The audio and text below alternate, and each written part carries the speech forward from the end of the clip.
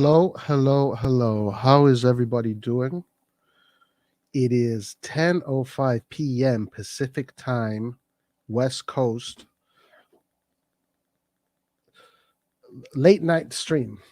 I don't think I've done a late night stream in a very long time. So it is time to do a late night stream. Armpits, what's up? If I were going to PSG, Alexis is going to be our right wing yet again. All right, guys, I've been very busy all day, absolutely all day. So I have no idea what happened today in the world of AC Milan. We're going to find out together. We're going to find out together. I need to know every day. So this is the opportunity for us to find out together. One thing I did see here is that Pellegatti says that January 20th is going to be some kind of special day. And we're going to see some interesting transfer market things. I don't know. I don't know what to think about that. It sounds a little bit ridiculous, to be honest with you. But there is no doubt Milan has to operate on the market. There's absolutely no doubt about that. Milan need to buy a defender for sure, because of numbers. There's just no way around that. We're not going to finish this season with only four center backs. I mean, we have to be covered.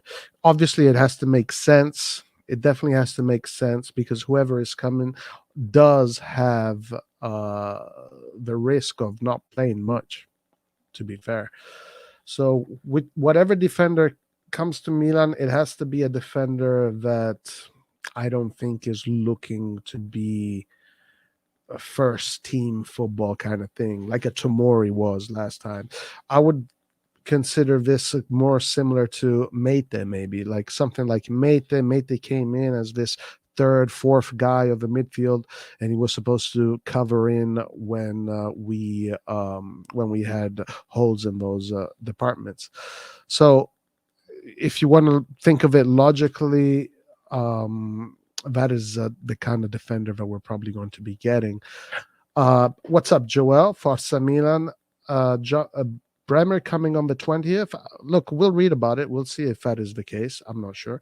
Bobman is definitely not coming. Maybe Nathan Ake. I don't know about Nathan Ake. Lart was saying that this player is a very valuable player for Manchester United, for Manchester City. You know, and he said it was like us getting rid of Kalulu or getting rid of Gabbia. I mean, I think that one is a little bit difficult because, again, if we're getting a defender, what's the point of him to come to Milan to be on the bench? Unless you guys think this player is better than our defenders. Is Nathan Ake better than Tomori? Because when Tomori is back, hopefully he's not going to get injured and he's going to be playing for another 3 months, guys. 3 months of football. That's a lot of football. And it's not we're playing in many competitions. We're only playing in really one competition, the Serie A. So it's not going to be much time for players to rotate. And you do have to establish your first 11. The only thing about Milan is that Milan gets injured way too much. So it is a possibility that whoever does come will actually have more minutes than you probably think, or probably normally someone would. Botman is definitely not coming. Maybe okay. Arpit says nah. So I'm assuming you're saying Nathan Ake is not going to take minutes away from Gabbia. Is probably not going to take away minutes from Kalulu. He's not going to take minutes away from Romagnoli. He's not going to take minutes away from Tomori when he's back. So he's just going to be there, the fifth guy, really. Who is a player that is willing to come to Milan to be a fifth guy? That's the question. Tomori might be able to come back by Inter game. That is good news. I did see that actually today, that Tomori is doing good. The person that operated on him said that he's most likely, he can already come back by the Derby, which is excellent. That is only good news. Only good news. Okay, so let's see what this thing is all about, guys. Let's see what did Pellegatti say. Here we go, guys. Pellegatti, the crazy AC Milan fan. The crazy AC Milan fan. Guys, please let me know if my audio is fine. If it's crackling, let me know, please. AC Milan's mercato activity should heat up towards the end of the month of January, according to the well-known journalist Carlo Pellegatti. Okay. Pellegatti spoke in his YouTube channel and gave an update on the Rossoneri's current transfer plans. He started by revealing his hope that Milan try and sign Bremer from Torino out of next season, even if it will be a very tough battle with rivals Inter. Of course, it will be necessary to understand what the management are thinking about the center back position moving forward. To given that Tomori will be back in a month and Simon Cameron will be fit again in the summer, while Alessio Romagnoli could renew or leave on a free transfer. Pellegatti remarked that the Rossoneri's January mercato will light up from January 20th because Paolo Maldini and Ricky Massara are preparing everything now, but concrete moves should arrive in a very hot end of January. Okay. Well, I mean, to be fair with you guys, it's obvious. It's what the team needs to do. We have to go for a defender. We need a defender. And do we need other positions? That is the question. Do we need to get other players in other positions? People are saying that we need to get another Cam because Diaz is not good enough. Honestly, I think the coach is a little bit spoiled, to be honest with you, because he's got a lot of offensive players. When those players are fit, you know, that's the thing. Okay, when all the players are fit, Pioli has a lot of players to choose from, and he can he has many solutions, right? He's got Rebic, he's got Leao, he's got Giroud, he's got Ibra, he's got Brahim Diaz, he's got Messias, he's got Salamakers, he's got Florenzi, he's got Krunic. So he has a lot of options when it comes to which players to put on that attacking midfield line and the center forward. So honestly, I don't think the team needs another attacking midfielder, but if another attacking midfielder does come, that's okay with me, guys. I mean, the more the better. A football team is all about kicking ass, all right? There's no two ways about it. If you're not kicking ass, then you're failing. So let's be completely honest about this. The more quality players there are in the team, the better the team is going to perform. So if an attacking midfielder does come for Milan and he proves to be quality, I will be celebrating. But I'm not going to beg the team to get another playmaker. I think Pioli has a lot of choices. Joel, Roy, what ex-Milan player from the past couple years do you miss the most? Well, when you say the last couple of years, you're talking about this newish era. I think if I look back in that era, the players that left a mark in me were Bonaventura, because I really loved how humble he was and how great he is at playing football. And I thought it was emotional to see him say goodbye and say bye to that pitch. Those were magical years for him. I felt that he felt it. And I really, really love the way he dedicated himself to AC Milan in those years. That's one player. That's probably Vimo. What's up, Eastbourne? How you doing, my man? What's going on? But there are other players too. Honestly, Locatelli is one that I really has left a mark on me. Locatelli was. I was getting a sense, wow, Milan is producing excellent players.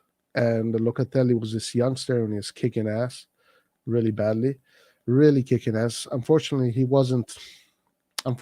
people that surround him did not give him proper advice. But Locatelli is another one. I don't think any strikers, I can't think of one striker from that era that has left a mark. Defenders, no defenders left a mark. Aside from Bonaventura and Locatelli, I don't think anybody else left a mark.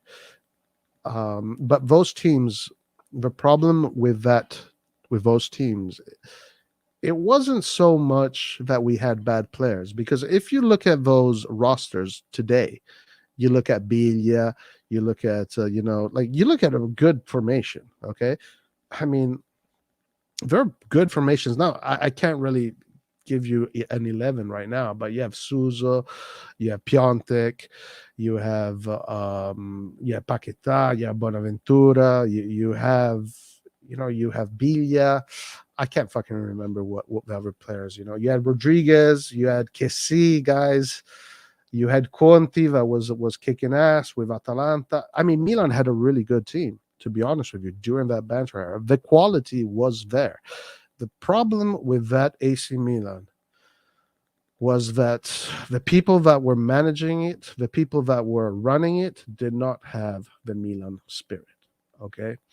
And in order to make this club successful, you have to you have to enter inside its spirit, its soul, what this club represents, what it means to the world, the value of the club, the ideology that comes with this club, the footballing culture, the tradition, and the love for the shirt, the respect for the shirt, the acknowledgement of the weight of this shirt.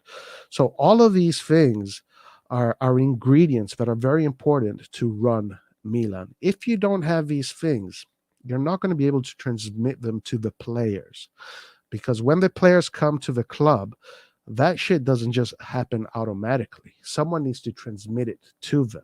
Someone needs to tell them, hey, this is what it means to play AC Milan. This is what it means to wear that shirt. And the thing is that the only person today that can really do that, the only people today that can really do that is Maldini. And that's it. There's literally nobody else that today that does that role and can bring that spirit to the team like Maldini. You take Maldini out, guys, we are still in the banter era. You take Maldini out, we are still in the banter era. Maldini is a keystone. Maldini is the keystone. And it's very simple. Berlusconi made himself a keystone because that was another super powerful, narcissistic kind of character. So he made himself the keystone. He said, "This is what I want. This is what my toy is going to be," and he created this fairy tale of a club. You know, but going from that to Fassone and Mirabelli, it's never gonna happen, guys. Fassone and Mirabelli can never be Galliani and Berlusconi, Galliani and Braida. It's two categories of experience level that are just impossible to match. Um, Fassoni Mirabelli could have never ever brought to us what Milan really means, and that's unfortunately the way it is. But Maldini does. Maldini does that, and he's doing a great job at it. All right, let's see what you guys are saying. Yeah, but Antonio was the best player during that banter. Our attack for the rest half of his size, okay, sorted. Not worried about the attack. Midfield should also be okay for entering the games. Actually, midfield, guys, midfield is a problem. Midfield is a problem. We only have 3, if you consider. Well, actually, no, not really, guys. Not really, because Pioli did say that the midfielders that we have, he put Salamakers and Florenzi, and we know he also uses Calabria there. So in theory, he has 6 options. He does have 6 options to play in that midfield, in theory. Okay. What worries me is defense. Defense, if we lose a few pieces, guys, it's bad news. It's really bad news. If we lose a few pieces in the defense, it's bad news. Defense is, we have to get a defender. There's just no other way around this. There's new rumors about the Bologna player Diete. Looks like Milan are interested. I don't know. Let's see if it says anything here. Giampaolo sucked. Giampaolo, man. When Maldini hired Giampaolo, I lost a lot of respect for Maldini's work, because I really believed that one of the reasons that, guys, and check this out, one of the moments that Milan gave us the feeling that they were coming back from the dead was when Gattuso was a coach. Okay, that was the first time in the so-called banter era that it felt like, okay, the giant is about to wake up again, and it was because of Gattuso. Who is Gattuso, guys? Gattuso is someone that bled for this shirt more than anybody else. Can you think of another player that sacrificed his body for this team more than Gattuso? I can't think of one, guys, because it doesn't even come close. So you see, these kind of people bring a certain value. They tell you what the shirt means. Maldini is doing that too, exceptionally. Poor decisions and poor management were really big reasons that Milan had a downfall. The people that were there. Without Maldini, would be in Conference League. The Fiat news comes in from Bologna that Milan are looking at him for the centre back role because he's cheap, or maybe try him on loan, just like the Tomori deal. Fassobelli. All right, let's see if it does mention any of this. Let's check it out. Maldini keen on Chelsea defender with expiring contract, but competition is fierce. Now, this one here, guys, I think there are a few operations that, if they do come true, could be very, very good. Bremen, one. Diallo, which I don't know why he's not performing at PSG. I saw from his highlights, he looked very good. Botman, of course. But guys, we have to be careful with Botman. A lot of Botman could be one of these players that way too much media hype. Like, Botman is good, but technically he's not better than some of these other defenders. And in Milan, a team that in today's football, where you have to play football, you need technical defenders. Okay, can he do it? I mean, he comes from the Dutch school, so he should be able to do it. Maldini keen on Chelsea defender with expiring contract, but competition is fierce. Christensen. Andres Christensen of Chelsea is a profile that Maldini in particular is a big admirer of. He's 25-year-old, Danish national. The Danes right now have a very good team. That is because there's competition from a pair of top European Liga teams, Atletico Madrid and Bayern Munich. Bayern Munich, guys, we cannot compete against. Bayern Munich is a team that we cannot compete against in this current moment. Both of whom might just be able to offer more from a salary point of view. Nonetheless, it is worth remembering that Milan currently have Christensen compatriot and friend Simon Kjaer. Now, that is something actually that could be very good. That the fact that Simon Kjaer is there, that could be very good. Something that could be leveraged if talks with the entourage. Okay, so listen, he's a good player. If he is a Danish national football player, he's very good, because especially the Danish are super technical. Like the Danish futsal national team is good. They do a lot of that street football kind of stuff, so it's super technical. They come from a very technical school.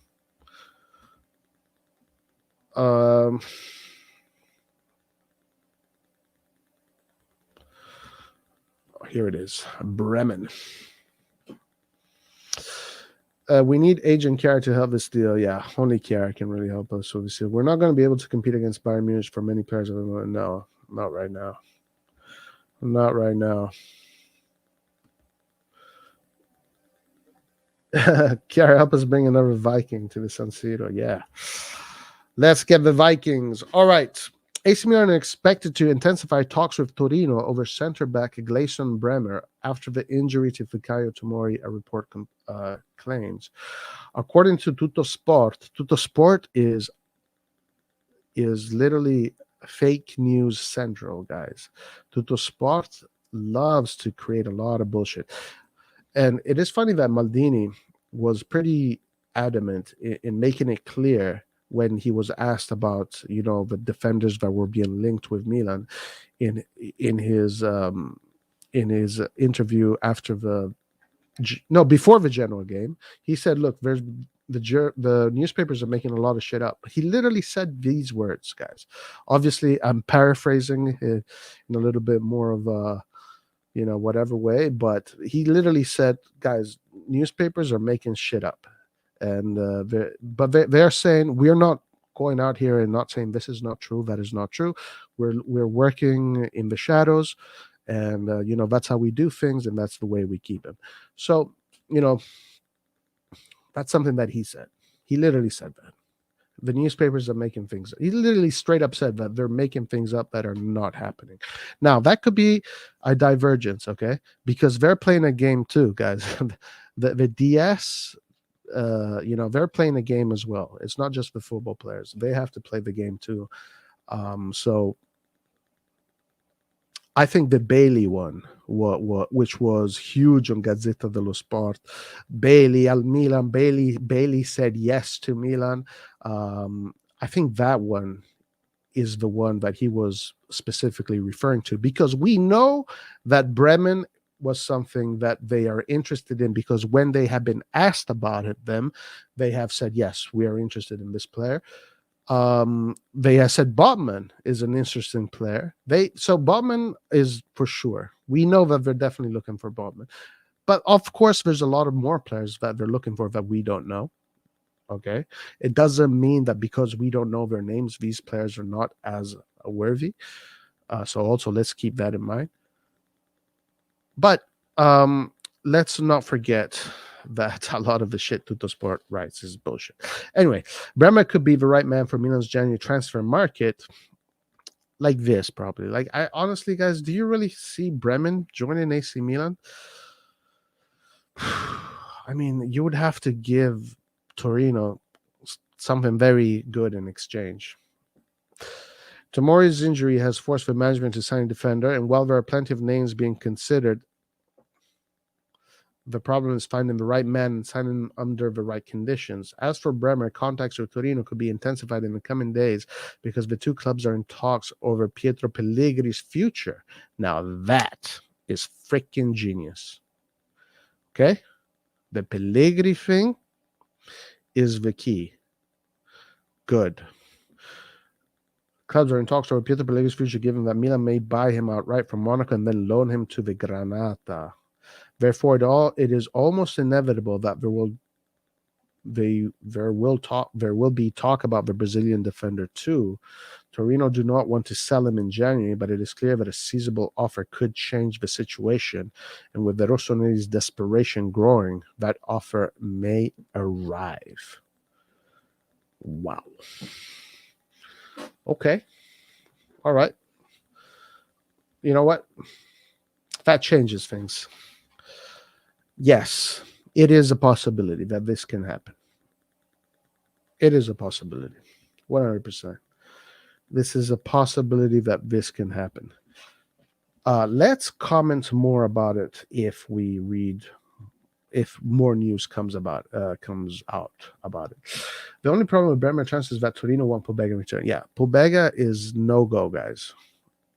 Bremer is not worth Pobega. Honestly, the real problem that we have with Pobega as Milan fans is that we don't know what he is worth. We want to see what he is worth first, because I want to see what this club creates. Shit, they owe it to us. They freaking owe it to us. Okay? They freaking owe it to us. I want to see what kind of products they make. I want to see what kind of players they make. I want to see what it means to be a midfielder coming out of Milano, then going out on loan, and then coming back when he's ready. I want to see if this really works or it's just bullshit. So exchanging him because we need an emergency defender would be a huge failure as far as creating youth. It'd be a huge failure. The only I don't want another Locatelli situation happen. Oh well, Locatelli, guys. Locatelli, a lot of it was because of him. Locatelli was a little bit. He was advised poorly. Locatelli was advised poorly. We should have sent him out on loan. We should have sent him out on loan instead of straight out selling him. Like, what the hell were we thinking? And Cristante too. We should have Pessina, guys. Guys, we should have let Cristante on loan, then come back. 2-3 seasons on loan, like you're doing Pobega, come back. Pessina on loan, 2, 3, 4 seasons, then he comes back. All of these players, it's just, this is the part of Milan that, man, they need to get this fucking right. They need to get it straight. They need to figure this shit out. Now, with Pobega, it seems like they're doing that. It honestly seems like right now they're doing everything correctly. They're doing all the right steps. It almost seems like AC Milan is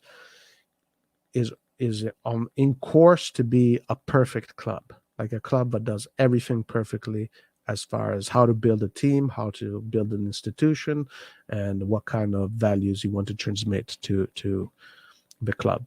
So it seems like they're going in that direction, but let's see. Still to be seen. I want to see an Ambrosini situation, not a Locatelli. Yeah, I agree. Or do a Pobega Bremer deal, but with a buyback clause on Pobega. Even if Pobega comes, I don't see Pioli giving him playing time. We have lots of players in the midfield. Well, I mean, let's see next season what the midfield looks like. We don't know if Kessie is staying. Okay, Bakayoko is still on loan. Really, I know it's a 2-year loan. And Benacer, Tonali. We have Ali coming in. We next year it's for real, guys. Next year we're going for the Scudetto. So yeah, well, let's see what happens. It's too early to say if Pobega is going to find a place in that team, but I think he should. I think they should give him his damn freaking opportunity. He's been working for it forever. All right, let's move on to this one here, guys. This one here.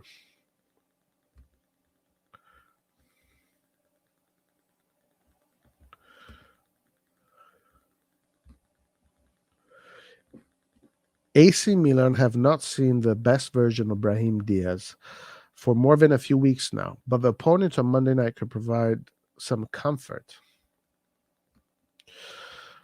Reports that Stefan Milan is set to start the match against Spezia with Brahim Diaz playing in his usual role as a playmaker behind the striker. In the tried and tested 4-2-3-1, okay, where he usually plays. This is not an awful lot of alternative choice as Daniel Maldini is still quite raw. So the Spaniard is set for a 15th start in the 18 games he has been available this season. Great. Good numbers. Very good numbers. It is a further injection of confidence for a player who has always been at the center of the project, but has struggled since missing a few games with COVID-19. However, there is certainly something interesting about his last goal on September 25th, as it was a late winner against Spezia away from home. In the following 11 league games, he has amassed only 2 assists. Not good numbers. Those coming against 2 struggling sides in Genoa and Salernitana. That comment doesn't need to be there, which is simply not a big enough return for number 10 at Milan. Yeah, but he should have taken this away. Okay, like this is those are 6 points. It doesn't matter who we won those 6 points. Those are 6 points that can possibly even win us this with it. Paolo Maldini and Pioli have no doubts about the choice made to bring him back on a 2-year loan. But now he will have to prove that he's worth the 22 million to buy him outright, while bearing in mind that there's a buyback at 27 million. Amazing. Guys, I think he is worth 22 million. I think he's worth much more than 22 million, to be honest with you guys. Come on, what are we talking about here? Brahim Diaz is not playing. Brahim Diaz is playing because he has the spirit of a leader, guys. He plays there with confidence. He knows he knows his strengths. He knows his abilities. Unfortunately, the fans are just not patient with him. There's no patience. But this kid is playing really well, guys. He's playing really well, and he's worth right now. He's probably worth around 30, 35, to be honest with you.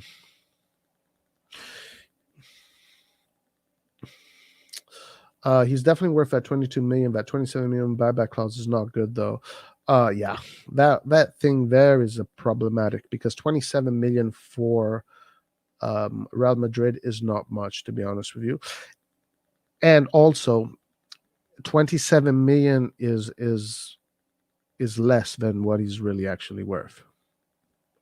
If we were to sell Brahim Diaz at 20 million, for example, that would be bad. That would be bad business. That would be bad business because it is clear that this player is going to be an incredibly important player for any team he can play because he's part of the next generation of football players that are going to, you know, win big games, do big things. And today we have the generation that we speak about today. You know, I don't know what the names are, whatever. Di Maria, Sane, Mane, fuck, I don't know. There are millions of names, right? So in the next few years, it's Diaz. You know, people are going to be saying his name. So yeah, 27 million. This one, man, guys, I don't know what's going to happen with this one, but I think I'll be a little bit sad to see him go to Madrid if he goes. From Spain. What is this?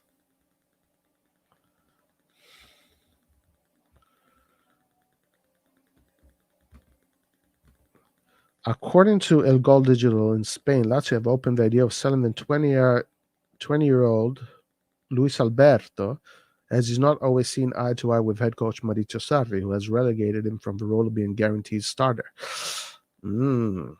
Guys, very, very interesting.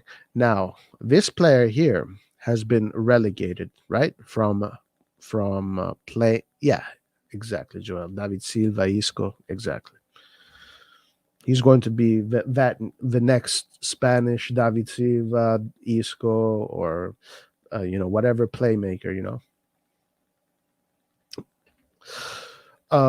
Anyway, so was Luis Alberto. Interesting player. I think Luis Alberto would fit pretty well in the system, and it would give Diaz a lot of competition, which can be good for him. This operation is actually quite possible, guys. For not just for Milan, but for many teams, because if he has broken with the coach, then he doesn't want to be with that team anymore. Like, this happens a lot, right? With players that just have issues, and then they have issues with the coach, the locker room, and it just spills out and everything else, and then they become easily accessible. Brahim needs to grow more balls and go for it challenge and not getting dominated. I see him the same as Bernardo Silva and how to dominate PL even with small stature, but physically strong. Yeah, he needs to learn how to do that, And guys, against Genoa, no, was it against Genoa? Yeah, against Genoa, he was doing something new. He was doing a new technique on how to push away players. I want to see if he keeps on doing that tomorrow in the watch along. We'll see it together. Luis Alberto will be really good in our system. I think so too, guys. I think Luis Alberto would actually help Milan a lot. That'd be another great solution for Pioli to have a Luis Alberto. That's tempting, guys. That one is really tempting. Luis Alberto is leaving Lazio this winter. He's leaving Lazio, and you know how Sarri is with players that he doesn't. Sarri doesn't give a shit, man. Sarri says you're not it. You're not it. Sarri is got one of the hardest heads ever. So this guy's on his way out, man. This is a good opportunity for a Cam, a quality Cam. This is a great opportunity. Real Betis and Sevilla are two of the teams mentioned as being keen by the report, as respective managers Pellegrini and Lopetegui love the player and have been following for a long time. Lazio have already set a 30 million price for the former Liverpool man, who netted 9 times in the league alone last season, and he certainly knows Spain well, having impressed at Malaga. There are other teams interested too, as a report mentions West Ham, Inter, and Milan as being in the running. So now, guys, the question is, 30 million? Is he worth 30 million? I don't agree with that. I don't agree with that price tag. I do not agree with that price tag. He's worth between 20 and 25. He's not having a banger of a season. 30 million is a little bit expensive. I don't know. Guys. I don't know if he's worth 30 million. But I do see him. When I read these teams, like Sevilla could be a possible destination for him. Sevilla being a team, 30 million for the Premier League, right? Brahim, just look at same. Yeah, Papu Gomez, exactly. 25 million would be a nice price concerning his form right now. Yeah, 25 million the most. But even 25 million, I'm like, but yeah, 25 million the most. 30?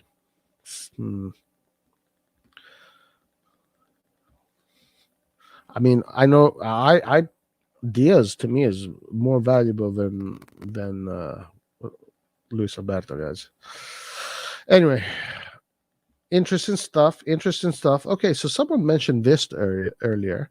So this guy here, who has been really weird, kind of doing these crazy interviews during the summer and before that and whatever, saying he's a Milan player and acting like he was in the club already. So now new reports come out regarding him. Let's see what they say.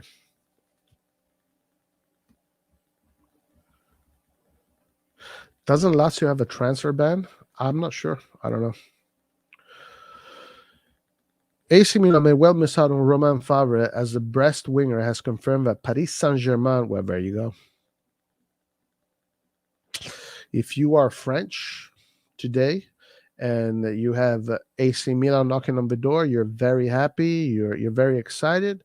But as soon as PSG knocks on the door, it's a whole different ballgame. But no, La Gazzetta dello Sport. La Gazzetta dello Sport are the ones that broke the Bailey news, which is the news that I mean, La Gazzetta dello Sport really pushed Bailey,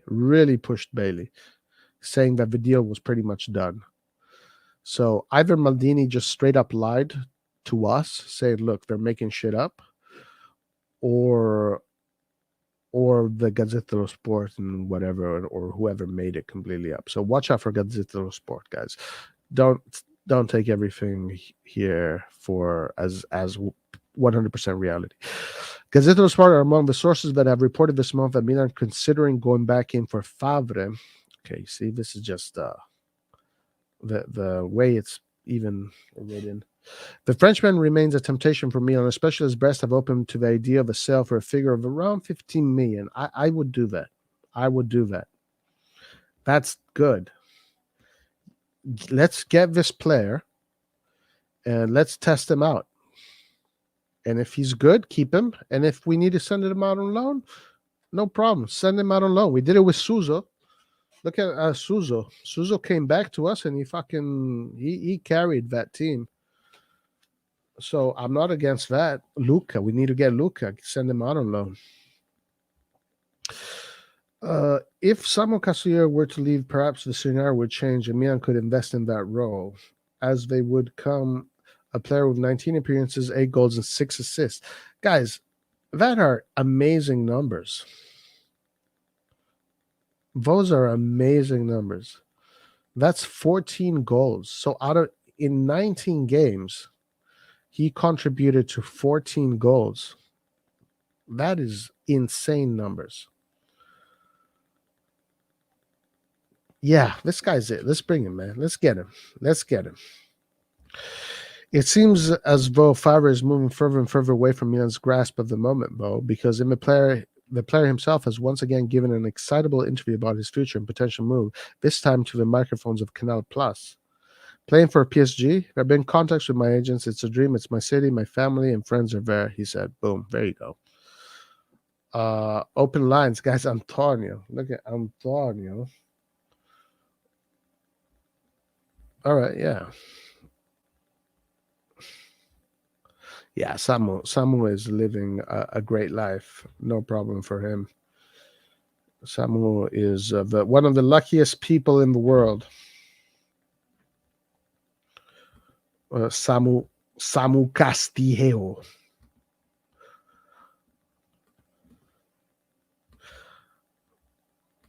All right, Antonio. Come and apologize to everybody because you have been absent. Are you still getting Viagra ads? Do you need Viagra, bro? You can Google them, Google Viagra ads.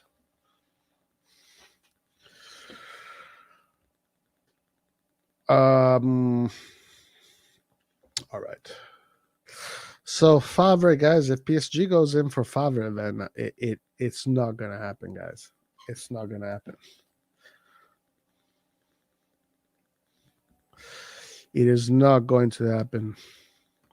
But 50 million is a pretty good price. Samuel's the wolf from Milan'S. Yes. Samuel's the wolf from Milan'S. Okay, let's see what else we got here, guys. Let's see what else we got. Well, we know that Kalulu was a good investment. Nothing new there.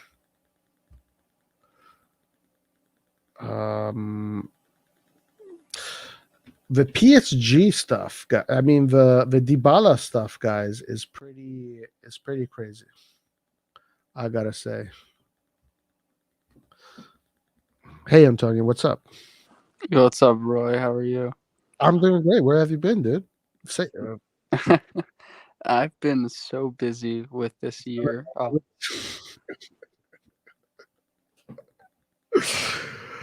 You've been busy, huh? Yeah, it's like the craziest thing. I've been like trying to get into college, so. But I've you been don't need to watching a go. lot of Milan still. You don't need to go to college, bro. It's overrated. I'm gonna try it out. You're gonna try to go? Yeah. Okay. Well, good luck. Which college? I got a couple colleges that I applied to, but I have to Which see. ones? I can tell you later off stream. Oh, you don't want it to be known? Mm-hmm. Okay, gotcha. All right, well, Antonio. So when are you going to be free again to spread your knowledge about AC Milan? So it depends on the time because like during the week I still have school. But like in the afternoons, also it's like 2 in the morning where I'm at because I'm on the East Coast. So That's freaking rock star stuff, dude. yeah, 2 a.m. streaming at 2 a.m. I was about to go to sleep. That's And then some I rock saw. star. Yeah, I was about to go to sleep, and then I saw the live, and I just clicked on it. All right, okay. So what have you been thinking about AC Milan since I guess this season? We haven't spoken since the season has started. Yeah, so obviously like I'm still hoping for top four, which we should be able to get. But I've been like just trying to evaluate where we are and what we need to do to eventually get to the point where we can win the Scudetto. And we were at that point, like we were doing well at the beginning of the season, then we kind of had that slow period. Um and also, but the biggest thing with us is injuries and all the absences, I feel like, because if you look at Inter, they barely get any of those, and I feel like if we have our team is not far away from being able to compete with Inter for the league. So I don't know if we really need that much more, but we do need, maybe it's the age of like Ibra and some of the players, and they're like, but it's also just the amount of injuries. So I don't think we're that far away, but we do need to kind of improve on some positions for sure. Nice. Joel says Antonio dedicated as fuck to school. I need to be more like that. What Yeah, it's been hard. It's been really tough. what advice would you give Joel regarding being dedicated to school? So don't do it because you don't need to go to college. Okay. No, I'm That's the kidding. best advice you could give, to be honest. No, I'm kidding. I'm Start just your saying. own business. Start your own business and Yeah. Well, I like school, to be honest. If I'm being honest with you, like I don't mind learning. So you don't mind learning. yeah, I think I enjoy it with the No. subjects that I like. Yeah, So yeah, of course, guys. I mean, I'm joking, of course. Um, but yeah, don't go to college, guys. Start your own business. But I'm definitely joking about that. But you wanted to do what? What was your goal? You wanted to be a history teacher or something? no, no. So I want to major in history, Yeah. and then I would like to probably go into law in the Ah, future. nice. Guys, we have a future president. I'm telling you. Yeah. And you're close to that area, so you could definitely get in that Washington D.C. club. And So actually, I've been accepted into a school in Washington oh D.C. my already. God, guys, please don't be part. Are you swamp or not You or say that again? normal? Are you going to be part of the swamp or are you going to be part of the good guys? Uh, I think I'm gonna. So I would like to be a good guy, but we'll see. Good, good, good, awesome, man. That's really cool, though. Congratulations. Yeah, thank you. I'll talk to you about it like on DMs, but yeah, I haven't committed to any school, so I don't want to like talk about it. But Okay, gotcha. What are you expecting for tomorrow's game? What did you think about the Genoa game? What a disaster! What a disaster! so yeah, no, it was actually. This is gonna sound like I'm not a real fan, but I didn't watch the first half because I was coming home from like a school club thing I had to do. So Okay. I actually and my family was watching the first half, and they said that it was horrible, and I started watching it, and I mean I saw the second half, and we absolutely dominated the game. I thought that a couple players like Kalulu, Tonali, Giroud, they had great games and they're really improving. Gabia played well too. Mm. Um, and then yeah, I mean it was against Genoa. Shevchenko got sacked today, which is kind of funny. Um, Yeah, yeah. Well, that was in the air already. It was yeah. in the air already. Yeah. So I Um, mean I think it was a it's like I mean we played well. I think we did need Leao to kind of we had to make some subs to really finish the game off. So I mean, but Genoa was pretty poor in mm. the second half. So I don't really think I'm not like too happy, but I know you don't like the Coppa Italia. So I mean, I think I don't mind it. I Uh, don't give a care about. Well, so okay. So listen, I don't care about it. I think it's a pointless. I think it's only good to play your primavera, showcase your primavera, showcase your youngsters. You know, mhm. that's the only purpose I find it. If you play your A squad, and pretty much everybody in our team is pretty much A squad at this point. So if you're playing, your best team that you have in your current moment, you're risking Tomoris, you're risking up and things like that. And for a cup that doesn't bring you anything, it doesn't bring you anything. So this is how I feel about it. But I know a lot of people like saying, like I'm getting comments, no, I want to win the Coppa Italia. No, Milan is Milan, and Milan needs to win the Scudetto and the Coppa Italia. I'm getting these kind of things. Where do you stand and how do you feel about So I was to answer this question the other day. Like I was listening to the stream when you guys were talking about this, and someone made a comment about Manchester City and how they're able to like last season they won. They were at one point they were competing for four different trophies: the Champions League, the League, the Carabao Cup, and the FA Cup.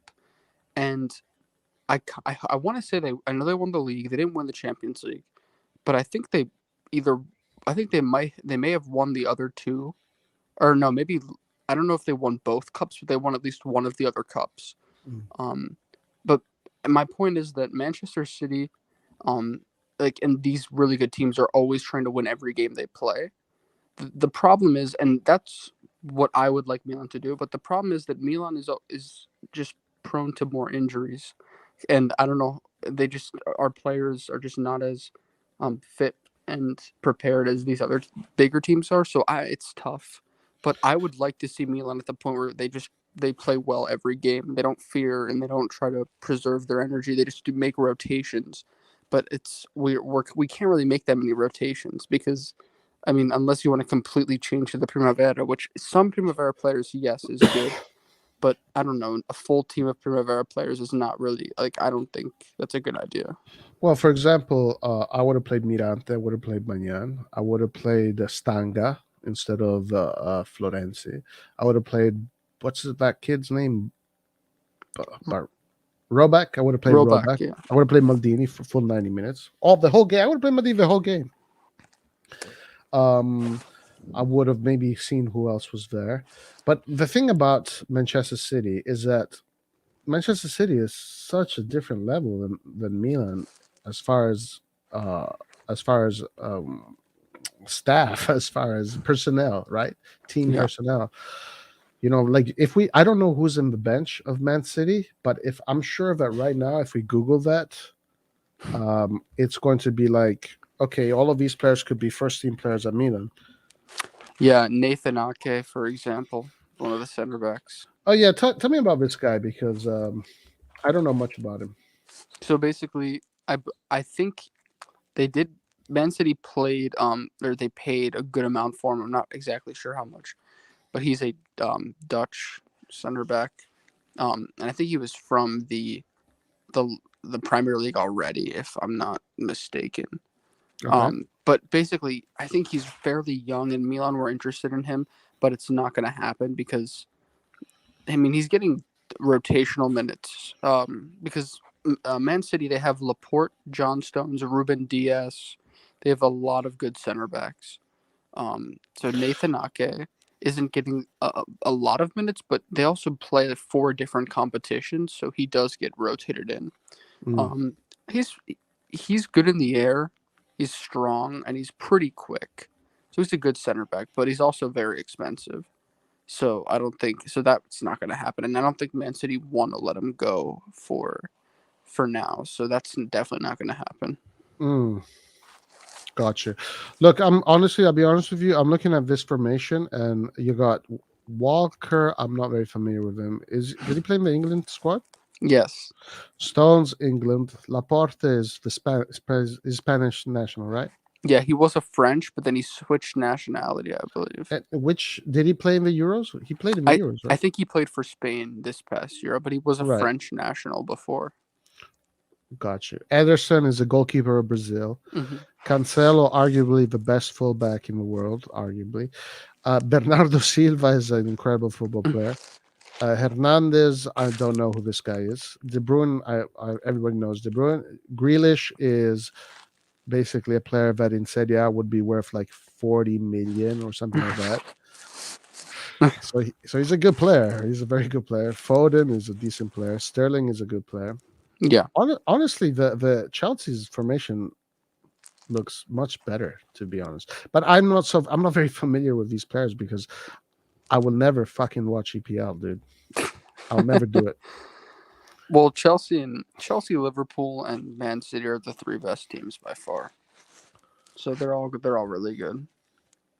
Um, I think the amount of depth they have is pretty crazy. Yeah. Especially like Chelsea. So and also what I noticed is, there's AFCON going on. I've been watching some of those games. Oh yeah. Oh really? Hakim Ziyech plays for Morocco, but he's not actually going. He's not. He played today for Chelsea, so he didn't act like he's in the lineup right now, which is kind of funny because Milan has 3 players and they all played. They all went to AFCON, and other teams have players that are opting out, which is kind of funny. Interesting. Wait. Why is he not in the team with Morocco? I don't know, but he played today, and he's a Moroccan international. Tell me something. How are those games looking? Is it good? Are the teams looking competitive? I heard that there was Yeah, a super scandal in one of them. yeah, it's very. I have noticed some very strange refereeing, like in the Mali game. I think that's the one where it was very like they paused the game and they forced the team back out. And then today I was watching the highlights of Egypt versus I think it was Guinea-Bissau or some country, I forget. And Salah scored. It was 1-0 to Egypt, and then the other country scored a beautiful goal. from like the edge of the box and it curled to the far post. Okay. But they VAR checked it and they said that because the guy was kind of like they were kind of holding each other trying to fight for the ball. Oh, It okay. wasn't that clear of a foul one way or the other, at least in my opinion. But they overturned it and Egypt won 1-0. Interesting. So it's kind of strange. So you think there's a little bit of weird, dirty play going on there, huh? Yeah, but then again, I'm the same guy who thinks that with Juventus they do that too. So you're probably gonna. I don't know if you can believe me, Roy. Well, I mean, it doesn't look like we're doing it this season. Yeah, this season, no. This season, we're like, you know what? Let's play this season for real. Yeah, this season and last season they were terrible. So And last season, right? Very interesting. Look at this. What do you think about Roebuck? I liked his intensity in the little time he played. Uh, I liked a lot the way he played him. He looked really comfortable, technical, big kid for a youngster. He looked like he fit. He gave much more intensity than Maldini did. Antonio, what was your opinion on Maldini? Maldini, like, then again, like so. Oh, wow. Obviously not Joseph, the best. Joe. Yeah, not the best. I do think at times he was like he made some good tackles and he was able to get into the game at instances, but yeah, definitely his work rate has to improve. And then Roebuck played much harder in like the final 10 minutes than he did. Yeah. And Roebuck, but I think Maldini's more talented. It's You just, think so? yeah, I would say so. I mean, I've seen Roebuck play. He's pretty decent, but he hasn't really exploded in the Primavera. He hasn't been scoring too many goals. Okay. So I think Maldini's better, but Roebuck definitely looked more active when he came on. Yeah. I'm kind of disappointed in Maldini's performance. I wish he would have shown more character and just kind of like fought. Guys, we have a controversial figure. Oh my God, guys. We have the Darth Vader of the Rossoneri TV. Oh no. Coming on stream, guys. Be ready, be aware. Red John is here. Who streams at this hour, man? Like this is a crazy hour to stream. What time is it for you? 8 a.m. I just came home. What? I opened my TV and I watch Roy on TV. Like, are you kidding me? Like, what is this? You just came home? Yeah. I was out with some friends. Out with some friends, and you come back at 8 a.m. Yeah, well, it was geez. a very nice night. How are you guys? How are you doing? Very good, very good. Red John, wait, where are you from in the world again? I'm living in Germany, but I'm from Albania. Oh, cool. So yeah. So how are you guys? Doing very good, man. Very Pretty good. good. Pretty tired. So yeah, I'm gonna discuss with Roy some stuff before I go to sleep. So go, Roy. Tell us about Go ahead. Tell us about how I'm ready. Milan should dream about reaching top 4 and not even mention winning any trophies, and how the Mickey Mouse Trophy this, Mickey Mouse Trophy that, even though Milan fans haven't won shit in 10 years. Well, they have won one cup, Roy. One cup. The Supercoppa, which is more Mickey Mouse than the Mickey Mouse Cup that you are calling, right? So, And that's our only pride in the last 10 years. But somehow, some way, I have to listen to Roy talk about how Coppa Italia is just some worthless trophy that we don't even need. Like, like, do you just say that to annoy me because you know it, or, dude? We haven't won shit in 10 years. Like, we cannot snub trophies. We have forgotten how trophies look like. listen, if we win the Coppa Italia, are you gonna wear those Mickey Mouse ears? Are you gonna... No, but hey, listen. I'm for real. I want us to win a trophy this season. If you can guarantee me that we win the Scudetto, therefore leaving Coppa Italia is okay for me, right? If you guarantee me that we can win the Scudetto, I'm okay with us I think the Milan fan right now, what he should want is Milan to reach the top four. That's the goal for this No, season. no. I'm sorry. Like that. No, no, no. Like I talked with Eastbourne about this as well. I don't know if Eastbourne is in the chat or not, but this is like you say top four because in your mind you are, and every Milan fan, to be honest, still has this PTSD of the fact that we were shit for the last 7 years and No, we would struggle to reach top four. But now, Roy, we are 10 points ahead of the fifth. Not reaching top four right now is a catastrophe. yeah, It's exactly. for I me, agree. it's unimaginable. I Therefore, totally agree with that. exactly. So you cannot tell me anymore that top four should be our dream. No, no, no. Top No, four no. should be the normality. Top four should be Mm. a given. Like Well, us not reaching top four should be out of this world. Like something major happened. unfortunately, it's not so easy as said. Right? It takes a lot of work. It takes a lot of making the right decisions. It takes a lot of care. And the Mickey Mouse Cup is a competition that will take Tomori away from you when you need him against Juventus and Inter. No, no, So you no. know those. What was disagree. it? What was those? How many points did you say? 10 points. Okay, so we lose against Inter and Juve. Those 10 points become 4 points. And Well, and yes. and and having Tomori on your Mhm. squad guarantees you a better chance of winning. So Yeah, it but all comes down to winning. And the no, Mickey Mouse If Cup, we sign I Bremo, we're disagree. fine. I disagree. I disagree completely because you are talking as if the reason why we have injuries is Coppa Italia. We have had 30,000 injuries so far. Not even when people, I don't know, walk. Our players walk on the street and they yeah, get but injured. but But it somehow, just some way, now the Mickey Mouse Cup is the blame for that. No, yes, I disagree yes. with that. Well, No, we saw with Tomorrow, we almost lost Magnan. Magnan almost got an injury. Guys, Tonali on in we cramps. Tonali we 120 minutes, guys. we Tonali Red played John, 120 minutes. we Red John, lost you we shouldn't. we lost Tomori because Tomori was a week not active because due to COVID, and we started him.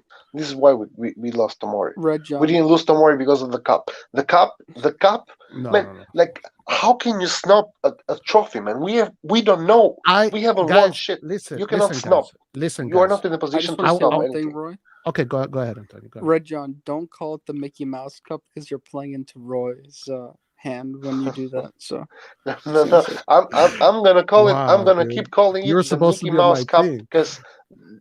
because even the Mickey Mouse Cup makes me happy. Listen, guys. This is the low point we find out ourselves. If Roy is talking. hmm Go, No, if you go. guys want to win the Mickey Mouse Cup and then you want to buy your Mickey Mouse ears and go around dancing like, yeah, we won the cup. Good, man. If that's what you guys want, good. For me, buying those Mickey Mouse ears is means nothing. What I want No, is this team to finish top four, because if we finish top four, Milan can continue to do what it's trying to do, no. I, which is I, create sustainability. I What's up, Nathan? disagree. I disagree Wait, so So hard with this. It's crazy. It's crazy. I mean, okay, fine, guys.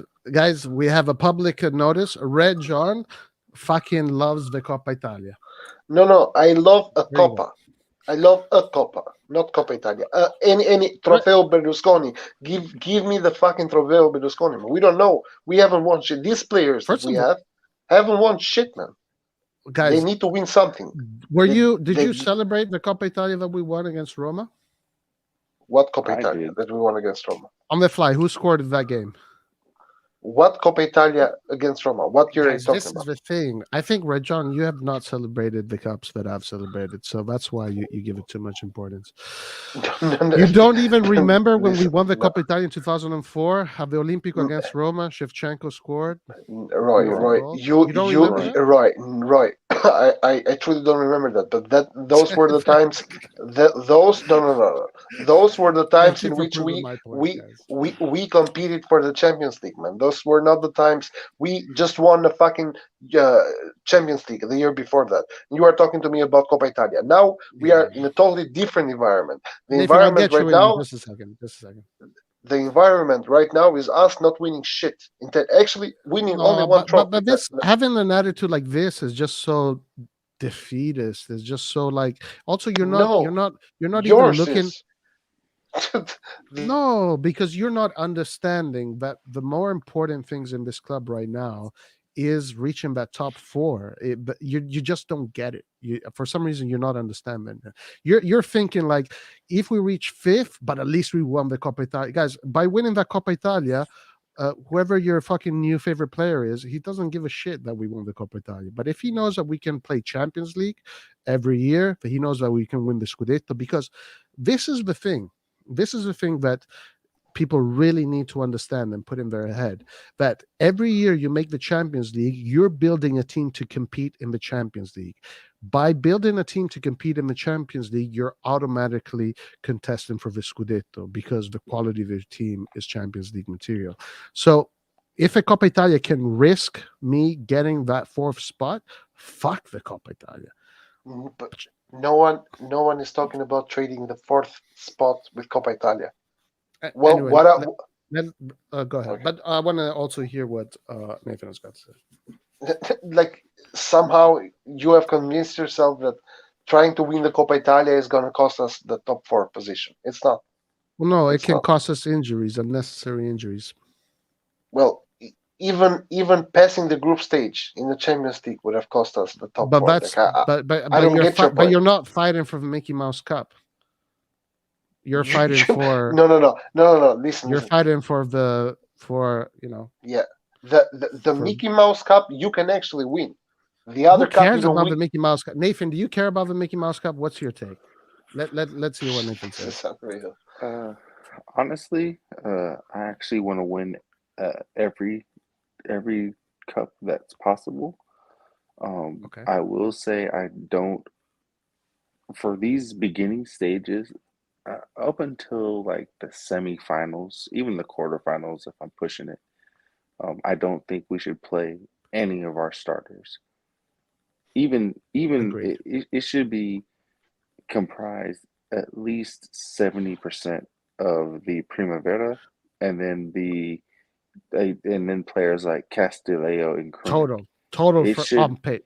it We should not complete be, harmony. but I still want to win it. And most teams, when they're playing against, it'd be different if we played against Juventus. That's one thing. But we were playing against a small team, so We should have won we it. should not play like we should have had Robach in there instead of Giroud. Oh. I am in So total harmony with that. The Coppa so I Italia think is a great, because it is the Mickey Mouse Cup and it's for children. It's a great cup to play your children. Put the right. youngsters. Show us So what they're made of. but Roy, that does not mean that I don't want to win it though. Listen, Nathan. Okay, that I respect that, and guys, I respect what Red John is saying too. By the way, I'm just I'm respecting everybody. But Nathan, I just asked Red John if he remembers the last time we won the Coppa Italia. He didn't even know we won it. Yeah, but the way you're saying it though is like, it's I know like I don't really place in terms of importance, it's clearly at the bottom of the importance ladder, but instead of looking at it in terms of like should Milan take it seriously, it should literally be used to assess our youth players. Yes, and I'm in And complete harmony with that. No, those youth listen. players, hold on, Red John. Those youth players should get to play up until like the quarter to semifinals, and Yeah. then take it serious. Bravo, But bravo, it Sure. should, but like in the Yes. bravo. like in La Liga and in England and Germany, these big teams will only play their big players if the opponent is an actual big opponent. They still want to Yes. win it, but they place the importance not so high. So until a Yes. certain point, it should not be. It should be taken seriously, but only in terms of developing players. Yeah. Yeah, Everyone 100%. agrees with that. Everyone agrees with that. I agree 100% with what Nathan is saying. The thing is, I consider the Coppa Italia a really important cup. I Look, So do I. actually, I consider Coppa Italia a cup, man. Because Mickey we Mouse haven't Cup. won one. Mickey Mouse Cup. You can name it Why is it the Mickey Mouse Cup, Red John? Why? because it's the third most important Hmm? cup in Italy. The third most important cup you can win during a year. Oh, Actually, yes, the third, not the fourth, because the fourth is Supercopa. No, Okay, no, not true. this is The fourth is Super Cup, no, European Super Cup. It's Champions League, Domestic Cup, Super Cup, Italian Super Cup, then Coppa Italia. no. You are It's one the hundred last percent one. wrong. It's the You last are one. 100% Would you wrong. rather? Okay, question for both of you. Would you guys rather win a European Super Cup or a Coppa Italia? well, of No, but course the Super Cup. There it's you no, go. But no, no, no, guys, but guys, the guys. thing is, No, Berlusconi you're loved right. the John. Super Cups. So I'll say it like this. So if we are gonna make top four regardless, and even with all the injuries we've had, we've already proven that we are better than the other teams below us. Even Napoli cannot get the same amount of points with their injuries as we can. So top four at this point is It should be a almost, given. Exactly. it's But pretty much. guys, you Well, guys hold are on, hold on. saying it. It's You're pretty taking it much a for given. granted. No. I'm not taking it for granted. I'm just going off of what has been happening. So, given that, if we get to the end of the year and let's say we finish second place or third place, because you even said it yourself, Roy, you would celebrate if we got fourth place. Yeah, like a And Champions So League, winning, like a I Champions League disagree. victory. I winning, disagree so much with this logic, man. right, From and Roy. Champions League victory if we get hold on, fourth. Oh my god. So listen, so in that case, winning a trophy and getting top four is even better. Yes, I Winning the agree. league, winning the league at this point is just icing on top of the cake. Okay, top four is the cake, and getting the Copa, that's a bonus. It's extra revenue, it's exposure for the younger players, and even if you don't consider it a big cup, at the end of the day, it's still a cup. But okay, listen, I respect everything you said, and there's a lot of truth in what you said, and I understand Red John's position. I understand Red John wants everything and he wants it now, right? He wants everything and No, he wants it now. I am not saying that, Roy. What I'm saying is for us to try and win. Same as with the Scudetto. There is no reason for us to just say, "Oh, we are not going to win the Scudetto. We Okay, are not going to try. We will celebrate top four. I'm and not you going to go, celebrate top four again, man. I'm and you not going to guys, celebrate Yeah, you're because not top going to four. I'm celebrate top. sorry. You should. You Roy, should. I'm Roy, not. so I know. Roy, so let me ask you this: Yeah. each year we want to improve from the previous year, right? Correct. So last year we got second place Yeah. and no trophy. Right. So if we get second place again, let's say only a few points behind Inter, and we win the Copa, we are improving. Agreed. So Um. if you just get second place, you've actually made no improvement because you are in the same position. That's not the situation though. But it is the situation because last year we That's a didn't win. situation based on sporting subjects, which you're correct when it comes to statistics and all those things. But as far as But growth that's what, for the club, there's only one option, which is top four. That's the only yeah. But option we have. if you're looking to actually improve, the only option would to actually be to win the cope, to win the league. Anything below Yes, that is correct, actually correct. downgrading. So if you No, I do, wouldn't consider fourth a downgrade. yeah, but the thing is, that's not improving. By the definition of The itself, only you the have only actually improvement not would be improved. winning the league, and I agree with that. If we win Right, the league, that's an improvement, and I right. think we can. So And I if think you we can. get second place, you've actually done nothing from the previous year. Yeah, but in this case, in our moment, in our growth, in our development, fourth place or Champions League spot is the key. It is gold. When Yes, yes, it's the goal, but we are looking for the team to show improvements. Getting second place again is you're static. Well, whatever. If you see it that way, fine. But No, but but that's what it is though. Like, I I mean, don't it care is about for you. That's I what don't it care is. about No, the but points. I don't care about the points because points are going to be relative different from to the it. season, yeah. Right, it's relative to the season. It depends on how competitive the teams are. What matters is what place you finish in. If you That's what I'm finish saying. in second place, it is true. If you finish in second place 3 years in a row, you're in the same position. That's great. So if you at least win the cup, you have at least marginally improved your success. Listen. I'll tell you about what I think about the cup in a second. But right now, what you guys, for some reason, are not acknowledging is that the club is not Berlusconi splash the cash. We win this, we win that. It is we got to make a sustainable club, and we got to do things correctly. And the only way to achieve these objectives is making the Champions League for the next 10 years. And Maldini's I No, but words. agree. Roy, I Maldini's agree. words. just, Maldini's just words. let I me agree. just let me stop it right there. This is the reason we have understood that. That's why we are saying let's win the Coppa Italia. We are not saying let's win the Champions League. Okay. The And now I'll tell historic you. historically Milan has snubbed Coppa Italia, and rightfully so, right? Because you are fighting to win the Champions League, a more important trophy, a lot more important trophy than Oh, Coppa okay. Italia. And I've Okay. always agreed with Okay. that logic of Milan. The difference right now is that we are not even close. We cannot pass the group stage of the Champions League. Okay, So but let what is very important? Like when remember how Milan, you just said Milan snubbed the champions, snubbed the Coppa Italia because they wanted to win the Champions League because it was yes, much more important. But right now, what yes. is much more important? Much more important right now is to win a cup, because the top four, getting out of the top four.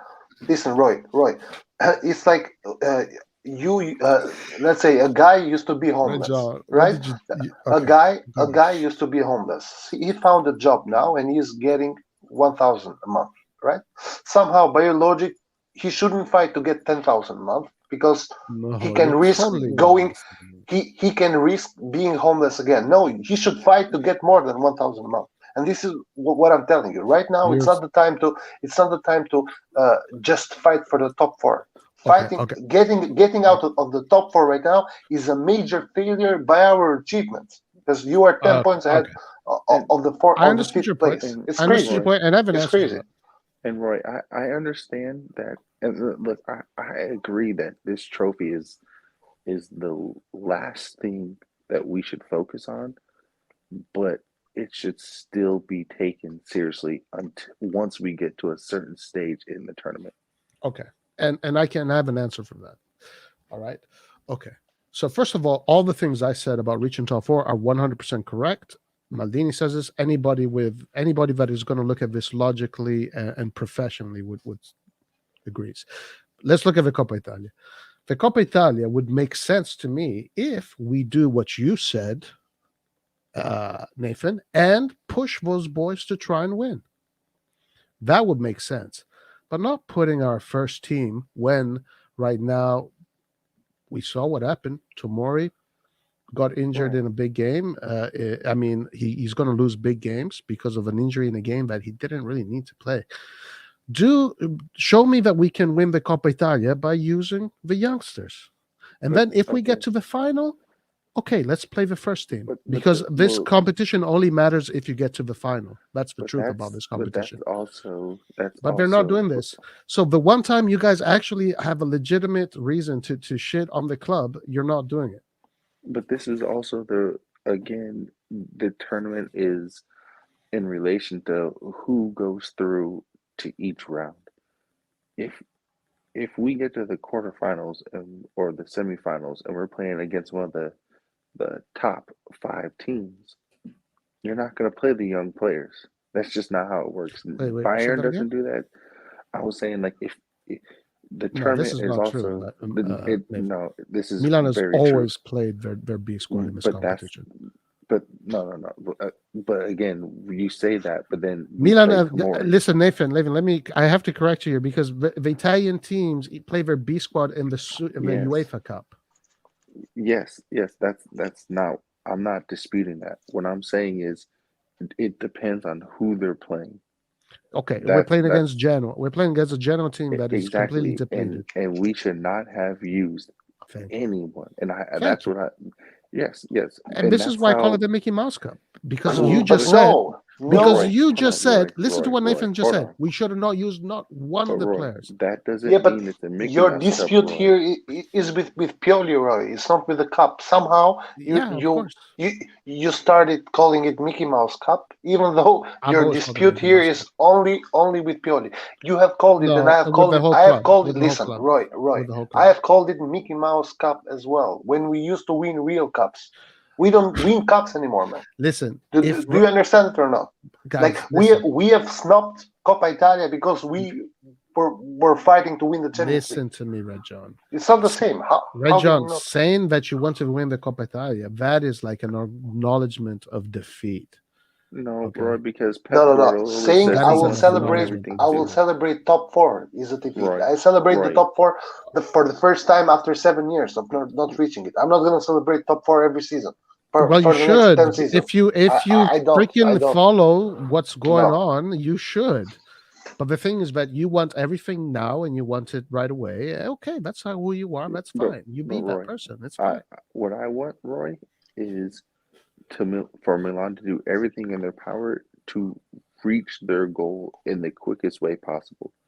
I'm not saying to go out and buy a bunch of players, but if you get to the final and you're up against Juventus and you beat Juventus and you get second place, players also look at that as yes, Like you won a trophy, but look who you beat for Nathan, that trophy. Nathan, I said that the Coppa Italia has always, in its full-on history of this cup, has always been a competition that teams really cared about only if they got into the final.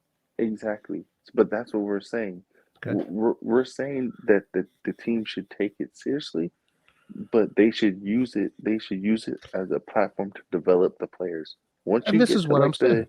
once you get to the quarterfinals and semifinals, it should be taken just as serious as being in the Champions League. Hey, let me ask you a question, Nathan. Let me ask you a question. Do you know, like in Hollywood, they send the child actors to Walt Disney to do all that experience, and then when they're ready, they go to the big Hollywood movies, Yeah. right? So calling it the Mickey Mouse Cup is correct based on what you just said. Send the youngsters, give them their little experience, and then when the big game comes in, put in the big guys. But the youngsters get their experience. That's why it's the Mickey Mouse Cup. Don't But you you agree? can't. But this is Call it so that wrong. because you can't call it that because in order for it to be considered a Mickey Mouse Cup, you would be using the entire tournament from the quarterfinals, semifinals, and finals, As I playing said, nothing but your Primavera players. which In is the what a lot finals, of teams, in not Primavera, guys. It's not true. It's not just well, no, Primavera. I'm just It's saying, I'm saying reserve B team, and it's a mixture. I don't mean just like strictly that. It's exactly. a Thank mixture. you. So let's say But correctly. Let's say correct. Roy, they do not do that for the finals or the semifinals because they usually play Well, against that's what I a said, big bro. team. Did I say Okay, any so you differently? can, Did I say but any you differently? no, but you at that point you cannot say it's a Mickey Mouse unless it's done all the So way how through. come? Look, is Red John an adult or a child? He's an adult. So wouldn't it make sense that he can't remember that we won the Mickey Mouse Cup because it's for kids? Well, No, what are you talking that about? analogy What are you is talking about? that analogy is irrelevant, Roy, because at the end of the day, if Red John was playing on the team, he would be playing in the finals. Okay. If it was a Mickey It's a Mouse, very simple question, Nathan, and I'm going to ask you straightforward. Would you sacrifice trying to win the Coppa Italia final, right? The Coppa Italia final, when the same day, that maybe next 2 days, we have a crucial game to stay in the top four? No. Would you? Okay, no. so there you go. That's it. But that's not. End But of that. this. But when are the finals, Roy? But this is not. Roy. But this is not. When is the finals? What day? When is the finals? It's towards the end of the season. Okay, then. So you said right now, and towards the end of the season, we'll have fourth place locked up already. Man, listen, okay, listen, if you want to be so arrogant and say that we have it locked up. No. Right. I'm going off of what Now you guys are so being far. crazy. Now I'm sorry. Right. Can you tell me what I has cannot Napoli take done this. since injury? Red John was telling me that half the team was shit a few months Hold on, ago, and hold now on. he's saying Roy, that we have to be in But top Roy, four. Roy. Can you Oh my tell me God. what has Napoli done since they've been injured, got the injuries? Nathan, what's going to No, happen in the but no, but few? just answer, Roy. What has happened since Napoli have gotten the injuries? They're still in the top four. Okay, but how drastically have they dropped off with the bare minimum injuries that Are they've they going to gotten? be injured like that forever? We don't know. But this is Nathan. my point, Roy. We have been injured for months, and we still got the points. When we get our full team back, getting those points will be almost a formality. Of course, it's football is Yeah, unpredictable, you say that but I said football is unpredictable, but exactly. we can confidently say that it should be done with our full So, squad. so okay. Let me ask you this question. Very simple question, which I know Nathan and both of you are probably going to agree with me. But let's say right now, in this hypothetical world that Maldini and Roy talk about, which is we got to make top four because we're creating a club that is modeled after Bayern, a club that is sustainable, a club that is yada yada yada. And right Modeled now, this after is Bayern, no one has said that, but okay. and yes, actually, they did say that, They but did say that. They did say that. yeah. So Red John, please, Yeah, but they didn't. But come on, okay, okay, all right. they said Okay. Liverpool, but it's okay. No. Go, They said But go, they actually said Bayern first but Roy, before go, Liverpool. Bayern go. wants to win everything. So if you want to model Like off of it's Bayern, this is, Bayern want but this everything. is, But but listen, if Bayern it's wasn't no, ridiculous because you cannot have the Bayern model in Italy. You have to be Bayern. Mamma mia, You ragazzi, have to rule the Bayern model Juventus. means no. Come on, No, no, No, no, listen. If no, we're no, going way to get Roy, into Bayern, Roy, this, guys, the I'm going to way Roy. close the Bayern stream. Munich If has we're going done to it. get into the Juventus bullshit, I'm going to close the stream. No, no, no. Roy, the Bayern model means you Oh get my god, Lewandowski for guys, free. Red Bayern John model No. means you get creates the Goretzka for most. free. Okay, Red and I John, said Like, this. what I are you why said are this talking you last about? time. taking What are this you talking Hold about? on, conversation there? hold on, hold on, hold But on. Red John, I because said this you are last saying time. I No, said I'm this last saying things time. that are sensible. You're saying things that are just crazy.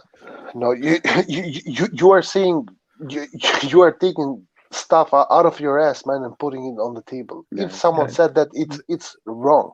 hold on. It's no, Red no, John, factually no, wrong. no. Red John, Listen, because you Red don't John. Hold on, understand Roy. what that means. You're No, No, seeing because Bayern is this monopoly, but no, it the is. But wait, the listen, fact, wait, listen for once. Roy, Listen, Roy, like you Roy. Can I should have respond? listened about Florenzi. Listen, no, Roy, what can I you that should respond to learn Red John? guys. about Let me say Florenzi. this. What? Let me say this. Hold on. Let me Roy, say can I? this. Let me say this, and then Oh, Nathan, you're going to go next. Listen, what that means, the Bayern model, meaning a team that is sustainable, doesn't mean a team that is fucking monopolizing the league. It just But means the way you do business, the way you build players, the way you manage your academy, the philosophy of how you buy players. That's what it means, and it's got but the all team to is do with the tech. sustainable because of the monopoly. Oh, mamma mia! Don't you okay. understand So that, man? Red John. The difference is with Bayern Munich and Juventus. When Bayern Munich goes and gets the best player from, let's say, a rival team, they only do it when that position is a necessity. It doesn't matter. They Yes, it can do it. does. It does. Yes, We they can do we it we cannot do anytime. it, man. Red John, hold on. We Bayern cannot do Munich it. can do it anytime they want, Yeah, but they don't do it until it's a necessity for them to fulfill that position. but it's Otherwise, irrelevant, Nathan. It's no, irrelevant it's to the very relevant. conversation. No, It's No, not. you made this It's not. no, conversation irrelevant no. But because now I'm you're telling trying you, to put no. But conspiracy this is the Bayern way. In order for Milan to truly, in order for Milan to truly follow the Bayern way, it is how we are doing it. It's How? slowly building up, getting debt free, and getting players when we can. If we had the money, we would It's get not just that, Vlahovic. Nathan. It's Well, not no, just I'm just that. saying. I'm just saying. That's a If we small had the portion of money, it. but I'm just saying. I'm just saying like the bare bones minimum for the Bayern model. If I'm we sorry, had the guys. money, we would get Vlahovic, but we wouldn't go and get Morata and we No, just buy everything. no, That's not what they no. do. That's The not what they Bayern do. It's way not is just you that, get guys. It's Vlahovic not for just free. it's not just a market. It's the philosophy to how you run your institution. But that's why I Yeah, said get debt free. It's a Like and philosophy. it's and the philosophy it's based upon the fact that you are the biggest team in the land, and everyone wants to play for you. We don't have that. We have okay, to but build that, and we might have it in 30 years. 30 years? Get out of here, dude. if- You know what? You should be if we thanking me. win, You should be thanking me if to give you a if we platform win, to say the things you say. no. You should be Listen, fucking listen. thanking me to give me Now, to Listen, give you the listen. Roy, this is opportunity where I do to agree say with out Red to John. the world the kind of shit the you say. Roy, this is where I agree with Red John because we have to win to be attractive. So even if it's winning if we a go, little trophy, it makes us more desirable no matter Roy's, what. listen, Nathan, Roy's You way guys of don't get it. watching, Roy's way of seeing Milan is the same way someone sees Dortmund as like Roy in So his dumb. mind has So dumb. Milan in the same line as Dortmund. No, 'Cause this is where I know that we live in but- different completely playing but fields. just- So you live yeah, way down here, 100%. I live way up here. No, Sure. what Milan is doing is not trying to If that build makes you happy, Dortmund. sure. But Milan is trying to just build. let me finish. No. You just can't let finish me finish. because you're saying crazy stuff. Milan has to build right now a team through their youngsters and then get that average age up to 25, 26. At that point, with the core that they have built now, and with making the Champions League every year, competing for the Champions League, adding players, by the time the age average of this team is going to be 25, 26, which is just in a few years, Milan is going to be already winning the Champions League, not like fucking Dortmund. So stop saying bullshit about what I say. Okay, thank you. Are you done? Are you done? Okay, yeah, I'm talking to a drunk man right now. By the way, anyway, keep on going. I'm not drunk. Like I have no idea why the fuck he's All right, saying drunk. all right, like, go ahead. Let me hear more this is- bullshit. Bullshit Like, about like Roy is actually 30-something years old. Fucking hell, man. Yeah, exactly. So that's why you should This is- listen. You have zero experience. What are you talking You about? don't you know What are nothing you about talking about? football. What You are you- literally know come on. nothing. Roy, stop. You were 'Cause here it's- saying that it's Florenzi was embarrassing. shit. Roy, Everything you it's say never embarrassing. comes Just true. stop. Just You stop. don't Just know stop. how to evaluate players. Just stop. You Just you stop. think this club Oh my is god. supposed to win This everything today. cringe. Too The way cringe. you look at football, dude, it's embarrassing. You should actually just listen, be humble, listen to people Right. with Are you way done? more experience than you, and Are then you done? What and then experience, man? Because this gets me so mad. What the fuck experience? What experience what are you experience talking do you about? have? What experience do you have? But what experience do you have, man? Because I have 10 years of coaching, 10 years of work that working is for irrelevant, institutions. and no one gives a shit, Roy. Yeah, you don't give a shit, but it doesn't matter if you give a shit. Now, No one listen, gives a shit. listen, No listen, one. No and one. it's fine that nobody gives a shit. But that's Yeah, why I exactly. don't need to listen to you, and you have zero experience. You have But- zero experience, and and we also have that you in common. clearly We have that in common. and you clearly do not understand anything about what this manager is saying, is doing. You clearly are not listening to what Maldini is saying. You're clearly not listening to any of these guys. You have made your own little universe, and you're fucking talking shit to me.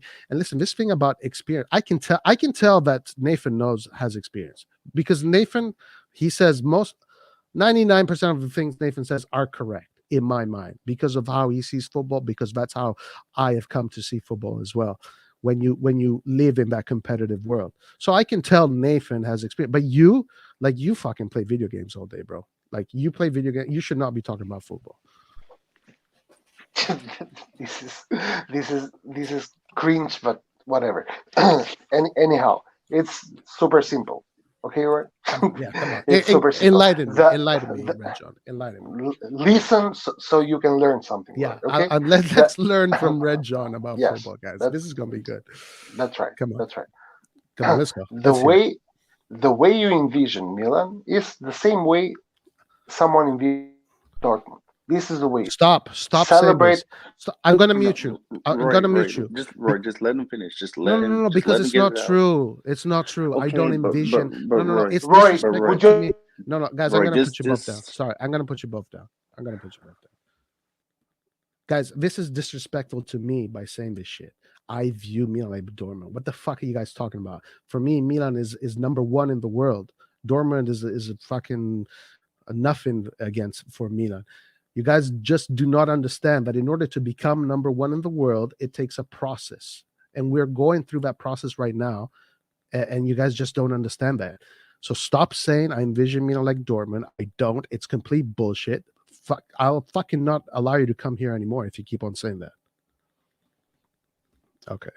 Roy envisions Milan like Dortmund. Are we clear? What? Roy envisions Milan like I will Dortmund. ban you if you keep on saying that. Roy, I'm done, man. Fuck off. So fuck off, and go get out of here because I'm not going to listen to your shit anymore. Get out of here. You're not going to come fuck on this stream and say that I envision me like Dortmund. What the fuck are you talking about? Never once have I said that I envision Milan like a small club. I know what Milan is about. I know what Milan it means. I know what Milan is doing. And it's not fucking Dortmund. Okay? It's not fucking Dortmund. It's dominance of the world. We're getting ready to dominate the world. Not fucking be Dortmund. So stop coming on this fucking stream and telling me that I am fucking seeing me like Dortmund. It's bullshit. Okay? So stop saying that shit. Anyway. Yeah. So what I'll say is, I guess the prime difference between us and Dortmund, other than the fact that the pressure at Milan is miles higher than Dortmund. Like our pressure is where Bayern and Real Madrid are. Yeah, I'll that's even where say we are that level. We are Bayern, we are even Real Madrid. even Barcelona level of pressure Is lower than Milan. is lower than what it is for us. Exactly. It's lower than Milan. We are So above Milan. We're above Barcelona. The only club that and is above us is Real Madrid. That's it. So we so need to what I am saying we need to beat Real Madrid. That's what I'm saying. So don't come here and fucking saying I want to be the new Dortmund, dude. Get the so fuck out of the here with that shit. prime different one of the main differences Dortmund's Dortmund's infrastructure starting from their youth ends at the first team. Because once you get to Dortmund's first team, infrastructure of the first team is horrible. They're changing coaches too much. They even when they sell players, they don't get the right players in. So when Dortmund had Hakimi, they let him go instead of spending like the 40 million or whatever it was when they had the money. That's it'd be the same thing as us when we got Tamori. And despite the fact he was the best defender we had, we decided not to sign him. And then Inter Milan gets him for the same 30 million. Right. That's what would happen with Dortmund. Whereas Bayern Munich, what I was saying, that's what I was trying to say to Rejon before. Bayern Munich, the way that they did things was they they did low cost purchases. Now they had the difference with them is that they always had the money. They were in debt, of course, like 15 years ago when they started the same project that we're doing. They were also in debt. Yeah, look, And they that's a started good argument. The and fact they that the fact that they monopolize the Bundesliga allows them to come back from these banter errors much right. faster. But the thing is their recovery was basically the same time frame because from like 2000 and like what 9 or so, was one of the teams that would always get eliminated from like the round of 16 or some shit like that. They were never in the finals like every single or close to the finals every single year. They built up, but the difference is they had the money to keep their players. That's the difference between us and Bayern right now. Right. And this is what the club wants to achieve. Right. To be able to keep their players. Yeah. And So it's a process. We have to be patient and live through this process. I and mean, don't get me wrong. I am, and you know how I feel about Pioli. What I've come in here many times and I've said, as long as I am being shown that change can be done and the flexibility is starting to loosen up, I will accept him being there. I won't totally be, completely all in, but as long as I am shown growth, not just from the coach, but from the players and from the management and their vision, I can be patient with this. But if I'm showing nothing, that's when it's like, okay, I'm about to put your head on the chopping block because I don't have Okay, fine. patience Listen, for. for me, if they make the top four, Pioli did his job. I think he can win the No, no, no, Scudetto. not that. I That's think not he what I can win mean. the Scudetto. That's not what I mean. I mean like Pioli is getting the results. So top four, I'm if he gets that, he completed his objective. Even if I don't like it, I will say he still deserves to be here. I have no problem saying that. But if and again, I can't I don't want to do too much with Pioli because he has still not been given a complete starting 11, and Right. we've never had a complete starting 11 even for 1 week. So I don't want to put that much constraint and pressure on him outside of his ability to grow with his tactics during the game and substitutions when things are not going right. But other than that, he's doing what he's supposed to do. Yeah, look, I don't have anything with Pioli right now, man. If there's one thing I can criticize Pioli is the Coppa Italia game, but I'm not going to dwell on it. I'm already looking forward on to the next game. I'm still always going to call it the Mickey Mouse Cup. It's just the way I see it. Most of Italy sees it that way, by the way. Most of Italy sees it that way. Right. Most of the I think teams see it that way. And I think going the back to that, difference. going back to Uh, that, Nathan, yeah, I agree with what you said earlier. I thought the way you put it is perfect. It's a cup that you try your youngsters, and you ask them to win the game for you because that's a great experience for the youngsters. And now, if they chose not to do that, whatever, they made that choice, and it pisses me off that Tomori got injured in yeah. that game. It But it whatever. pisses me off too. Anything but that choice is the wrong choice. Yes, right? You would think. Yeah. So the question is, Anything but why that. did they choose to go on with why did Tonali have to play? Well, Tonali is not playing against Spezia, so that makes Right. sense, actually. You could have played Tonali in Genoa. He's not playing against Spezia. Tonali makes sense. Um, Krunic and Because Bakayoko don't play. You play play the youngsters. be Play Maldini the whole game. Play Roback the whole game. Play Stanga yeah. the whole game. So you can argue this. This is a topic of discussion that we can argue, which is sensible based on the importance of this cup. It's not a myth that this cup is not that important to these teams. It's not like I'm making this shit up. Right. And that's why I said it's at the bottom of the ladder for Right. what's important. The importance of the cup grows the closer you get to the Exactly. final. Exactly. So I want to say growing up from my own personal experience, because Roy, you know American football. Yeah. Many here don't understand that once you get to like 11 years old, it's broken down into divisions. Division one being the best, then you had Division two Super Blue, and Division three.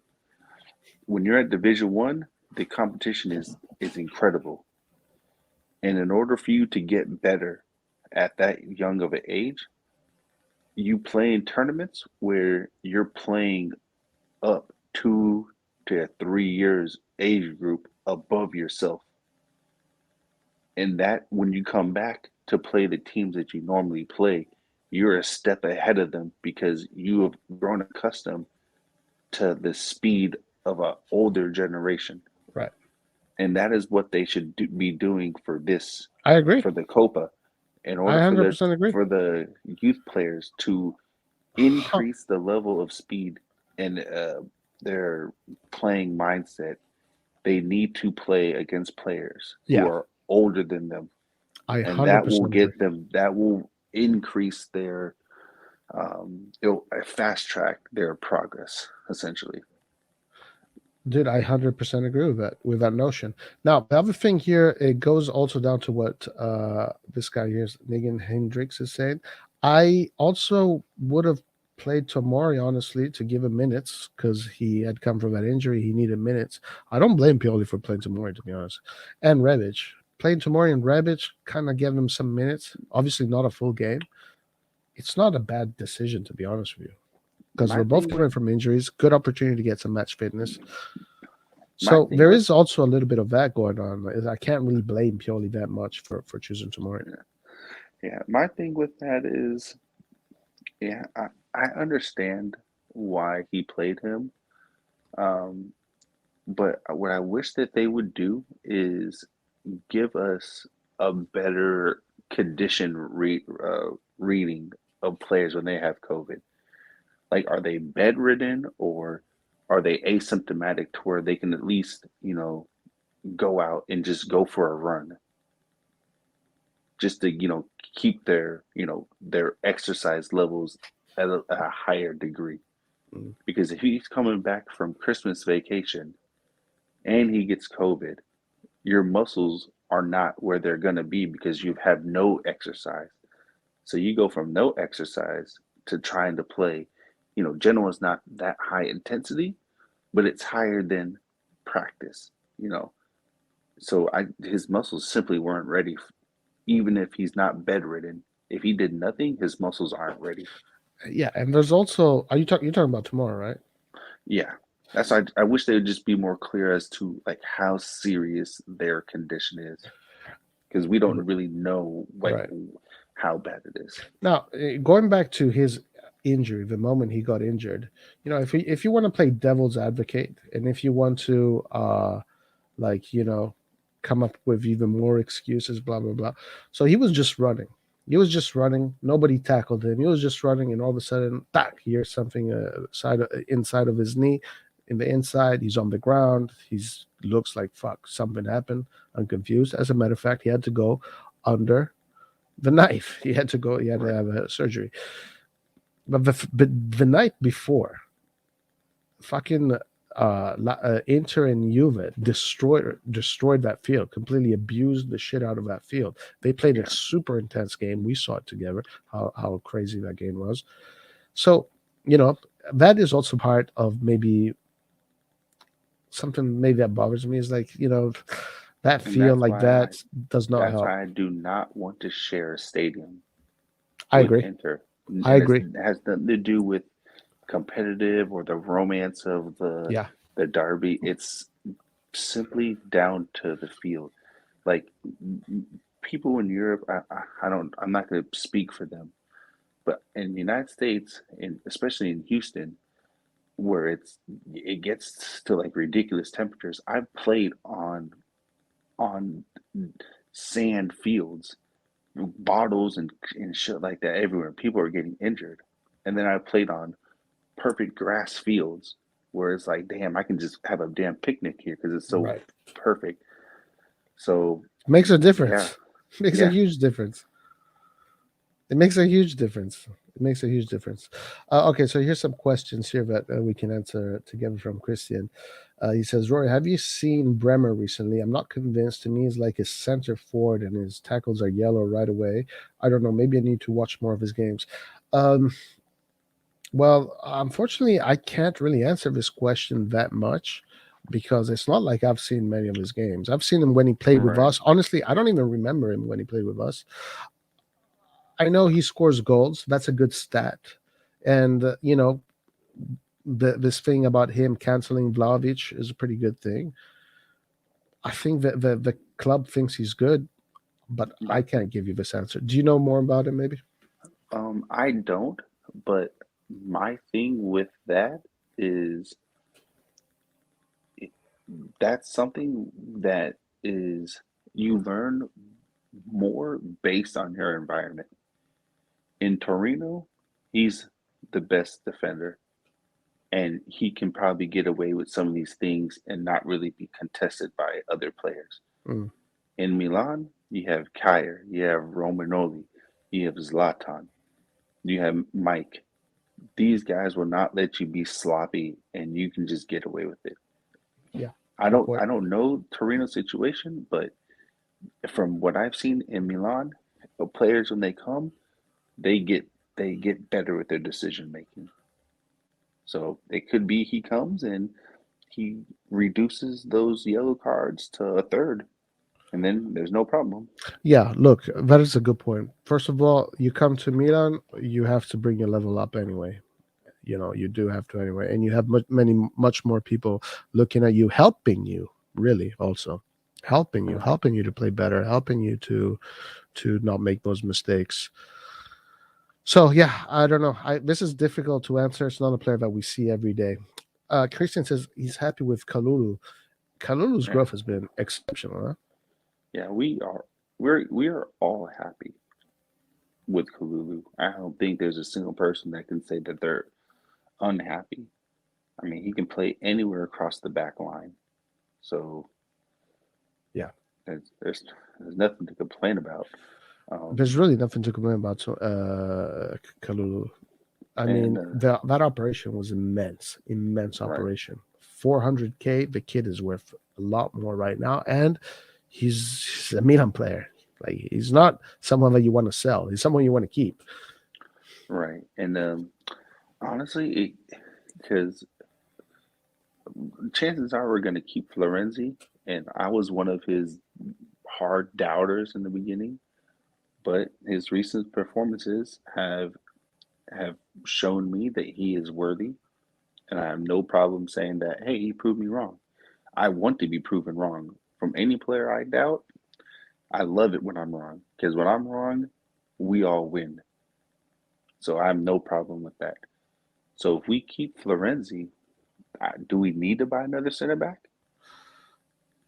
Another center back, but Florenzi. You mean as far Because as numbers goes? I mean, in terms of if we keep Florenzi, then we'll have Calabria and Florenzi on the right, Right. and we still have Kalulu, Tamori, Gabia, and Roman for center backs. Correct. So the question for me there is to know what Romagnoli is going to do. Well, but the good thing is we don't. That means we don't need to waste that money in January. Oh, That yeah. could be That I a don't know about summer that. problem. I That could be a think I summer think they problem. have to. I think they don't have a choice. But that's what I'm saying. Like again, this is like the same thing from last year, and people are panicking, but I don't think it's that bad because Well, our I two mean, hardest teams are who Juventus and what Inter the two hardest in teams the in next this 30 January. days. In January. Yeah, Well, very few more difficult games coming up. right. But we've already been shown that, well, especially with minutes, Gabi is improving. Even if we don't get the points, we would need to get a defender 2 weeks ago. So because we haven't gotten them yet, it's gonna be pointless in the game against Juventus. Even if we got a defender right now, it's gonna be Kalulu and Gabia. Yes, right. Roman's gonna come back. Tomori's gonna come back. Um, that's true. Right now, it's definitely going to be them. And The thing is that again, and just like Milan. last year, our defense was not the problem last year. Just like this year, our defense is not the problem. It's when our offense has many injuries and we don't create chances to score. Look, That's as the far as the problem. defense right now, the problem essentially is Kjaer. That we've lost a piece there. We had 5 central defenders, now we have 4. So they want to go back to 5. And I honestly I see why. Because I Yeah, mean right now we only have 2 central defenders. right. But and that's the and I agree. But the problem is it's almost too late to get somebody right now. Like it would have need to have happened in December. It should have been lined up in December. That's Well, the only problem. so now this brings the problem that I was talking about in the beginning of the stream. I don't know if you saw it, but that was earlier. Like whoever comes to Milan in the last days of January, uh, is going to have to know that he's not going to be getting all these minutes. So this is And why I'm that's skeptical about all these big names like Bremen, Botman, and whatever. I think it's exactly. going to be a smaller defender. So if that's the case, can you honestly say that that person is going to be better than Gabia and Kalulu? It's Because if not that's about the being case, better. It's but if that's maybe the case, if they want just to do that, if they want to do that, then they'll do that. right. But if If that's it's the just a case, matter of just numbers, it doesn't matter. Right. So if it's a matter of numbers that they are concerned about, then just promote a youth player. If it's quality that you want, Hey, you're then not you gonna need to convince me then to you do that. no. But if it's quality that you want, then you have to go buy a quality defender because you're worried about Kyer and of course, Tamori for the next 30 days. Yeah, If you and get a defender, he needs to be better than Kalulu and Gavia. and also consider this. Consider that they might be even thinking a few steps ahead, because maybe they know that Romagnoli is not signing. Right, give me 1 second. I gotta go to the restroom. Yeah, consider the fact that maybe they know exactly, Christian, that Romagnoli is not signing, so they want to get a quality defender. So it could be because of that. It could be because of that. Anyway, we're talking about the fixtures. AC Milan versus Spezia, AC Milan versus Juventus, then Inter versus Milan, Milan Sampdoria, Salernitana Milan, Udinese Milan. I mean, February, guys, needs to be a good month for us. February needs to be a good month. Then March, Napoli, Empoli, Cagliari. It's not bad. It's not bad. Guys, look at April. Bologna, Torino, Genoa. Then we have Lazio. Fucking May. May is going to be more difficult. Fiorentina, Verona, Atalanta, Sassuolo. Guys, I'm telling you, it's going to come down to this. This month is going to be crucial. It's going to be so crucial. This month, it's going to come down to the last month. It's going to come down to the last month, and that's why I'll say it again: the Mickey Mouse Cup is in the way. Okay. This last month is going to be absolutely crucial. Fiorentina, Verona, Atalanta, Sassuolo. But the positive thing that I'm seeing here is that right now we have a big obstacle, Juventus, Inter. We get that out of the way, and I think this is a good moment to face these teams because the team is kicking ass right now. And then we have a fairly easy run on paper. Sampdoria, we should win. Salernitana, win. Udinese, we should win. Napoli, we can beat them. Empoli, we should win. Cagliari should win. Bologna should win. Torino, win. Genoa, win. Lazio, we should win. In theory, we should win against all of these teams. But the difficulties of we can see. Nathan, are you back? Yeah. All right. So I'm just looking at this table, right? Let's look at this table. I mean, the next fixtures. So right now we got Spezia, and then the last game of where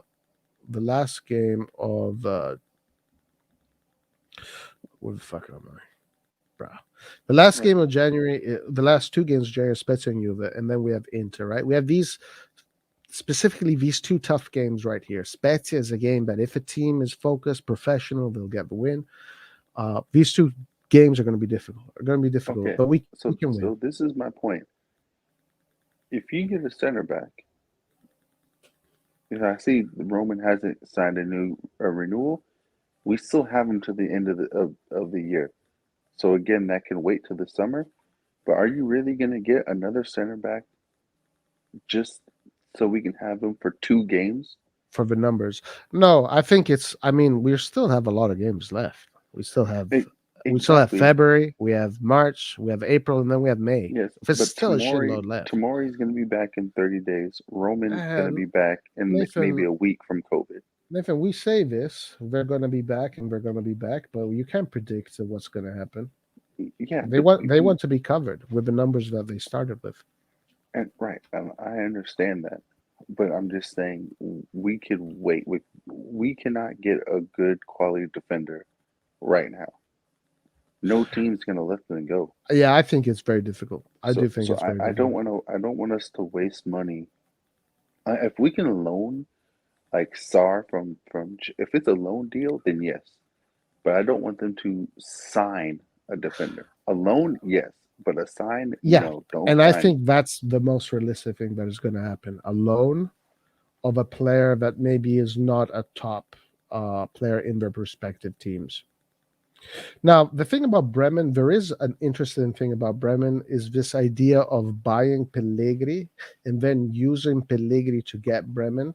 Doesn't necessarily mean this can happen now, but if Milan send out Pellegrini on loan to Torino, and let's say they don't want to give us Bremen, but they accept to use Bremen as and Bremen and Pellegrini as exchanges in the summer, that could be an interesting thing.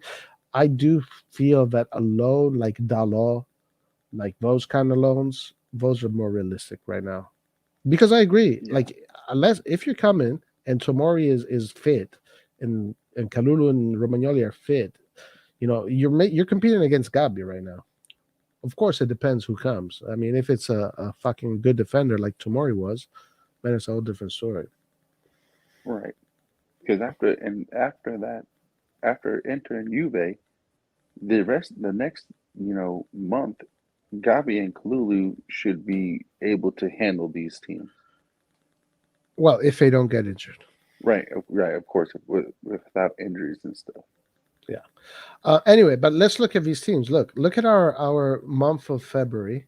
It starts with Inter, but then it's pretty easy, dude. Sampdoria, Salernitana, Udinese, Right. like easy on paper. Right. And then look at fucking March. Same thing. We have a big game in the beginning, but then the rest of the month, it's all against teams that we can beat. And then Right. look at April. April should be a good month for us. So Milan needs to accumulate a lot of points here, because then look at this. We go into the last month. We got Fiorentina, tough game. Verona, okay. Atalanta, we know how tough Atalanta is. And Sassuolo has always been a difficult game. So I think we should be able to. We should be able to take points from Fiorentina. Hellas Verona, I've already said they are the upset king, so look for a draw in that game. It's the last three that I think are the biggest problems. yeah. You know what the goal for me would be is to reach April, the last day of April, with Milan being 13 points above fifth spot. And if Milan is 13 points above fifth spot by April, last day of April, objective achieved. We're in the Champions League, and maybe we can even fight to win the Scudetto if we win these games.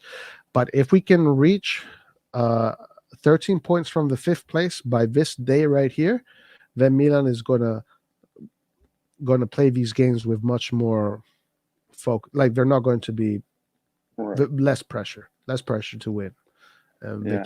Like they can really if we go can for this. just keep our offensive players like, it, like we said it was on Wednesday.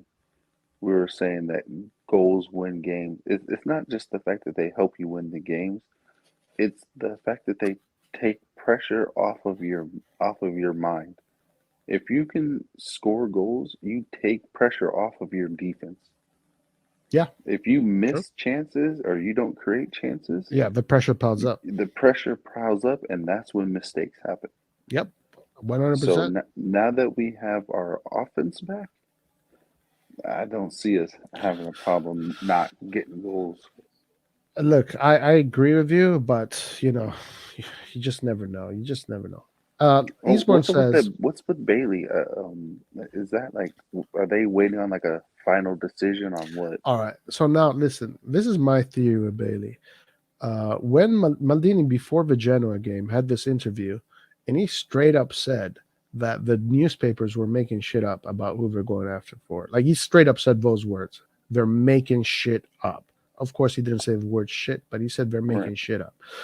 And he said it right after the Bailey thing. So it is very possible that Bailey is just not real. Because we Yeah. know Bremen is true. We know Bremen is true because we've heard them talk about it, and Botman is true. Right. Those are the only two people that actually spoke about it.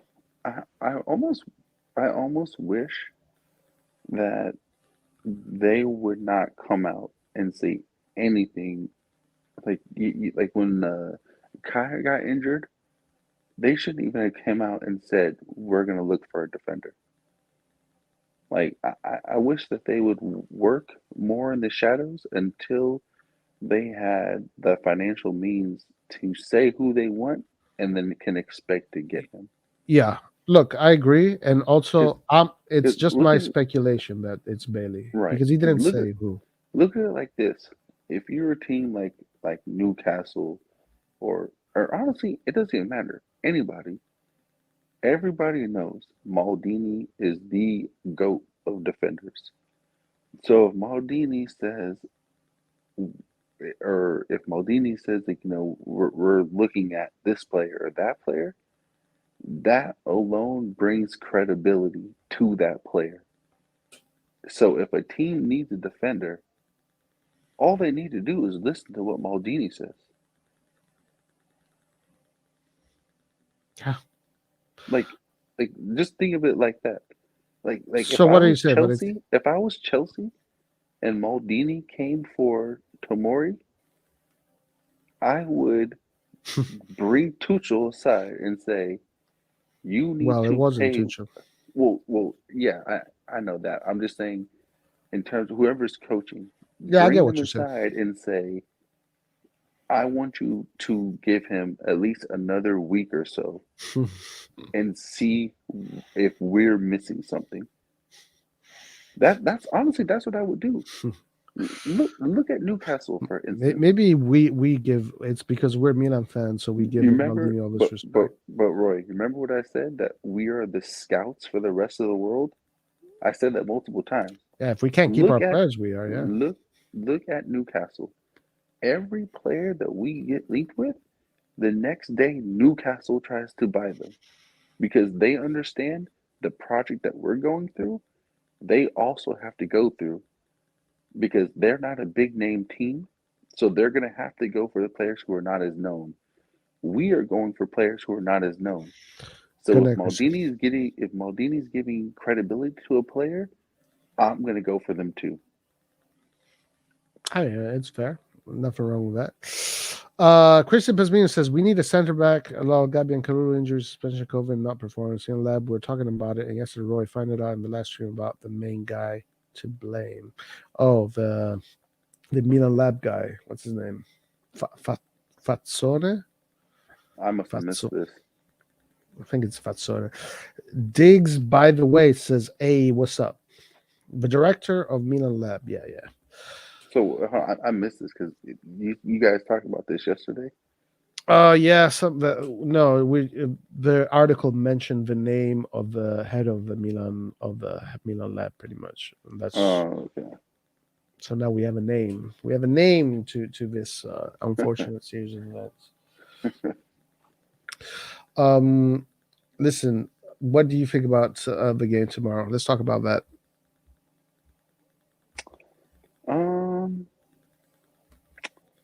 Well, on Monday, right?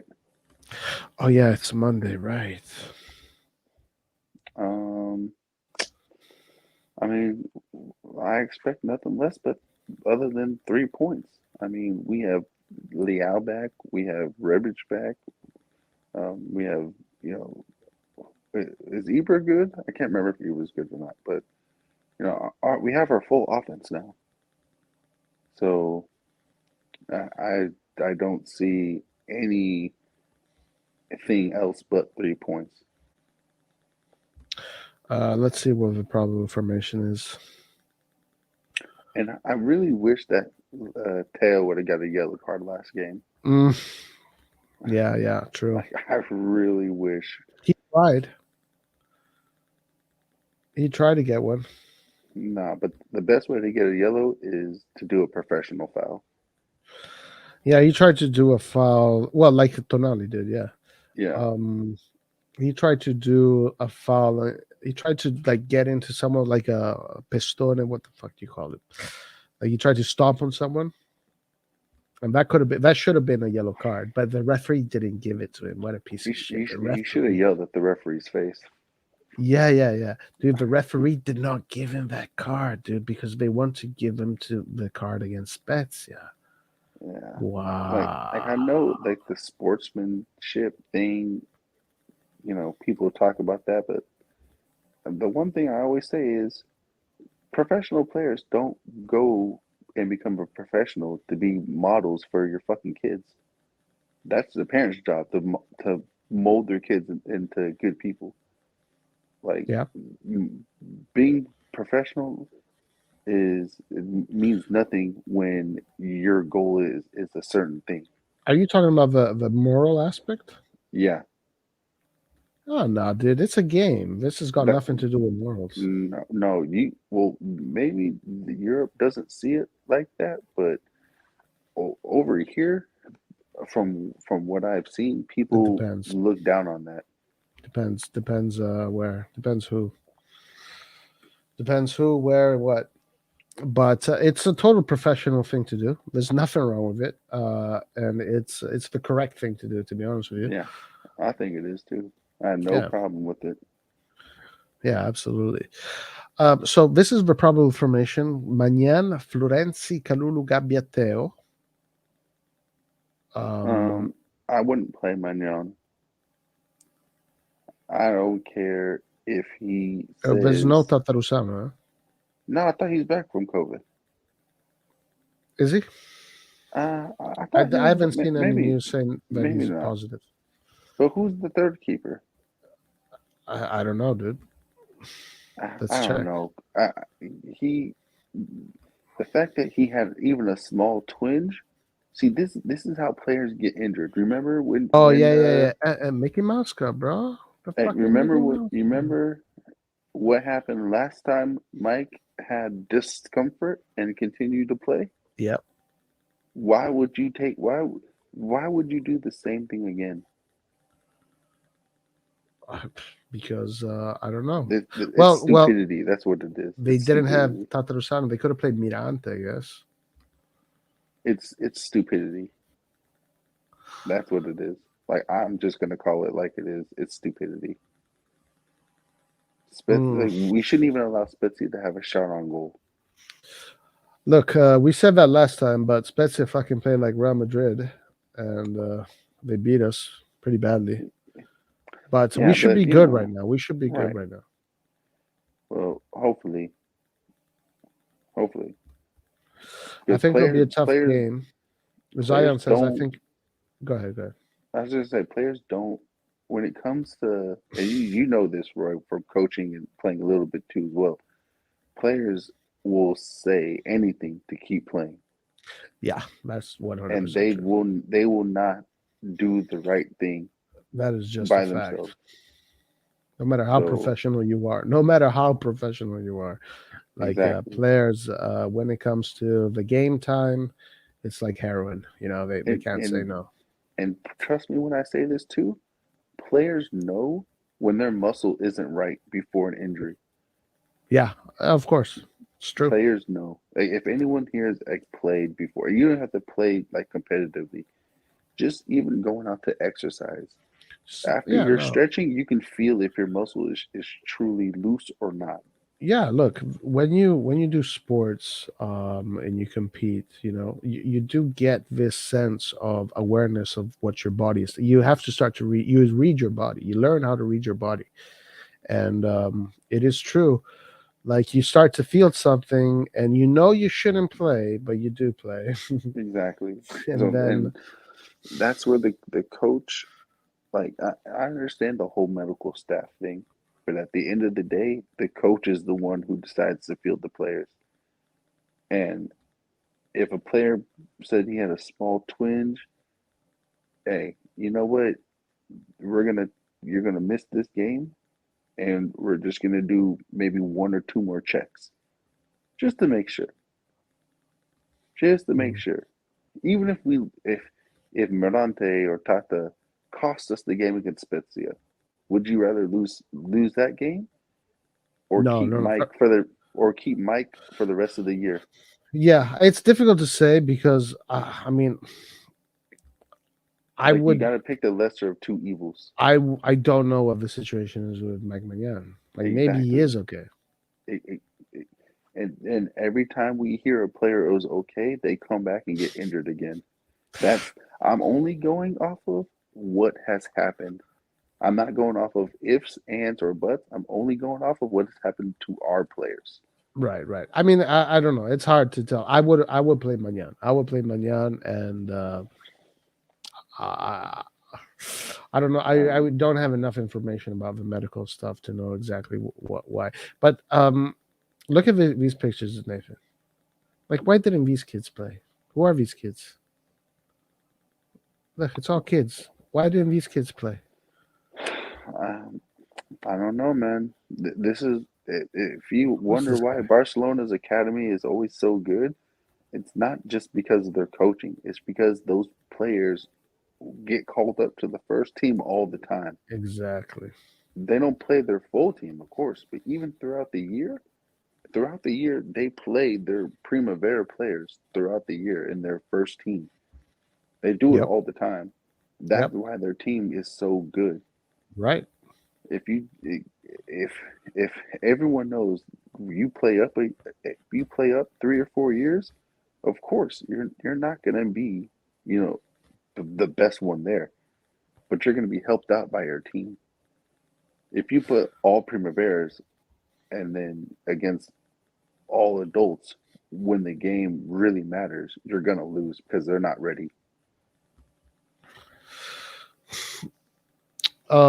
Roy, what young player has surprised you the most this season? I don't think there's been Kalulu. a surprise, but Kalulu's a youngster. even last year, Roy, we were blown away by how good he was last year. So really, is it a surprise that he did it again this year? For me, it is. For me, it is. Um, it's a surprise to me because of how under the radar this operation was. Um, I saw the potential in him right away, and I saw him grow game after game. But he came back, and like the way he's covering for Tomori and for Kier, that's some next level shit, man. So for me, it still continues to be a surprise. Yeah, I guess Tomori. I guess Kalulu is the youngster that has impressed me the most. I guess it's Kalulu. What Yeah, about you? I mean, What is it for you? it can it can only be Kalulu. Right, right. It can only be Kalulu. Like, for example, Tonali wasn't a surprise. No, yeah, Tonali was not a you're surprise. right. But Kalulu is like, it's surprising to see that this. I mean, I think he's playing. I don't want to dare to say it, but seems like top player kind of material stuff here. Huh? I don't Yeah, know yet. It's still he's very early. literally a younger version of Tamori. I would Yes. love to see them play together. That is what I want to see. Yeah, yeah, they can. If they both play together and play Because the way they play, that's a they tough both defense. because uh Kalulu was tasked with stepping up to that person Yeah. like how Tamori does. Yep.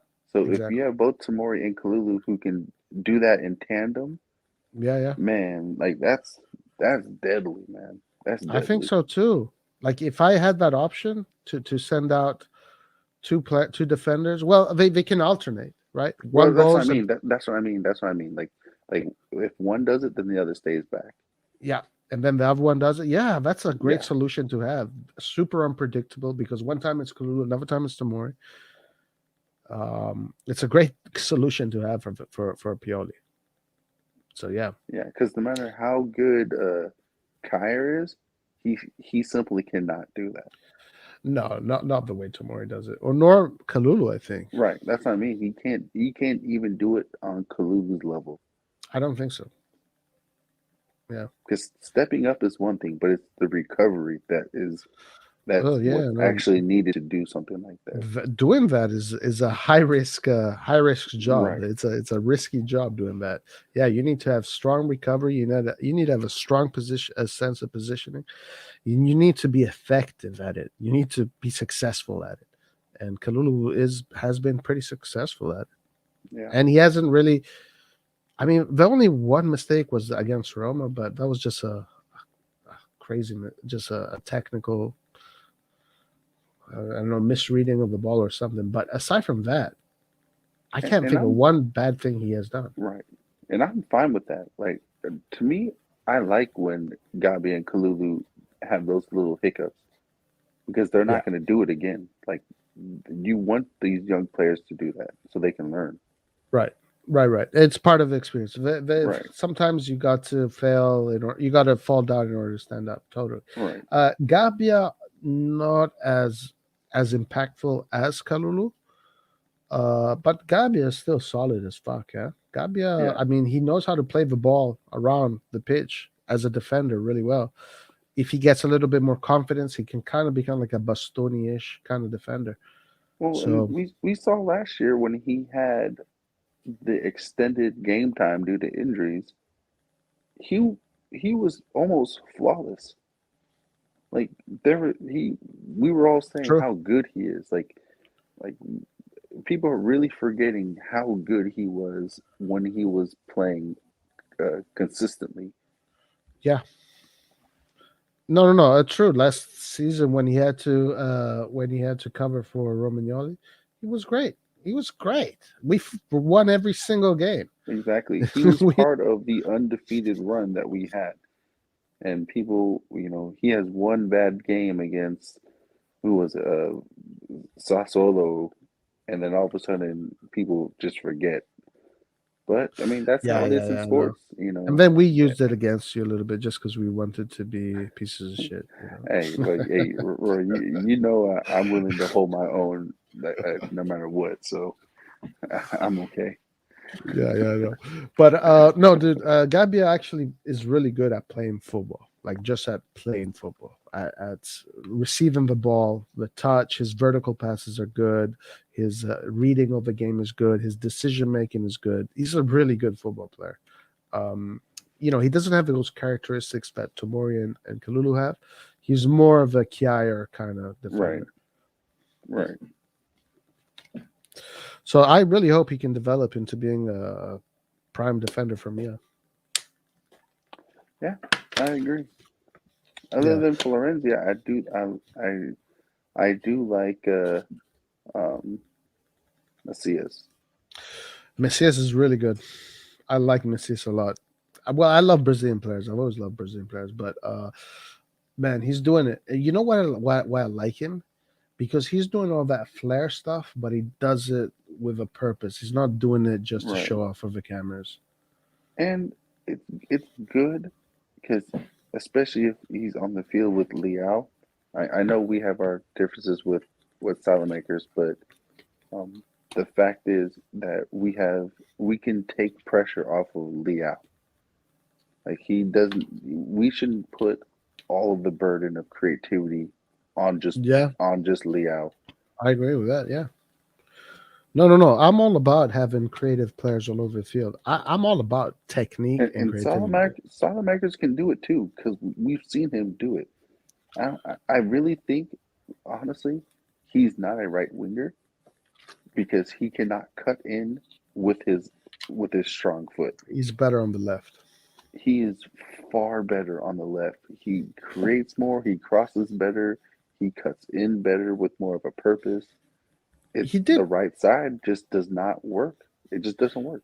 He did score by playing on the right against Genoa. I didn't see the goal actually. I got to see the goal. I He didn't even was see it. it was he was in the middle of the box. So he was in a position that he should be as a winger who is trying to receive a cross. Who gave him the cross? Um, I think it was either Teo or Liao. It was one of the Yeah, two. damn. But I it gotta see was this. a I haven't. I saw all the goals except for that one. I gotta it, see it. it was a well taken goal, and he was in the correct position to strike it properly. His it technique was correct. His shooting technique is pretty questionable at times, but he got it right. His body was leaning forward over the ball, and it was a good finish. I'll check it out right now. And Zion Trent says Kalulu is progressing better than Gabi. Milan should set Gabi and Maldini on loan. Kalulu and Tomori have speed and good reading of the game. Their position is good. They would be great. I don't think we really have any disagreements there. No. Maybe we can talk about that loan stuff, but let's move on. Krunic has also been a surprise this season. Not to me, to be honest with you, but he's been, well, maybe he's been a little, I don't know. It's hard for me to talk about Krunic because I've always liked Krunic. I always He's a knew what utility Krunic is player. going to. Huh? He's a utility player. There He's a isn't a utility single. player. There's not a single team in this world that does not have a utility player. Right. He's good at it. And, well, look, on Monday, it's going to be a lot of Krunic and a lot of Bakayoko. So let's see how these two players play together. They have a big task ahead of them. Man, honestly, this is why I'm very happy that we have our rest of our offense back, because I'm not saying that they can't do good together, but we're just not going to have the same thing as Tonali, Benacer, and Kessie. Oh, yeah. That's a whole different story for sure. Okay, so Theo gave him the assist. Brazilians Theo. at Milan are special, true. Always been since the early 60s. Eastbourne says Theo. So Theo gave him the assist. So Theo got. Yeah, it was a good back low cross, a ground pass to the middle of the box. Zion Trent saying that we need to get Berardi. I was watching Sassuolo Empoli the other day because I just happened to be able to watch it. Man, Berardi is good. Oh my God, he's good. Anyone who's saying that we should not get Berardi It's crazy. is honestly fooling themselves to the highest degree. Yeah. The fact that I don't care if he has 1,000 penalties, he also has like 10 goals from open play. Yeah.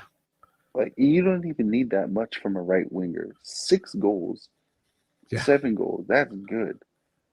Like, imagine that. Leao getting 10 goals, Berardi getting 10 goals, whoever's in forward getting, like, if we somehow get Vlahovic, he's getting 20-something goals. Yeah. Like, it all adds up, man. Like, Berardi's very underrated, and it's only because he stayed on Sassuolo too long. Right. Correct. Look, and speaking about the penalties, he got the assist. He got the assist first, and every attack he was involved in, it was almost a goal. Almost a goal. Every attack, and then he did score a penalty. But you know how that penalty happened? Because he got fouled in the area. That's why he was the one that earned the penalty because they couldn't stop him, so they fouled him in the area. And think about that. Leao, every time Leao gets the ball, we all get excited because we know the odds of him getting a shot or a cross are very high. So if you have Berardi on the other side of the field doing the same thing, you only have so many defenders. Like, man, the advantage would be incredible. And I like Macias, but I think Berardi is better, has better end product. Yeah, no, I mean for sure. And I think here Yango says it, Berardi is Serie A sure thing, like for sure. Yeah. There's just no argument. I honestly don't understand how people are saying that because he played in a small club or whatever, if he comes to Milan, he wouldn't be able to produce at Milan. He's on the national team. That's all you need to know. Right. It makes no. And I know this is a Red John conversation. Yeah. So anyway, but this idea that he couldn't play at Milan because these things are just. I don't know why people even say these kind of things. Like sometimes it's true, it happens, but Berardi is not going to happen with Berardi, guys. No chance. Yeah, we should have put in more effort this summer to get him. Yeah. Well, they were asking for 35 mil, and if you think about it, 35 million for a player with his stats I'm is totally laughable. in, dude. It's laughable. bro. If That's you go, good. It's a good if price. you look what Jao Felix was bought for from who was it, Benfica, and that guy doesn't do shit. That's a great point. Like, you know what I'm saying? And look in the EPL. Does does Sancho.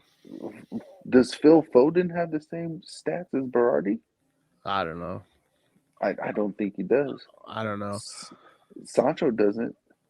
Well, Yeah, I know Sancho. Manchester Sancho at United is Dortmund, suffering. Sancho at Dortmund was a he was good, but he was not great like that. Right. Because I watch Dortmund all the time. He's nothing special like that. Like a But that 100 million special. Is he 100 million special? no, Yeah. So no. absolutely, bro. Right. So Berardi 35 is good. right, if Berardi was in England, his price tag would easily be 100 million. Oh yeah, It, 100%. no contestation. Most of the players that play in the national team, if they were English, they would cost 100 million, 150, and all that crap. Yeah. Exactly. So in the summer, even if it meant going a little bit further in terms of our losses, that's a player that you know is going to repay itself. It's not like a gamble. He's not a gamble player. He's a player that you know is going to get you at least 10 goals. Whether it's him scoring or him getting the assist, he's guaranteed at least 10 goals. Oh That yeah. repays itself. Like these are the things that I wish they would take more into consideration. Well, look, it was now again, take it with a grain of salt, but the whole messaging during the summer, and it was coming out from people that are close to the club. It was that was the primary target. Pioli's primary target was Berardi. It should have happened. Like I understand we spent 70 million or whatever it was, but those were on players that technically we already had. Berardi needed was a player that we really, really could have used. Yeah. No, for sure. And yeah, let's see what happens this summer. I don't know. I'm not really counting on a Berardi to Milan this summer unless that links comes out. I've not heard of any Milan links to Berardi In some time, yeah. in some time, so I really don't know what's going to happen this summer. I honestly not sure about that. I hate the fucking transfer market, man. I hate it. But I'm really not sure what they're going to do. It's hard to tell because there's a lot of the news comes out is made up, and then Maldini said in that interview, he said that they do everything in the shadows. So it's really hard to tell what can happen and what can't. I just want Milan to stop sign him so he can stop fucking scoring against us. Yeah. Berardi for below 30 million. Anything more, the medical team will make sure he only plays half a season. Even Raspadori looked really good, man. Both those guys are taking Sassuolo by the He's balls. he's another player that I really like. Yeah. That whole team looked pretty good, man, against Empoli. They went at them right away. They dominated that game, and every time Raspadori and Berardi have a ball, is like something was going to happen. And they had another guy. Uh, um, I don't know what his name is. It sounded like an Eastern European something Vich Arnautovic. I don't know, some weird name. I don't know what it is. He was good too. He's good too. And then Defrel is good. Right. Defrel is good. What is your honest evaluation of Scamacca? Okay, to be honest, not 45 million, but Inter and Juventus are being linked with. Scamacca 30.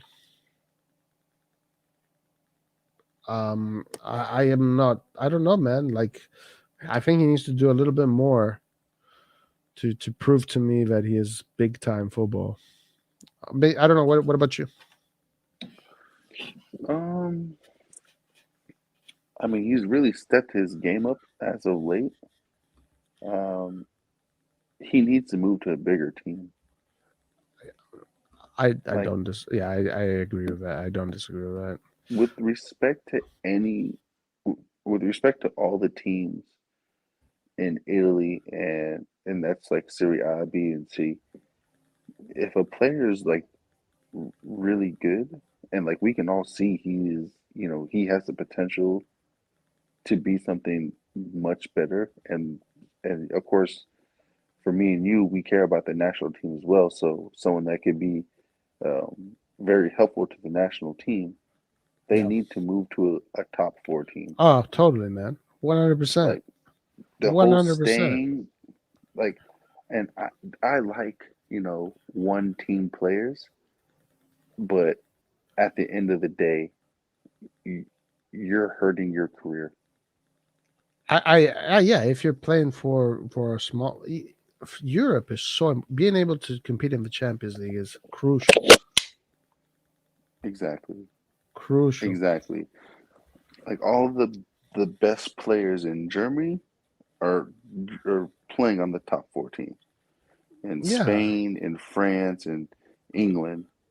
But in Italy, you have like some of the best players, and they stay. Like even Belotti, he should have left Torino when we first came for him. Yeah. He wanted to. He wanted to come to Milan. Yeah, and then he signed an extension. Well, That's the level of that's because Cairo was being greedy and he was waiting yes. But for the English again, clubs. these players need to grow some balls. And if the club does not want to sell him at a reasonable price, no extension. Yeah, he should have done that sooner. I don't disagree. And now that Messi did it, now they're all going to do it. Because if Yeah. Messi can do it, everybody can do it. Well, Messi only did it because um, he tried to lower his wages, but in Spain you can't go below a certain amount of what you make, and so they literally could not re-sign him because of that. Not Mm, because he didn't want to be there anymore. gotcha. Yeah, look, he should have he should have left sooner. But I think Belotti is going to leave again. I don't know where to. Um, Scamacca. It's hard to tell you, man. What I think about Scamacca. Like, Like even if he goes on loan it doesn't have to even be Milan, but like on loan to like Napoli would be or Atalanta, that would be a good step up. hmm, But staying on these teams, you're not getting any better. right. Belotti was the next big thing, and he digressed in my eyes. He digressed. Mm, yeah. Well, he is. I think he just needs a injection of joy and inspiration. In This is a good competition. one. This is a good one here, Nathan. Is Raspadori better than Diaz? I think so. Really? You think so? He is he's certainly stronger, but that's just due to his physical size in general. True. He's got fucking huge But legs. he's I think he's definitely faster and just as shifty on the ball as Diaz. Mm. Do you remember Di Natale? Oh man, what a fucking player! Yeah, he kind of reminds me a little bit of Di Natale. A little bit. Yeah, and you know what? It's interesting that Zion brought up Diaz because I read that um, Milan are really questioning whether or not to trigger Diaz's 22 million purchase. Oh, dude, I would. But if we could get Raspadori Mm. instead, Well, yeah. If we lose Diaz and we get Raspadori, I think that's it's a fair exchange, right? It's not like you still have a small diminutive quality player. exactly. Raspadori 6 goals, 4 assists this season, so 10 goals total. Yeah. See, that's that's something that's needed. Yeah.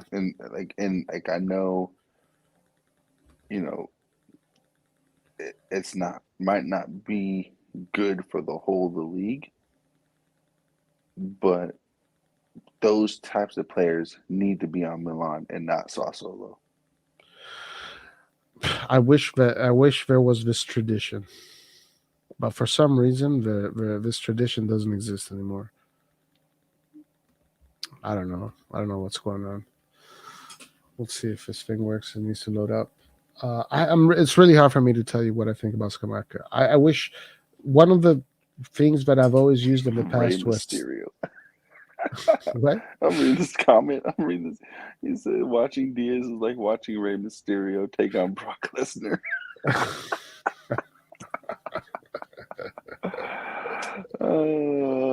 That's That's funny. funny. Yeah. So one of the things that I've always used to assess the Italian players was the under 21s. Under 21s with Scamacca have been quite a failure. So this is why it's hard for me to say. It's hard for me to say. Well, that's another reason why I say um, it's important for these players to get onto bigger clubs so that they can improve. Exactly. Because you're And let not me, going to improve on those teams. yeah, and listen, when the Italy was winning the under 21s every year, those youngsters were playing in the top teams, right? Exactly. Yeah. Now they're playing in Serie B, they're playing in Sassuolo, in Empoli, Verona. And you know, and again, this is another thing that I really think that Milan should really think about is getting a B team. Oh yeah, one like Barcelona. Yeah, Oh yeah, they I need don't to get a understand B why team. all teams don't already do this. Yeah, It's a no-brainer. like that is the best way that you can evaluate your players while having them play against men in like Serie B. Right, and you have a control of them, and you can still grow them, and you still Exactly. have access to them. It's a no-brainer. It's a no-brainer. Why aren't Juve, Inter, Milan, all three of these clubs, and Roma and Lazio? They all should be doing this. All of them. Yeah, I just because then you can get more of those under 21 players Yeah. along and have them play against, you know, it, instead of it being on loan and then the team want to buy them and this and that, you have control over how they do. Like, I don't understand. I don't know. Yeah. 100%. Milan need to adopt Bayern Munich's transfer strategy. Bayern Munich signs the top players in Bundesliga from other teams in the league and need to use that strategy in Serie A. I mean, they're going to need financial power to do that. Zion train. I don't know if you were here when I had first gone on, and I was trying to explain this to Red John. Bayern Munich only does that when they need to replace that position. When they got Lewandowski, it's not because they wanted to weaken Dortmund. It's because they desperately needed to get a center forward. It's not like they got Lewandowski and then he was benched the next year. He came in as a starter. When they got Sane or they got uh, Gnabry, all these guys came in and they start. That's because they needed that position to be fulfilled. Otherwise, they would just go every year and just stack up on players and never play them. That's not what they do. They get them out of necessity, not because they want them. Functional. Everything we do is functional to the project. Exactly. Like for us, we desperately need a center forward, so we should get Vlahovic. That's the equivalent. It's not because we want him; it's because we need him. It's a necessity. Yeah. Well, but it is also true though. If we are to kind of like play the devil's advocate here, but Bayern does have much less competition than Milan would, if they need Vlahovic, right? Because Inter wants Vlahovic and Juventus wants Vlahovic, but Milan Yeah. can get there even with Juventus and Inter in the league. Milan can become that kind of powerhouse that will buy the best player. The same way Juve was. What did Juve Yeah. do? They got Higuain from Napoli, right? They got Pjanic from Roma. Milan can become that powerhouse. They're working to become that powerhouse, and I think it will happen. I think it will happen. Yeah. I see it Yeah. happening. Yeah. Until we get an owner that is like Newcastle's owners, we have to do things at a bit of a slower, more Pace, right? calculated pace. Exactly. Yeah, organic. But I like that. I'm not against it. I like it. I think doing it this way, it will create a much more solid foundation because it's going to be sustainable. Right. You're not going to need an owner. It's going that you're owning yourself. You are creating the money that you need in order to keep yourself this huge squad. You're doing it yourself. Nobody is going in debt to do this. No one is asking Milan banks any debts. So I really hope they can do it. The stadium is going to help. I definitely agree with you that we shouldn't be sharing a stadium.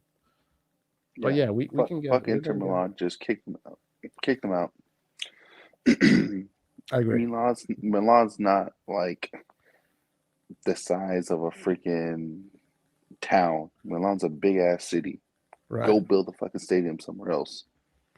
Like I understand about politics and shit, but at the end of the day, money talks. If the money is right, they'll accept the idea. Yeah. Yeah. Um. Yeah. What is this symbiotic relationship we have with Inter? Like, Right. come Because on. at this point, you might as well just merge the fucking teams together if you want to fucking hold their hands in the stadium. Like, Yeah, fuck yeah. that. In the town of Milano, there's a weird relationship that has built up in between this. It's not even like it's not even a rivalry. It's like they're family. It's like they love each other. They're lovey-dovey with each other. This husband is a Milanista. The wife is an Interista. The son is a Milanista. The other son is an Interista. It's a weird relationship that they have built in that city. So like they don't see the rivalry is really it's there. It's real, but it's a strange one because it's family members having the rivalries. It's not like people from different cities. It's not like That's interesting. it's a very weird situation when it comes to Milan and Inter and their rivalry. I don't know. They hate Juve. Juve hates them. There's a lot of quality young talent in Serie A. We don't have to rely on the French league. The young talented players. Milan should focus on the talent Serie A. Yeah, I definitely agree with that. I agree with that as well. 100%. Like Luca, we shouldn't even be. It shouldn't even be a thought. He would only cost like 10 million. Instead of getting Pellegrini for 6, spend another 4 and Yes. get a good young forward. Yeah, and he's 2021. Put him on loan. Put him on loan for a few seasons. If he's not good enough right away, but he will be. Exactly. He will be. Like this is probably one of the things I really dislike about how we do our transfers. Like we I, always I, I, complain about how expensive the Italian players are, but when they're cheap, we don't go for them anyways.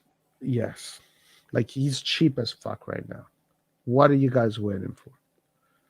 What are you waiting for? Like we could have Luca and we could have Colombo. Right. We could have the next Italy pairing of the national team. It could be there in AC Milan.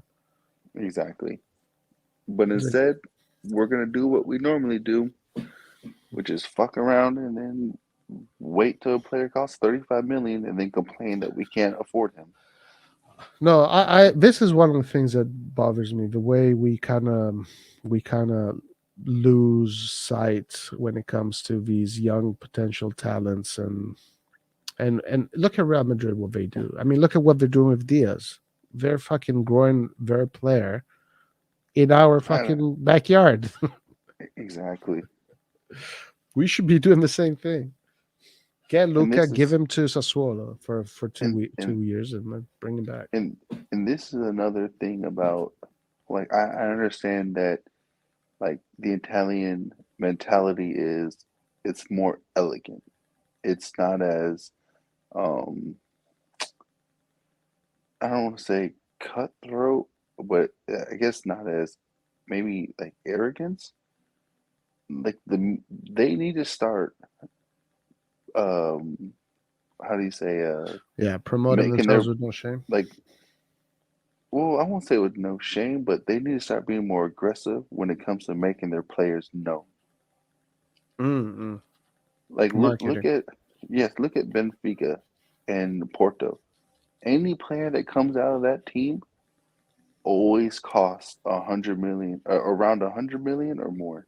Yeah, And how many of those players have turned out to be insane superstars? it is such a strange phenomena that like Portugal, France, all the youngsters that come from these countries have these huge price tags. But all the youngsters that come from Italy is like 40 million, 30 million, 10 million. Exactly. And It's then and then it, they turn out to be just as good as those other players that costed 100 million. exactly. So of course it comes down to coaching as well, but we need to start making it to where our players are, like, top notch. I mean, we won the Euros. We have the second most World Cups. Like, I there's know. They're there's disrespecting the national team the way they do things. yeah, but at the same time, the Italians are underappreciating themselves. Bro, it's this is the culture of the country. Exactly. There's what they need is a shift in how they think. Listen, in Italy, everybody else's backyard is better than their own. It's just the way they are. It's the way Exactly. they. It's I don't. How do you fix that? You have to. You It's a got to get cultural thing. right, right, and it's something that needs to change. Like you guys were saying before, if someone wants Leal, you guys were saying 100 million. Fuck Yeah. that. 180. What have they been saying? Leal is the best Portuguese player since Ronaldo. Right. Why the fuck would I give you away for 100 million only? Nah, And fuck that. Fuck that. and this is what you were saying earlier. It made me think. It's making me think now. If Leao was this player today and he was at Benfica, that's how much it would cost. Exactly. 100, 120, 150. And Exactly. Atletico Madrid would have paid 120 for him, or whatever. But for us, he's worth 40 million. What? Exactly. And even Cutrone, when Cutrone was with us, the 2 seasons that he really, like, broke out and played, he was not a starter and he was still getting 10 goals from the bench. That is an incredible number, and he went for 25 million. If a player like that was in EPL, that's 50 million easily. Oh yeah, for sure, for sure. Like, this is, like, we're not, Italy is, I know economically might not be, like, at the top, but Italy's not worse off than Spain. No, Can't be worse off than Portugal. So why are they continuing to downplay themselves? I'm telling you, man, it's in the culture. It's literally in the culture. Uh, Eastbourne says Bayern are paying high wages even if they buy players for cheap. They can afford. I don't. Would you say high wages? I mean, they're Their paying top wages player are, wages. yeah, but those wages are also average wages. These guys are not all making like what Messi makes. But they're much higher than us for sure. Yeah, well, yeah, they're much higher than us Like for double, sure. double them out.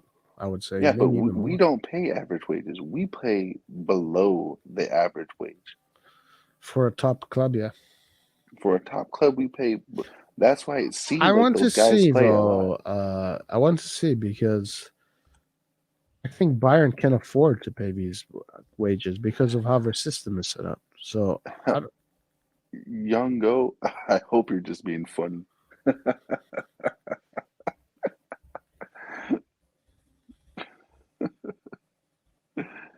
Oh man. Paquetá, man, he's playing. He's number 10 for Brazil. Imagine he's the number 10 for Brazil. He's the Brazilian number 10. The national when Brazil plays the World Cup and their number 10 is Paquetá. I don't know what to think about that. I honestly don't think he's a cam. He's more of a center mid for me. Like, I know he's doing good in Lyon, but when I think of a cam for from Brazil, I'm thinking of guys like Kaká or even Ronaldinho or even Robinho could play as a cam. I'm thinking of guys who, if you notice, when Paqueta gets the ball, he a lot of times will turn his back and then try and do a skill move. Instead, Mm, we're used to the players like Macias who gets the ball and he goes forward. His first instinct is to dribble forward. right. That's the difference. Paquetá is more of this kind of new wave attacking midfielders that are more of a midfield hybrid. They Right. definitely have that hybrid midfield thing about them. I've never been able to fall in love with the player for some reason. I don't know why. I think he just when he played for Milan, he didn't. I'm telling I he don't know. did I not thought like Bonaventura was better. exactly, and that's because Bonaventura is more direct. That's what I was saying. Like when we got Paqueta, I expected him to be a guy who's gonna dribble past two players and do something, Mm. but he's not that player. Yeah, I don't know what he's like now. Obviously, now he's older. He's got more experience. So No, maybe right now he's kicking ass. he's doing good in Lyon. He is doing good, But he's but also doing good in Brazil. I know that. right, but it's not like the type of person that we needed. Yeah. I'm not missing Paqueta. I'm not here, definitely. But it is a player that, it makes you think when you are you have that player and now he's kicking ass elsewhere. It always makes you think. Kind of like the Portuguese guy. Fuck his Silva, name, the tagger. Yeah. mm, and again, when it comes to him, he does not play good in a single forward formation, and he's shown that Silva? at yeah, he's shown that at Leipzig. Leipzig plays a 4-2-3-1 as well. He struggles as a lone striker. He's better off in a pair, like when he was at whatchamacallit, it was him and the forward from Real Madrid were both loaned there. It's the team that Hage's on right now. Well, no, I can't fucking remember the name. Frankfurt? Yeah. Oh no, not was he on? No, they weren't on Frankfurt. Fuck, I can't remember what the fucking team was, but him and the Madrid forward that we're always linked with, they played together, and that's why they had so many goals. But in a single forward system, he's not good. He's not good. Mm. I haven't seen him in such a long time. I'll take your word for it. All right. So Manuel Neuer, 5 million. He makes only 5 million, eh? Look at this guy, Nicolas Schule. Is he good? He is He's a a lot of center money. back. He's a center back, and he's deceptively fast. Yeah. He's good. He's He's good. worth a lot too. 25 years old. He's yeah. He's His really contract good. his contract ends right now. Look at that, 2022. They'll re-sign him. He's a good defender. Maybe this was done last year, by the way, because this says 2021. Obviously, nobody's in the team right now with a contract that ends in 2021. So this is from last year, probably. But anyway, it still Start gives. from the top. Start from the top, and just real quick. Oh, okay. Shit, I thought you went down further. What's that? I thought you had went down further. Okay, so we're at 10 million. I'm just looking at like the higher ones. Right. So 12 another million one, for David Boateng. Alaba. Yeah, this was last year, so he was making 10 million. Boateng, 12 Yeah, million. Jesus Christ, 250 a week. Oh my but God, Boateng has been there, or he was there dude. for an extremely long time. He So got that's bitch slapped by Messi, dude. He got yeah, he bitch did, but slapped. he was there for a very long time. So that he earned it by being faithful and staying there. So I'm okay with that. You know, this guy keeps on coming and says, hey, what's up? Back to you, bro. Hey, if you got any news, share it with us. Marshall has not wowed in many 3-4 years. 3 players: Botman, Bremer, Renato Sanchez, Berardi. That's 10-10. Oh, come on, bro. I would sign up for that right away. I would too. If we will survive this injury crisis in top 4 without any significant signings, that means either Serie A crap or we're really, really good. Maldini doing a great job. Maybe it's a little bit of both. Totally agree, Nathan. The same can be said for Piontek. They play better Yeah, with another striker, not as a lone striker. and I'll say this because as many of y'all know, I played striker since I was 5 years old. There Mm. is not a single striker in the world that prefers to play by themselves. I don't It care what depends. anyone It tells me. depends. It No, I depends. don't care. I don't care what anyone tells me. If you can play with a person who can take even one defender away from you, your goal chances are gonna increase easily. Well, I mean, I guess it depends on what kind of striker you are. Because Well, if you're one of those big center forwards, kind of like Ibra, I mean, you don't need a second striker no, to no, no, create no, space no. for you. Yeah, no. I don't mean it in terms of like you're dependent. I'm saying they would prefer to play with another Mm. person. Yeah, I don't know. I don't know. I'm not Keep sure. keep scrolling down. Let me see.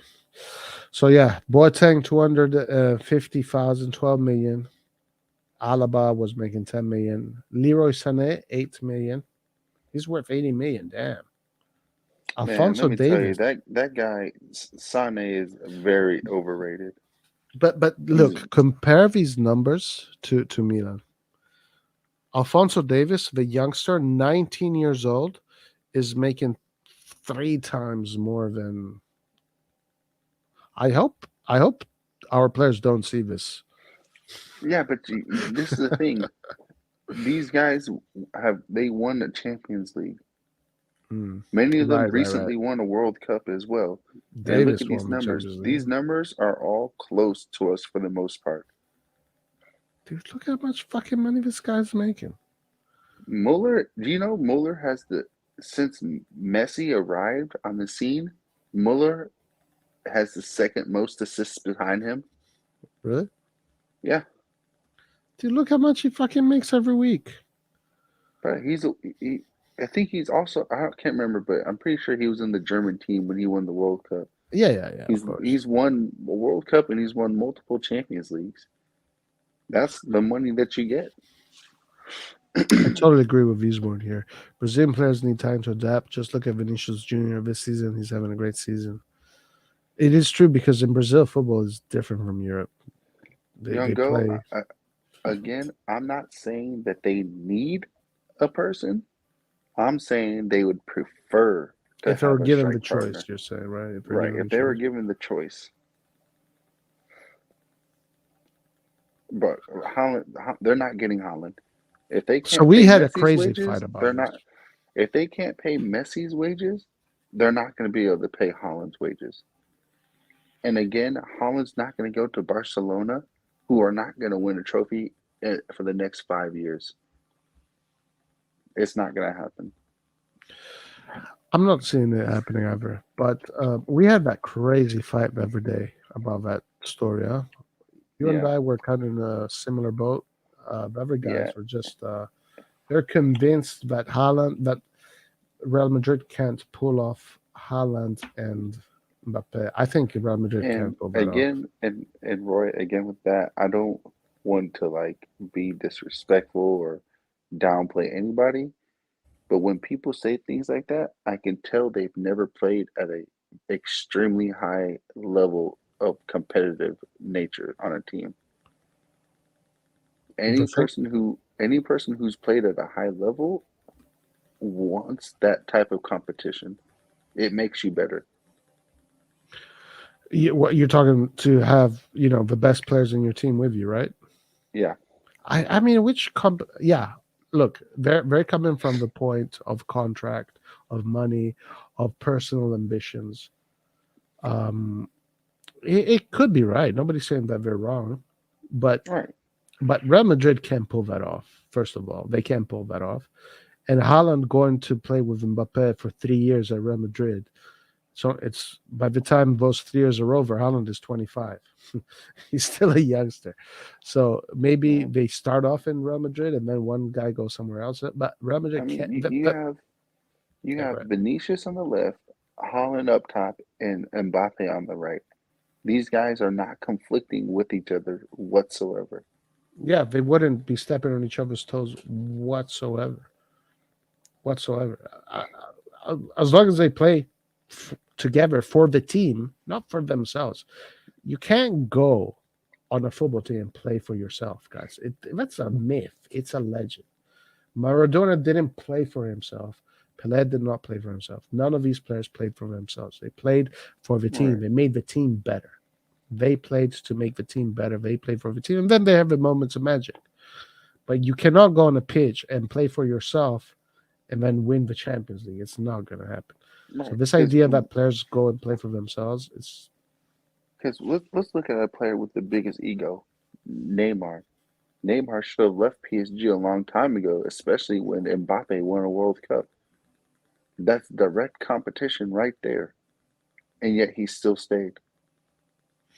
yeah, of course.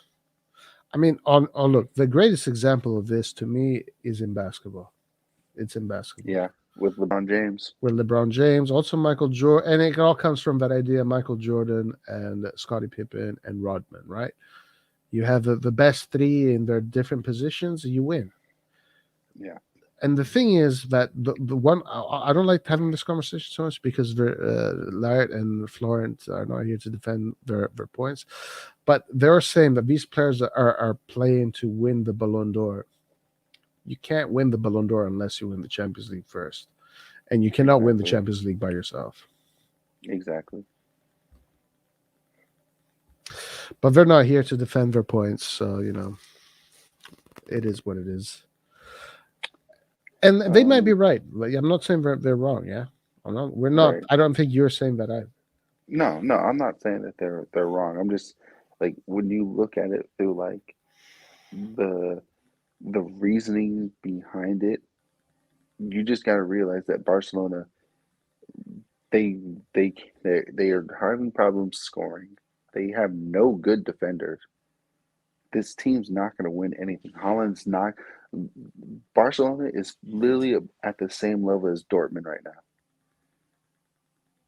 That is where their level is right now in terms of gameplay. No defense and just them trying to score as many goals.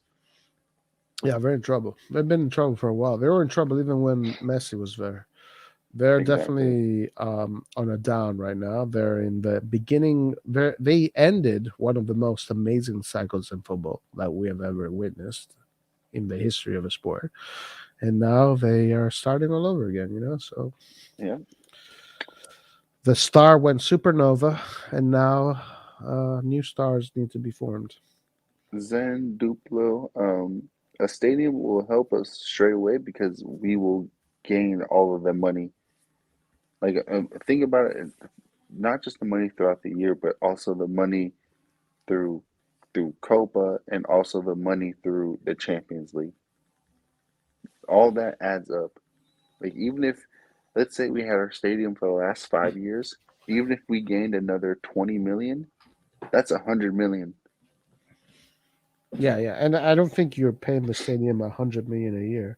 Like, but Right, if there's a debt or whatever, it's probably much lower than that. It's probably like 30 right. million, 20 million, 25 million a year. Like, let's look at it like this as well.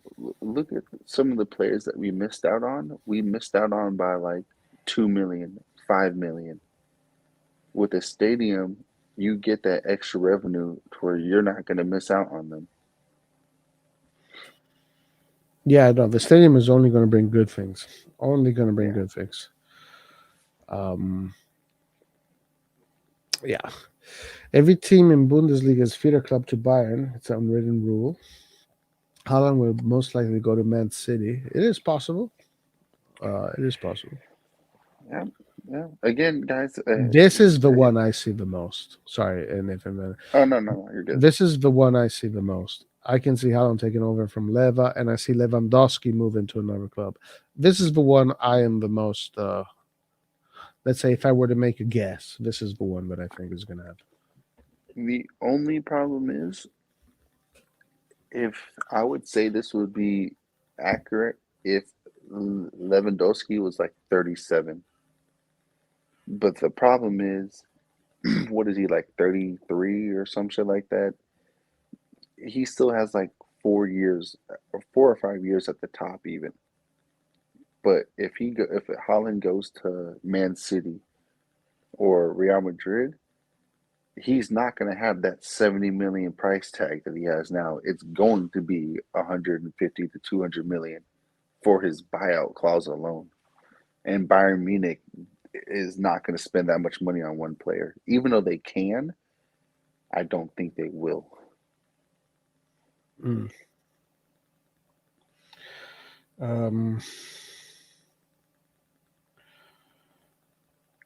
So you don't see that happening, eh?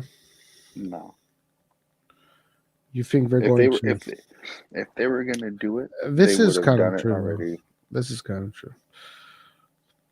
Is it true? 33rd, 34? Yeah, I mean, it's a because good opportunity, though, Nathan, because yeah, because of the clause. then that's what I'm saying. The problem is Lewandowski is showing no signs. He's Of still decline. top goal scorer. I'm pretty sure he has most goals in Europe right now. Yeah, I think he does. So, but he's right. Most of the time, that is what it is. But we could have another case of Zlatan with Lewandowski.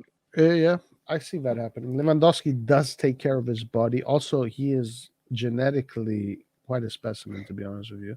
Right. So he And can and definitely. even then, Bayern have already said they're not getting Holland. They're not replacing Lewandowski anytime soon. Mm, So Holland is leaving this summer. So Bayern would have to go for him this summer or not get him at all. yeah. Look, if I were to make a guess, I know there's no dots that are connecting this way. I guess it's just the past. My first two guesses are my. These are my guesses. Okay, I don't know in what order. Real Madrid gets Haaland and Mbappe because I know they can make that happen. They have no problem. They know That's how to make. They know Real Madrid knows how to make that happen. Okay, yeah, yeah. that's one. That's my first one too. I do think that Man City could be could be an option for him. Bayern. So I think it's those three: Madrid's, Bayern, or Man City. One of those three. Um, City is a bit difficult because I think the one thing I do like about the English is that they do want the best English players to play on the top three or four teams. Say So again? I really, the one thing I do like about the English is they really want their best English players to be on the top Mm, four teams. yeah, true, So true. they really want Harry Kane at Manchester City. Mm, yeah. That's true. That's definitely true. There's definitely that tradition is real in Right. England. It is definitely a real tradition. They want the English players to be in the best teams, and because the fans demand it. The fans demand it. Exactly. Yeah, it is true. Man City could be Kane. So what? Are you going to commit with Real Madrid? I am. All right. Well, let's see, man. I'm not committed to Real Madrid, but if I were, I honestly I would commit more to Bayern than Real Madrid. But I know what you said. I get it. I think I'm just kind of connecting dots that maybe are not there. Um, Most likely Bayern will get Werner back to the Bundesliga. That is very realistic. That's the Chelsea player, right? Yeah, he needs to leave Chelsea. He needs to leave Chelsea. I don't know He anything would about he that. would have he would have been better off coming to Milan when we were linked with him multiple times. He just doesn't fit their style of play. Just like Like Lukaku doesn't fit Chelsea's style of play, which is fine. That it sometimes that happens. I can't. I almost expected that to happen. I did It's too. never it almost And seems matter of like fact, it's always yeah. Go ahead. I was just gonna say that right there is one example that supports my claim about forwards would rather be with a pair and how Lukaku speaks about Lautaro Lautaro. Martinez. Yeah. Um. Yeah. No. The Lukaku and the other well, one of the reasons why I just didn't see the Lukaku thing is because of the way it's all when it's all about money and nothing else. Yeah, That's another thing that is in the way. It's not organic. Um, Lukaku definitely. Lukaku was perfect for Italy, man. Like not only yeah, that, but he was loved. And he is still loved, but he was yeah, loved not just by Inter, by everyone in Italy. yeah. I mean, I hate fucking Inter Milan, but Lukaku surprised me big time, big time. I didn't think he was gonna do as well as he did. But some leagues are better for players than others, Right. and He it's not worked well. like and it's not like you can't win Ballon d'Or by playing in Italy. He could have helped. You gotta win. You gotta go far in the Champions League. In Yeah, Italy, if you go far in the Champions League in Italy, you can win the Ballon d'Or. All right, so check this out. AC Milan are said to be paying 125 million on salaries this season. By spending this amount, AC Milan have the fourth highest wage bill in Serie A. Juventus is the club in Italy that pays the most, 300 million. Wow, so we're paying less than half, followed by Inter Milan at 140 million. Holy shit, Juve. Ace, man, and they suck so much. Damn. AS Roma 125, me 105. 1 billion 1360 million will be paid in wages this season in Italy, which is the highest number in the last decade. These are, let's see, what is this? New player signings, AC Milan 2021. Okay, 26 million, 11, 7, 6. Yes, see, at least. Want to see the wages. Where are the wages? Here they are. Okay, so let's look at these wages and let's compare them to Bayern. So let's Romagnoli 3 million, Salamakers 1 million, Conti 2 million, Ante Rebic 3, Maldini 1.7. Damn, Maldini makes bank. Holy crap. Yo, who the fuck gave him this contract? What? Dude, this is oh man, this guy's loving life. Are you kidding me? Who the fuck made him this contract? can you put the screen up? Oh, it's not being shared. My bad. What the fuck? I think it's this one. Yo, Maldini is pulling a what you call it? This is a heist. Is this family funneling money out of the fucking club? Dude, look how much Maldini is making. What? And he's In only which? played 3 games in like the last 2 years. What? This can't be real. And this is net. It's not even gross. Right. That's crazy.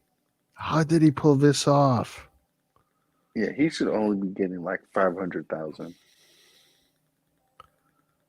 Wow, that's amazing. That's pretty gangster, to be honest with you. Its average age of Serie A. What?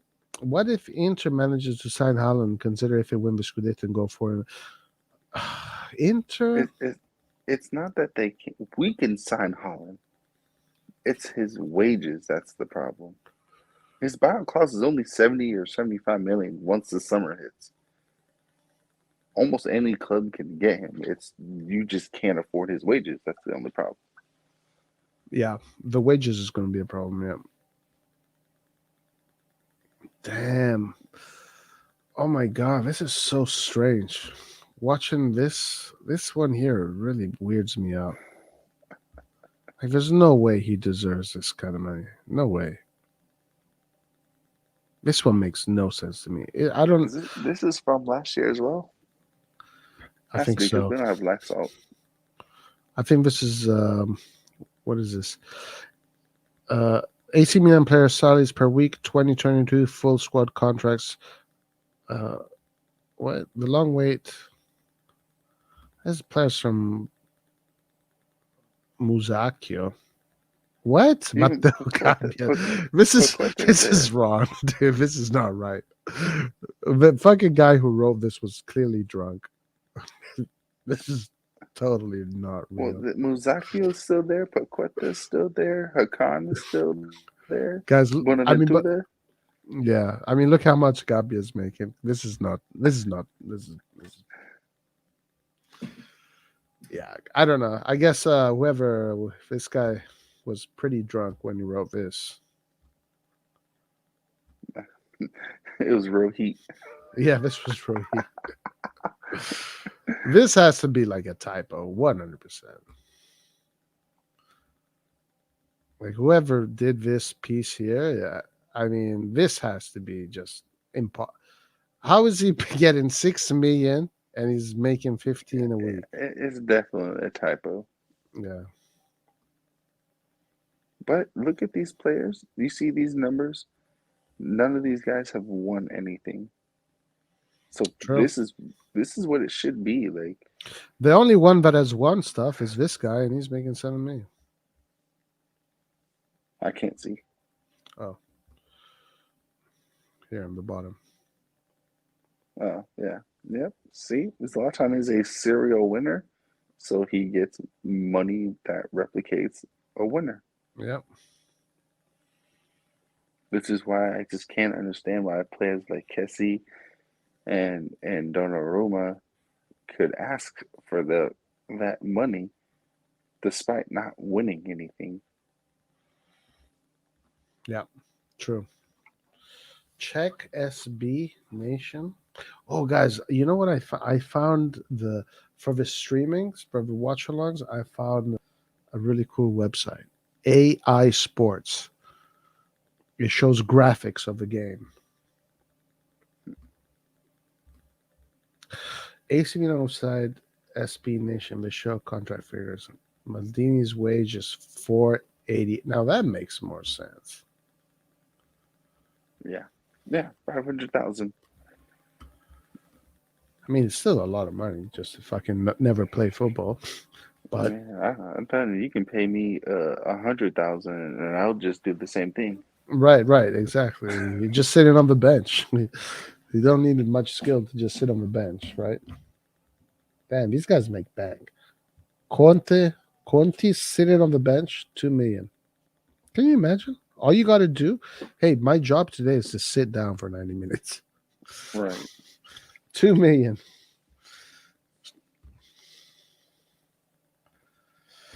In the Milan verse, what's new? A lot, Ollie.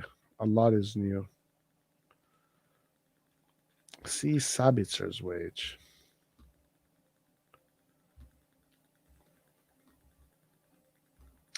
Let me go to that other website. SB Nation.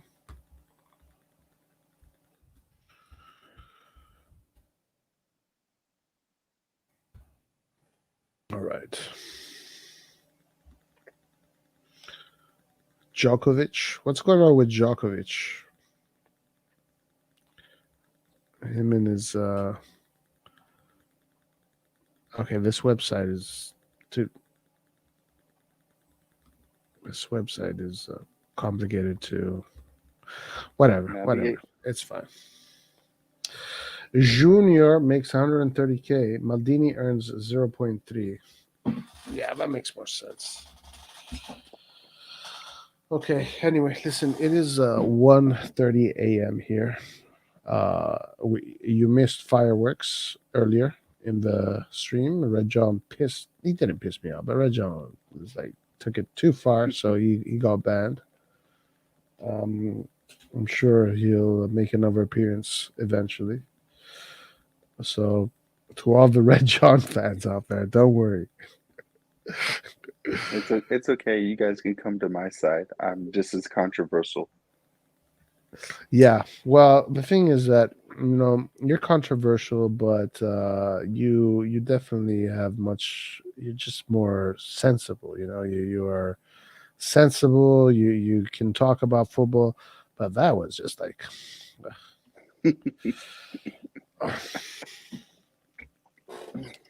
Anyway, Red John left the WhatsApp chat. He left the WhatsApp chat, so he's offended. Really? But Lyart got him back in. So I'm sure the Red John saga is not over. There you go, Roy. Damn. Do you think you need merchandise, Roy? That's your shirt. Right? Damn. Do you think Zlatan should be our biggest wage bill? Yeah, I think so. Yeah. Again, this comes down to. Don't get me wrong. I don't. If I was Zlatan and I truly wanted to help Milan, I would reduce my wages to like 2 million because of his age and how much he's been playing. But in all reality, he is a serial winner. So, Yeah, like, he's a serial winner. there's nothing you can do about it. Florenzi makes 3 million. Okay, so Eastbourne sent the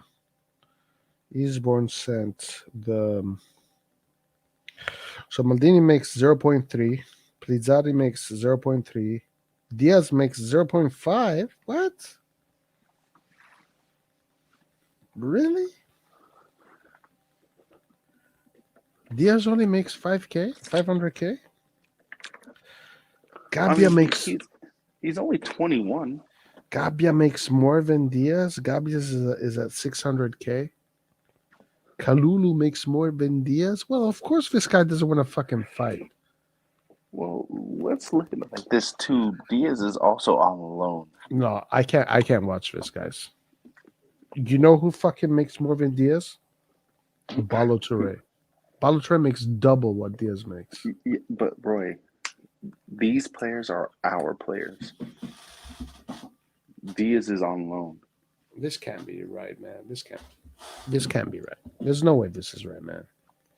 Diaz is the player that makes the least amount of money at Milan. Hold on one second. I'll be right back. This can't be right. If this guy makes this kind of money, well, no wonder he doesn't want to perform. The fucking third choices are making triple what he makes.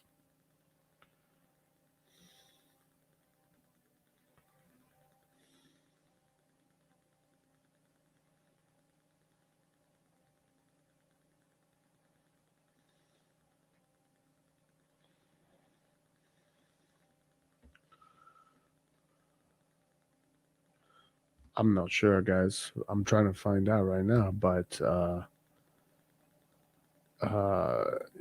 there's no way he makes the least amount out of everybody in the team when he is such an important player.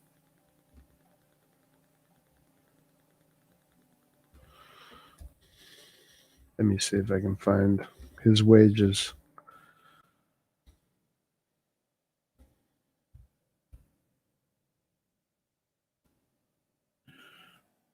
Okay, Brahim Diaz. Oh my God. No way.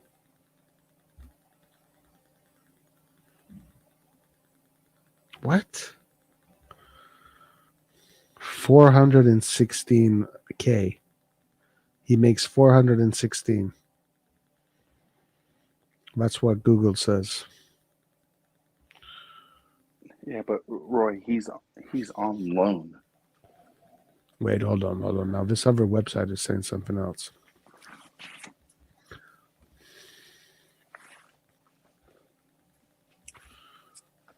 Like, are you really gonna pay a loan player that much money?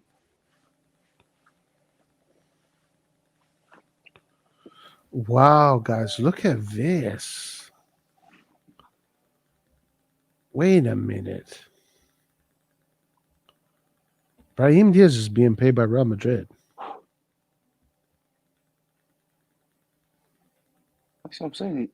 He's not our player, Roy. Like, I think Real Madrid are paying him 5 million. Is this there's true? no way. This can't be true, dude. What the fuck is wrong with the internet, man? Internet is just bullshit.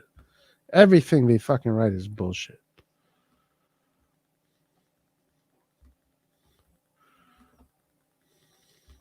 This is what I'm seeing right here. What? What the hell is that?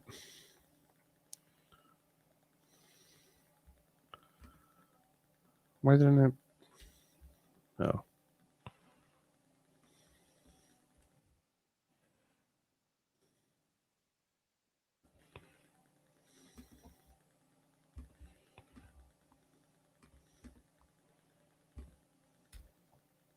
Okay. Brahim Diaz salary and contract. Brahim Diaz earns 107 per week, 5 million per year, playing for Real Madrid as a attacking midfielder. Net worth is 20 years old, was born in his current expires June 30, 2025.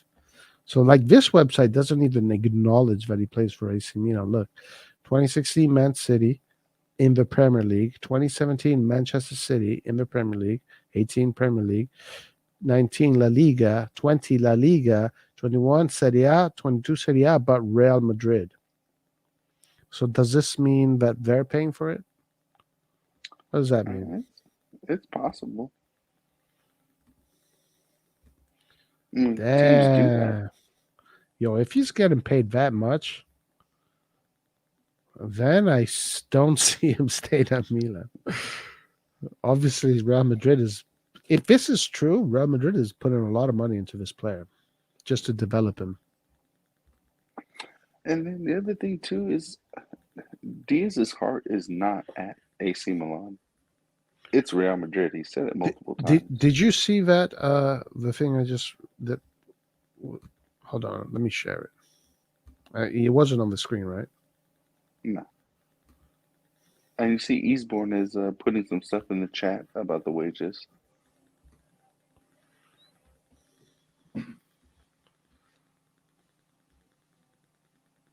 Sorry, what were you saying? Eastbourne put in the chat. No, before that, you were saying something. I was saying that his heart is not at AC Milan. He stated multiple times that he wants Real Madrid. Yeah.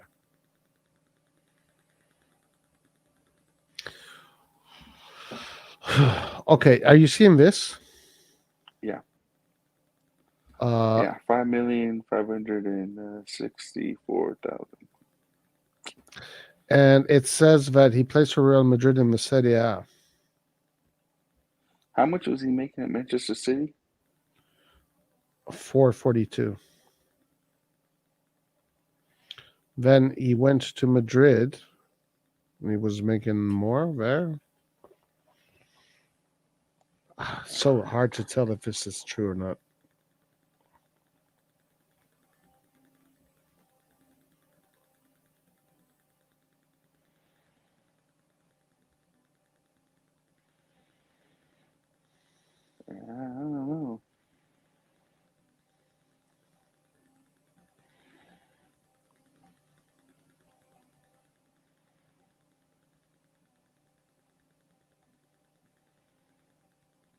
Well, my friend lost a cat last night, and it looks like she found it. Well, that's good.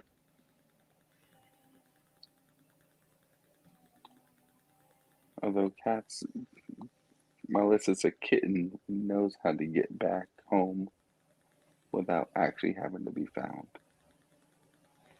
What's that? I said, unless it's a kitten, cats know how to find their way back. Yeah. Yeah, we're fucking looking for it all night last night. Anyway, listen, what time is it? Oh, yeah. For me, Yeah. it's 3:40. Damn. Don't you have to go to work? Nah, man, remember I told you I'm off 3 days. I was off Friday, Saturday, I'm off tomorrow. Oh, yeah. Oh, yeah. What's Monday? It's a holiday, right? It's a holiday, but in jobs that are 24/7, like police and trucking and things like that, it's not a holiday. There's no holiday. But what is it? What is I mean, I know the schools are closed. The banks are closed. It doesn't matter, Roy. Anyways, we're not paying for him. Do you have any friends a part of here? No, I don't have friends. Oh, and it's MLK is All right. Monday. Isn't it his birthday today? I think his birthday's today. Well, I mean, I think. MLK is always the 17th. Oh, the 17th. Yeah. So I go Yeah, into work January that day. 17th. Yeah, Yeah. January 17th. Right. So on Monday. Yeah. I go into work, unfortunately. The supply chain, man. The supply chain. You're part of the supply chain. Yeah, well, as long as they keep paying me, I guess I got no You complaints. work in the supply chain industry, something that in America is very important.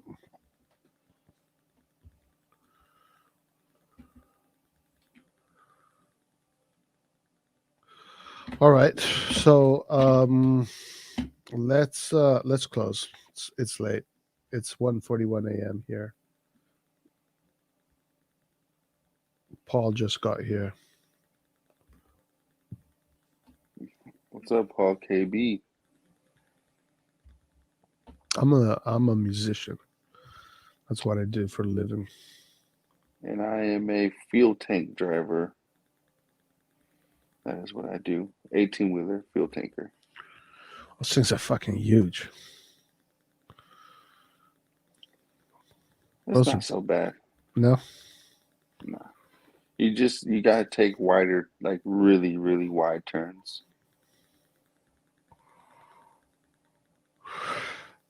Yeah.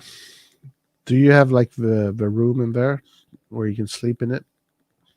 Nah, that's usually that's for people who who do on the road driving. So like they're the ones Oh, who like drive yeah. out of state and stuff. Right. Gosens might move to Newcastle. I saw that today. Did you see that? No, I did not. I hope not. That would be a waste of his career. Yeah. Plus, Newcastle is like on the verge of relegation. Freaking Newcastle. You know, those Saudi people, like, I understand why they got Newcastle, but I don't think they understand how long it's going to take. Oh, Newcastle is a historic team, but they're not a big team. yeah. It's gonna take a Like, shit longer time, man. Long like, time. like, bro, can you imagine if they came to Milan? Bro, Oh my god. our success would literally be instant. Like With all that money. the only reason why players don't come here is because of money, and that is literally it. Yeah. They would just inject a 2 billion in the club right away. Yeah, and let's face it, the food's better in Italy. The women look better in Italy. the Not the weather is business better in though. Italy. The business is Yeah, not though. yeah, but that's almost everywhere outside of Germany and I guess England. Yeah, Germany and England. I guess France too. Yeah, but France, their league is like on a horrible downfall. Yeah, yeah. Their league sucks, but it's better than the Serie A. Mm, no. What's the history of his channel? So the history of his channel is Ari started this channel and he was doing reviews. Then he looked for people to join him, and then so he got me, Laird, and some other guy named Aaron. And then we were doing stuff, but then Ari got really busy with other things, and due to the nature of my job, which gives me a little bit more time during the mornings, I guess, I am capable of keeping it going until he comes back. So that's the history of this channel. Where's Roman, Larry? Lart is I don't know. I think he's awake. Hmm. He's definitely awake because he Well, it's put about to red be. It's he about to be put 10 o'clock in the morning where he is.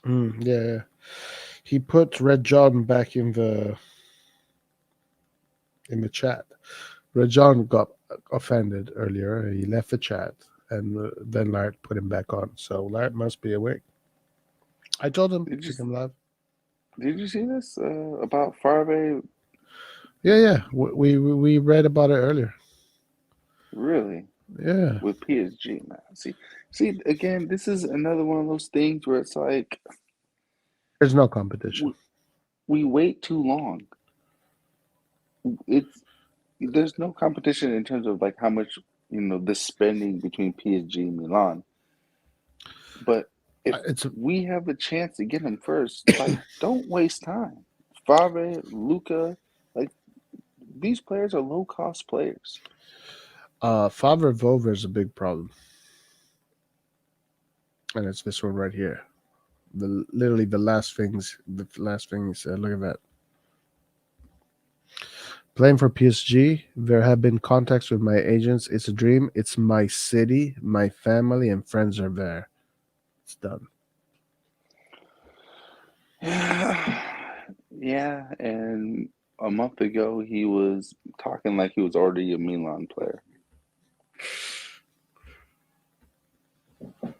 Yeah, I know. That's funny. That's funny.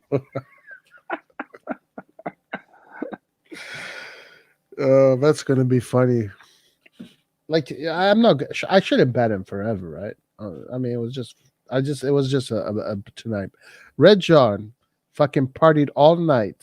Okay, he came on the chat here. It was 8 a.m. where he was. He hadn't gone to bed, so he partied all night.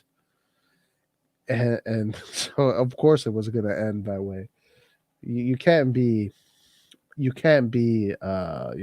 like fair minded and be sensible after partying all night and get back home at 8 a.m. So of course he couldn't control himself and said the wrong things. Get some publicity. I think little work with IFTV and Sempre Milan could help. Do not stop, please. We're not going to stop, my brother. We're not going to stop. Do not worry. And we are going to do. We're going to do definitely more for sure, guys. Safe is Safe. here.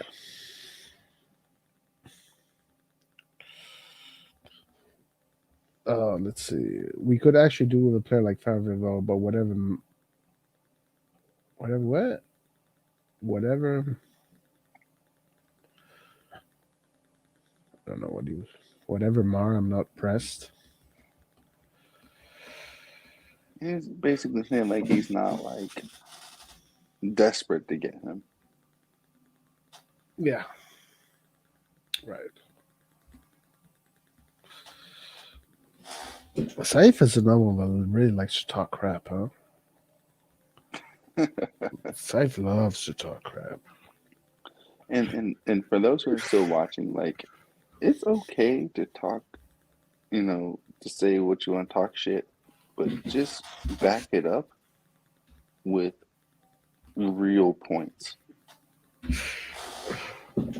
My favorite player of all time. My favorite player of all time is Red John. So I'm gonna send you a Milan jersey with my last name on What? it. He said Nathan Roy favorite players. Oh, I thought he was saying are we? I thought he's saying we are his favorite players of all time. I didn't see the question No, mark. no, no. He wants to know what our favorite players of all time are. For me, because I'm a striker, the only my favorite player, without a shadow of a doubt, is Filippo Super Pippo Inzaghi. Really? Yep. Inzaghi, yeah? Uh, yeah. Even though I told you, like in high school, that was like the last time I did my 40. My 40-yard dash is a 4.59 when I was playing in high school. And Okay. for those who 4-5. understand that's really fast. Mm. Um, but I modeled my game after Inzaghi. So you lived on that offside line, did a lot of Yeah, that yeah. and movement. So U turn those U kind of turns, yes, those bends yes. into space. Because I could start 10 yards back and I'm gonna win every ball, but there's no need to exert that much energy when all I need is 3 yards to beat the offsides trap. Paul is saying that is Mbappe's speed. I'm actually not playing either. Like I'm not like fabricating anything. I legitimately ran a 4.59. Nice, Like no nice. no bullshit. No bullshit. Is that for what? What do you mean? Like 4 seconds in 40 yards? Yeah. Oh, okay. Is that fast? I don't know. I can't. I know I'm not 100 meters is 9 seconds is like world speed. What's 40 yards in four so seconds? that's like getting so if I were to continue, I'd probably get to the half field mark in like 5 seconds. Okay, so you can do the whole field in 10 seconds, or more or less. Yeah. Well, that's good. Yeah, that's good. So but there's no need for me to exert that type of energy if you model your game after someone like Inzaghi. Oh yeah, it's all about timing. It's all about doing Right. it at the right moment. Exactly. Yeah, reading the position of your adversaries in conjunction in relation to where the ball is, and Right. all you need is those few. All you need And is 2 seconds, and you're in position to score. right. Even Now you less than two understand. seconds. Now you understand why I'm so critical of Giroud's movement. Like when watching him kills me because Giroud. I his Italy Italian defending. You can't just stand in one spot and think you're gonna out jump or out muscle Italian defenders. It's not gonna happen. It's simply not going to happen Yeah, look, Giroud does unless not you're have the agility that Inzaghi had. Not even exactly. close. But you don't need it with his height. You only need about 5 feet to get momentum, and he's gonna out jump whoever he's up against. But if you stand in one spot, you don't have any leverage. And the times he's scored his headers, he's always running or moving. He's never just standing in one spot. Yeah, I mean, Giroud is Giroud. I've never Right. been And crazy and, about him. and he doesn't need to be super fast. He just needs to be mobile at the right time. Mm. Paul says, Nathan, Oh, you wanted Leao sold for hardware. We haven't forgotten. oh, and I still stood by that in the summer because we got Liao for 30 million.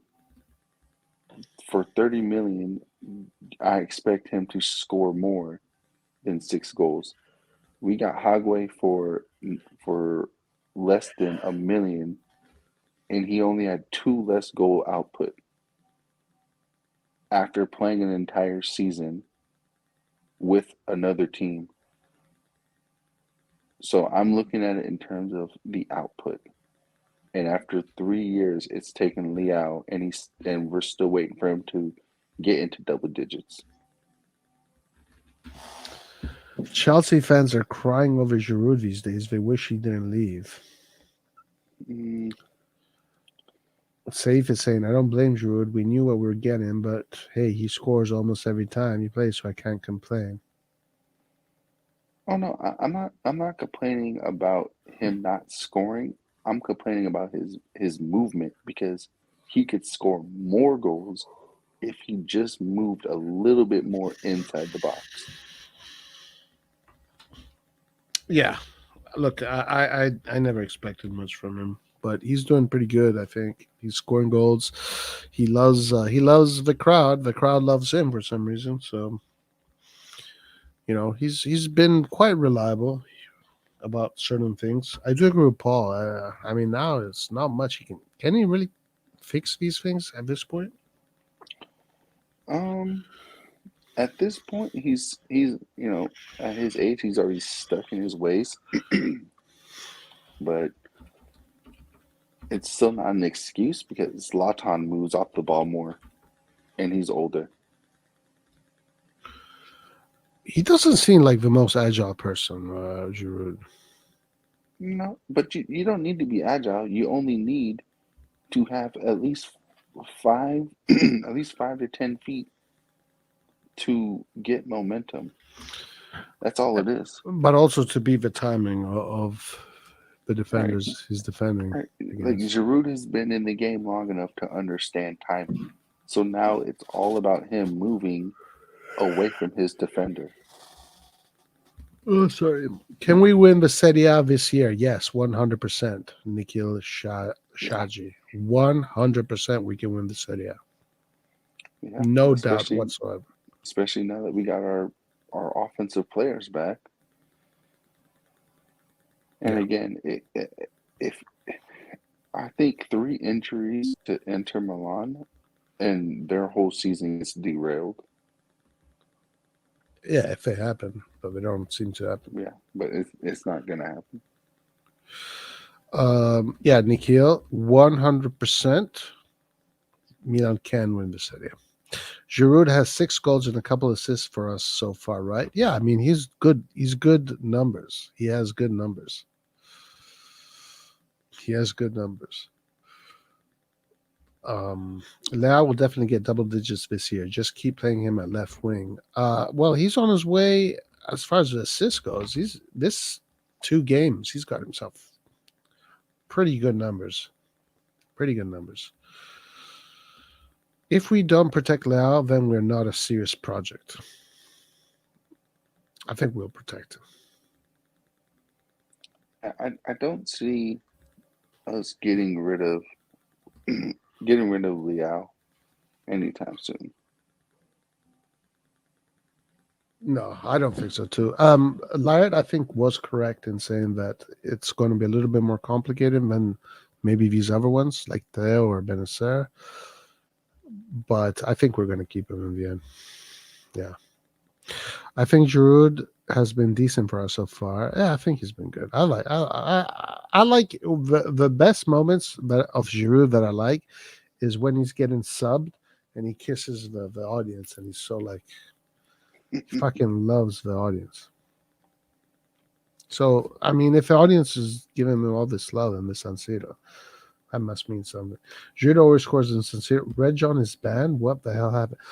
Red John started Man, an argument earlier, you missed it, Paul. You and it missed it. was getting so crazy that I had no choice because he was starting to say some things are just not real, not He true. said he said that Milan are basically Dortmund, Well, following Dortmund. well, he was saying that that's what I'm saying.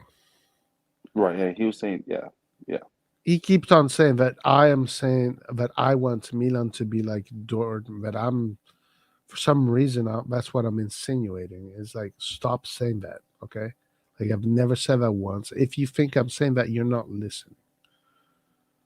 For me, Milan is Milan needs to fight to become bigger than Real Madrid. We should become number one. I don't even Dortmund is not even in my radar. Dortmund is not even in my radar, bro. Like, stop saying that. So that's why I banned him because he kept on saying that. So now I put a poll saying, should Red John stay banned?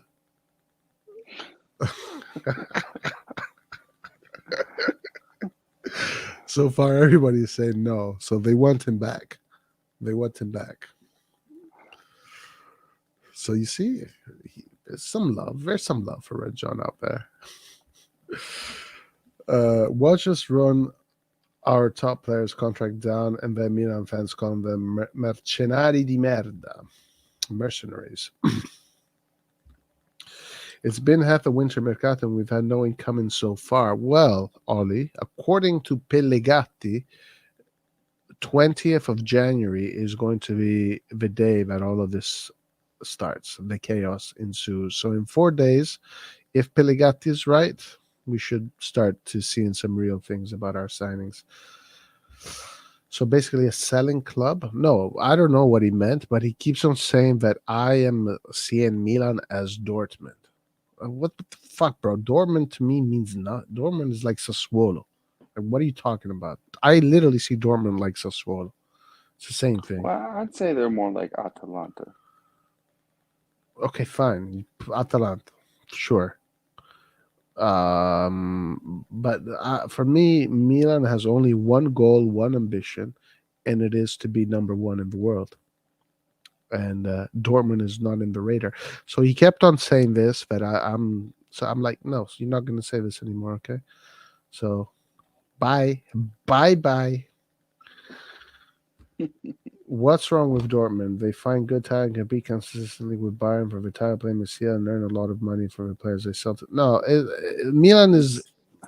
The thing is, and we talked about it before, Dortmund have a good model. The problem is the pressure that Milan has is that of Bayern and Real Madrid and not of Dortmund.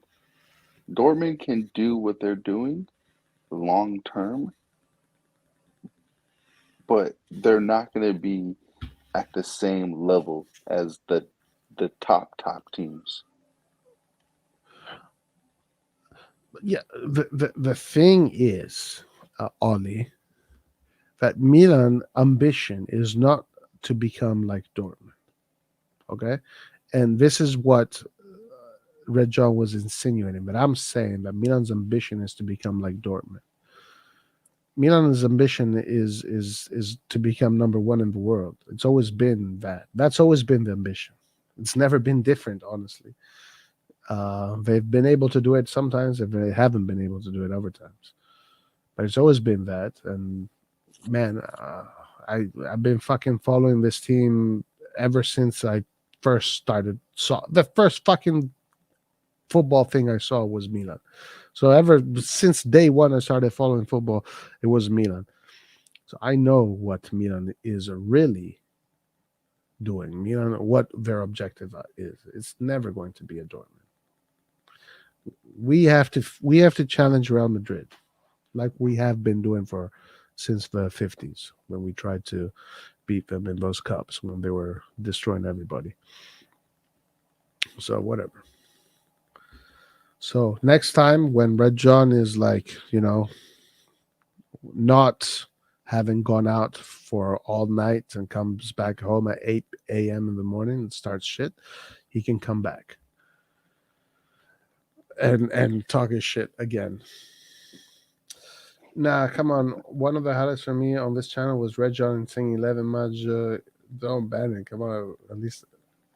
Nah, he's not banned. But let's see.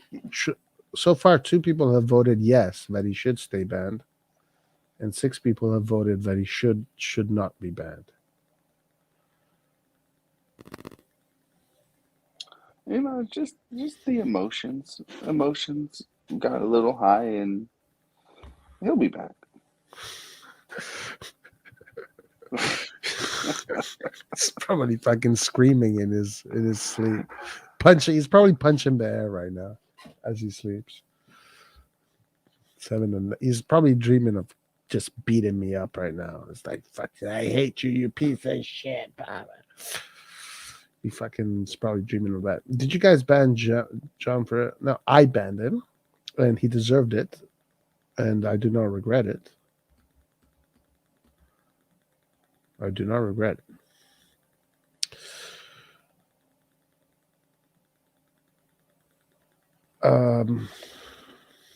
Yeah, I understand, but what? Go ahead. I'm just reading this comment. I don't want us to be Juve for the last 10 years. I mean, if we win the league for 10 years in a row, we can literally buy anybody. And with the Ooh. way that we're building this team to be sustainable, our next 10 years, let's say we did win the league for the next 10 years, our sustainability model will be even stronger. And our 10 years won't end, it will just keep going forever. Yeah, if we can build that sustainable model, yeah. I think we would have done better than Juve if we could have achieved that. I think we would have in Europe. I think we would have demolished everybody. I think if we won the Scudetto 9 years in a row, I think we would have probably got into 3 or 4 Champions League finals, and maybe we would have won 3, 2 for sure, maybe 3.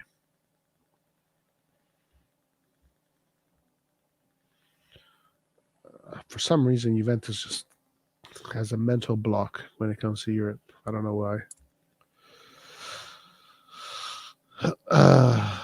What happened to Red John? We must have. I wonder where everybody's at right now. Like where they're at in the world to like just be joining. Oh yeah, well, everybody's everywhere. I don't know where. What is Shadow Realm? I like that Shadow Realm. That's sick. Shadow Realm. That sounds like some Mortal Kombat shit. That sounds sick, bro. Fucking Shadow Realm new member. I love that Shadow Realm. I wouldn't want to be Juve of the past 3 or 4 years. No, never do I. Atalanta Inter prediction. Nathan, take it away. Well, in terms of fitness, Atalanta definitely have the edge. Hopefully, Inter are just tired. Hopefully, they're really tired, and Atalanta just steamrolled them. Oh yeah. So, I'm hoping for at least 2 to 0, or maybe 2-1 for Atalanta. Really? Yeah, I think Atalanta really has a good chance. Well, they kicked ass, didn't they? Didn't they kick major ass? Yeah, against Udinese. Yeah, so they should be far fresher than Inter players. Did you see Dybala not celebrating today? Wow, I saw that. I would really like Dybala at Milan. Oh yeah. Ooh, Inter seems to be the closest team to be getting him in Italy because of Marotta. Marotta was a guy that got Dybala, right? He worked with Dybala. And right now, the Juventus fans are all saying that Juve sucks because of Dybala. They're doing the same shit they did with Ronaldo. They were blaming Ronaldo, and now they're blaming Dybala. So now it's a weird situation. And if Milan doesn't at least try, I'll be disappointed. Yeah, they have to. He's asking for a lot of money, though. He's asking for 10 million. Oh, shit. Yeah, fuck it. Never mind. Yeah. Never mind. He's asking for those big top club, Best signing of a decade for you guys. Best signing. Ooh, Ooh, of a that's a good one. decade. Of a decade. Ooh, there's a few of them. There's a Well, bunch. the thing is, though, we haven't had outside of Kessie. He's the longest person that's been here, isn't he? Yeah. So, and then if you go beyond the last year and a half, our last decade was horrible. So really, any player you pick from Pioli's time in charge is going to be better than anyone Well, from the last 10 years. there's a few that come to mind. Mike Magnan. Yeah. That's why I said Pioli's era is going to have all the players. Right, right. It's all Pioli's errors. I would say Kalulu because of the operation being Tonali. Tonali, yeah. Tomori, Yeah. Kier, uh, Benacer, Teo Hernandez. Oh my God, what a fucking signing Teo Hernandez was. Leao. Mm, Damn. You know what? I'm gonna go with the despite the fact that I love Tonali, I think I'm go, this one, yeah. Sorry. I'm gonna go with Tamori. Yeah. Honestly, I can't give you a number one, man. Because I'm honestly, like my number one, if I would really, the first name that just comes to my mind is Magnan. yeah. It's a hard decision. It's really hard Um, decision. it's a really hard decision. His Mike really took the bull by the horns like instantly. Yeah. Tamori did the same thing. Tonali, it took him a year, but I mean, look at him now. He's indispensable. Kalulu just he gets better with every single day. It's really difficult. It is, huh? Um, Ollie's messing with me now.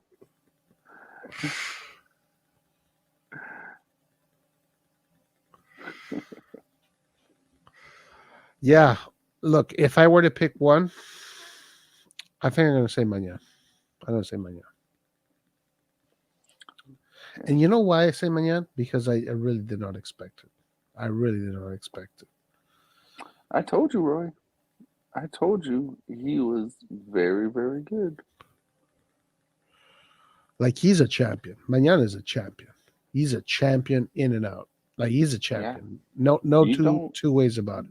you don't get those stats that he has by accident.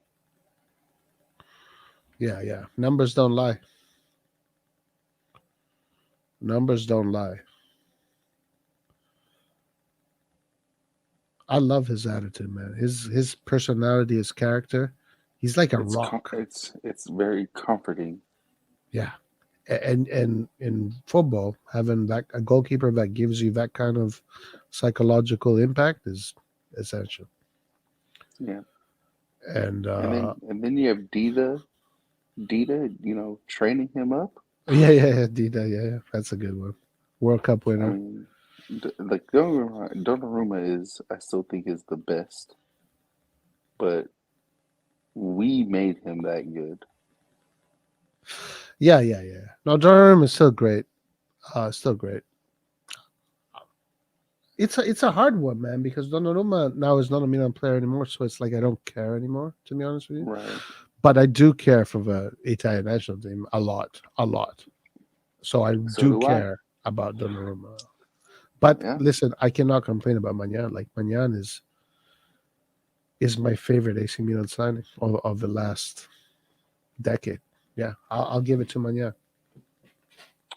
Uh, I'm going with Tamori simply because every time he plays, all I can think was just this guy is incredible. Like he has like Maldini and Nesta type tackling, and Yeah, I his mean you're not wrong. freaking his interceptions or his recovery. Like man, like honestly, The last time we had a defender that was just athletically good with very good tackling was Silva. Silva, yeah. Like these types of defenders do not come along very often. Yeah, we got lucky. I don't know if we got lucky with him, but that was a big surprise to Tamori. I mean, Tamori's top player. I mean, he's our best player. I mean, he's one of our leaders. He's one of the leaders of the Yeah. squad at this point. He's already It took cemented me. himself. It took him one game to do that. That's exactly what I was about to say. I was 100% sure of him after just one game because I hadn't seen him play, and Yeah, I don't really like looking at highlights because that doesn't right. tell me shit. Everybody looks good, but after one game, I was like, oh yeah, It took him one game to take the team by storm. That says a lot. I still cannot explain how he didn't explode in England. That's well, weird. and yeah, you know what? It's because he played for Chelsea, so his chances were limited. If he was like on Yeah, West Ham or some shit like that where he played every single game, he'd be like Maguire. Maguire. Well, I mean, what do you mean he'd be like Maguire? As What do you mean? in, as in, he would have he would have costed like 80 million, and he would have been like on Manchester City or some Oh, shit yeah, like yeah, that. yeah, yeah, yeah, yeah. Obviously, But Maguire is fucking garbage compared to Tomori, which I just can't understand for the life of me how Tomori is not the starting center back for England. right. I mean, I haven't. I know Maguire is. They talk a lot of shit about him. Honestly, it's not a player He's I've seen. garbage. I've He's never. garbage. I haven't seen him a million times. So I saw him in the Euros. He didn't look anything special to me, honestly. I mean, he's good, but he's not. I think Tomori's better. I think Tomori's better. Yeah, Maguire, one of the worst signings in football history. bro. He is a garbage. He's a typical like 1990s to early 2000 type of English center back. Just just Yeah, all brawn and no brain. yeah, yeah. The fridge they call him. I think he's like a big fridge. Maybe Tomorrow's he first doesn't play game. for England because he looks too good to be on England. Who Tomori? Yeah. I think he's going to start playing for England soon. I think he's going to start playing for England. It's just a matter of time. I think already probably next season. I mean, honestly, I don't know how these other guys are doing in the English national team. I'm surprised they have great defenders that Tomori doesn't even get to be in the bench sometimes. If Tomori played in the Euros in the final, I'm not sure Italy would have scored. Yeah, maybe, maybe, maybe. He's difficult. He's a tough one.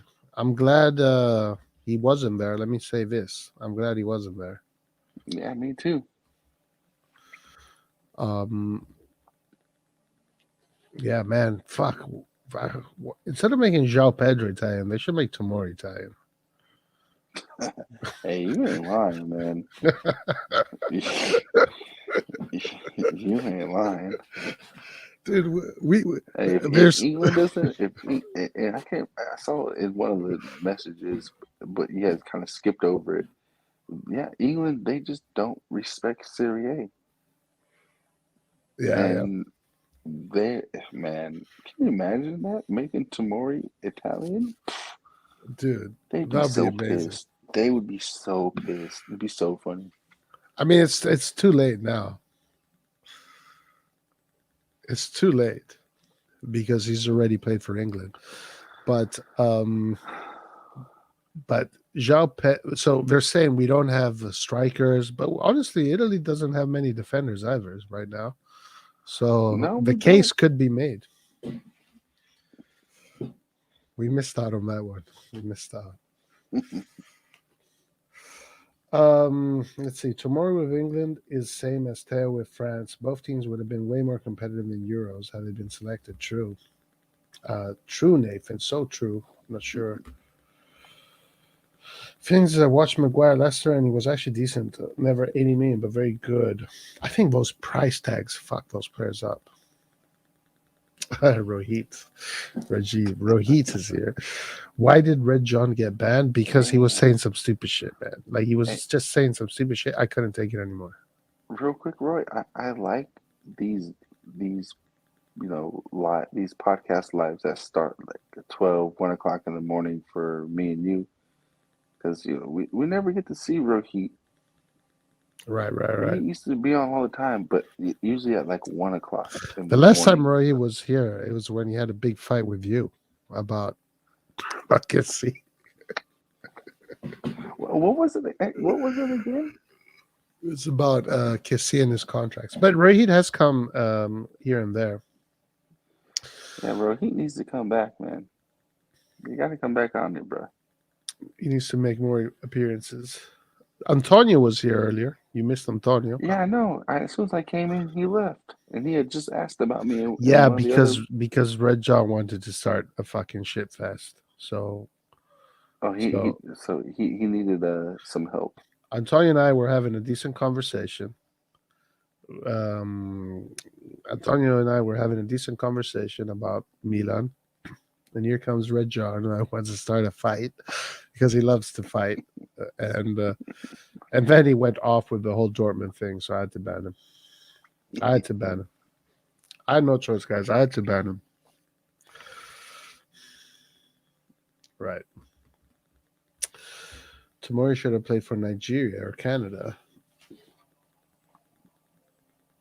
No, I should have played for No, well, Italy, man.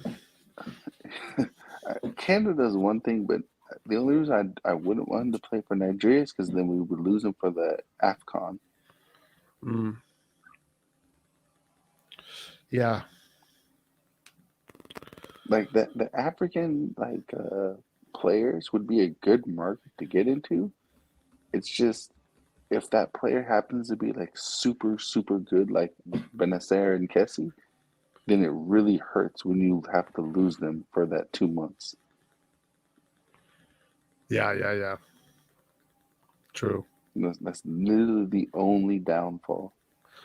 But Canada potentially had, I mean, they have Davis, who's really good. They could have had Tomori too. Yeah.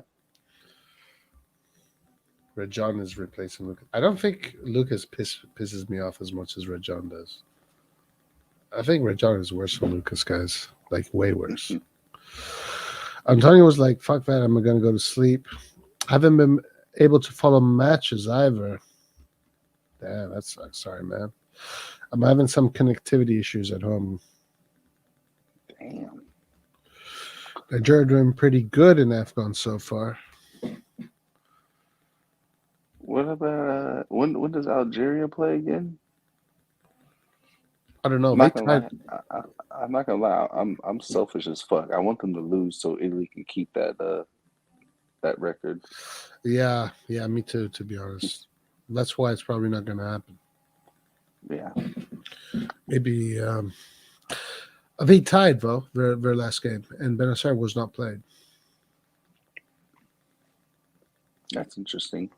But I mean, to be fair, Benacer hasn't been like how he was last year. So, well, Yeah, guys. If you haven't seen it, look at the interaction. It was crazy. It was a crazy interaction. Maybe I should clip it.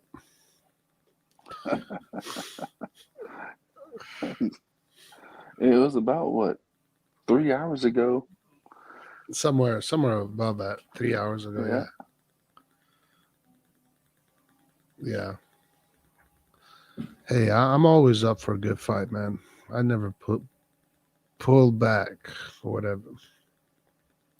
Algeria play tomorrow, an hour before Atalanta Inter. Ooh. Roy Nathan, which defender do you think Milan should sign for cover for Chiara Tomori? Oh, hey, buongiorno, Carlo. How you doing, my man? We got Carlo over here.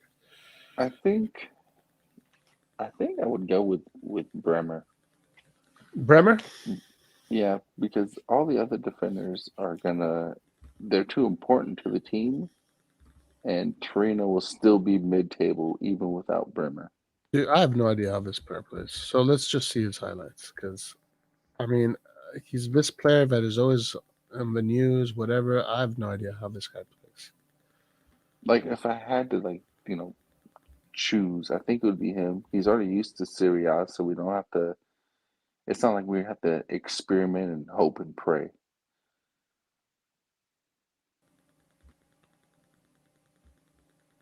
If Yeah, that makes sense. no, it does. Okay, let's see. We're going to watch some Bremer highlights and do some homework. I've seen highlights of Botman. He seems to be a guy that Malini actually did say that they're interested in him. Botman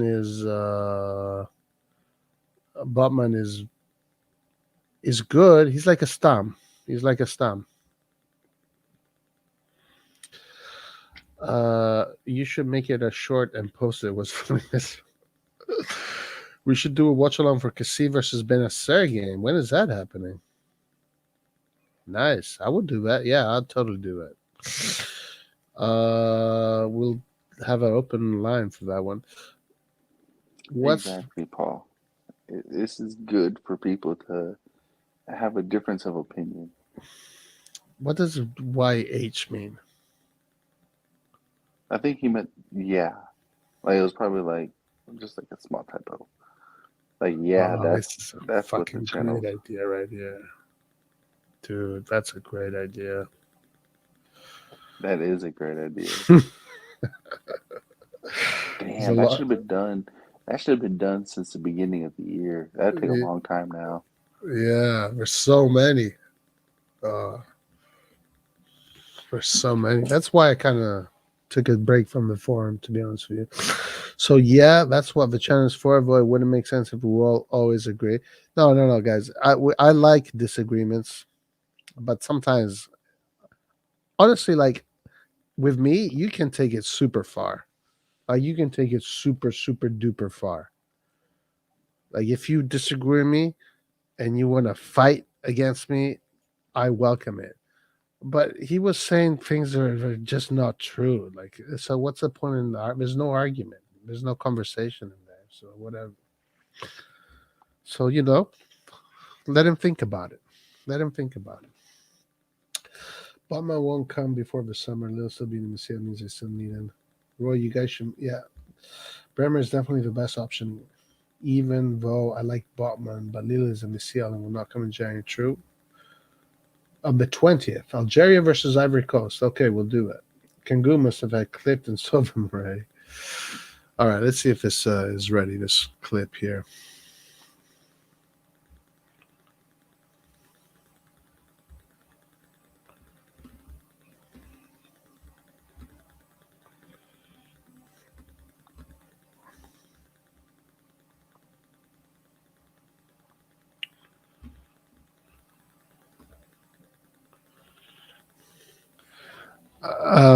He for right now, yeah, he is. Right now, he's bad. He's not allowed to be here right now. But maybe tomorrow he's back. He's good. Yeah, like if you guys got disagreements or arguments, make it to where it makes sense. Like bring some statistics or some tangible substance, but don't just make outlandish claims. Yeah, and he was insistent too. So, um, Good why is passes. bro? I got 5G. What the fuck was this whole hype about 5G if this thing is working like shit? Huh? Like what the fuck is the fuss about it? Uh, All right.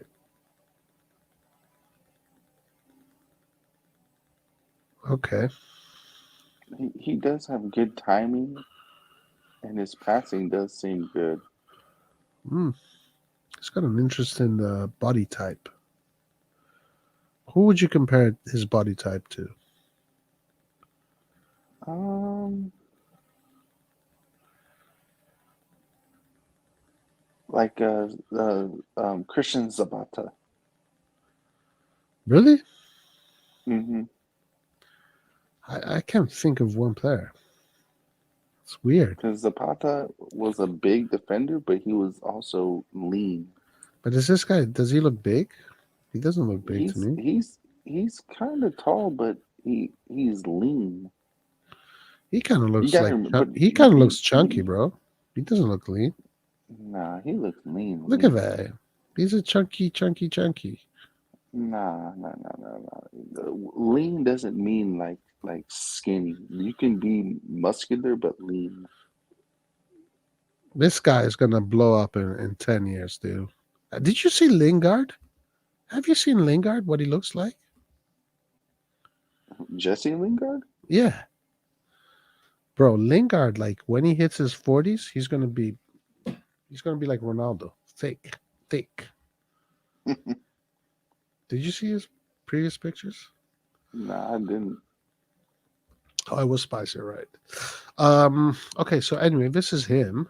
Uh,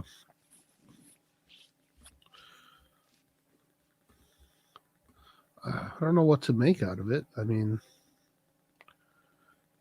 See, look at him there. Like he he's not like a stocky player. no. I mean, if you're playing in the city, yeah, you're obviously all muscle. I mean, I think what is his price tag or what do they want for him other I than think they're, Pobega? they're saying some stupid crap like 30 million or 40 million. I think Cairo is crazy. I know it's only Look, fucking problem dealing with fucking Torino's president, motherfucker. Always be on that bullshit. he's always on fucking bullshit, dude. That guy. If you were to rate him based on these highlights, how would you rate him based on these Uh, highlights? uh, I'd say he's like Tamori. What? That's why I don't like highlights because highlights make you look good. But if you're I don't. basing it off of highlights, then that's what it's gonna be. I don't know if these highlights are making him look good. I think they're making him look good. His interceptions, his passing, he's shows strength when players are backing up into him. That's what you want to see. Come on, bro. What the fuck? Where? Uh, I'm not that impressed. Oh, he's strong. He's a strong guy. Yeah, that's what I'm saying. Like he's not like a Dama Traore, but he's like like a strong, lean person. He seems like a work rate kind of guy. A heavy work rate.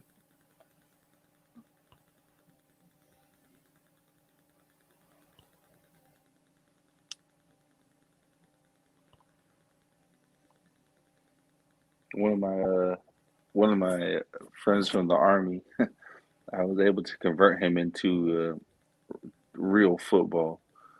And he said he was at the casino betting, listening to you and Red John go at it. Oh, really? Yeah, When tonight? Tonight? yeah.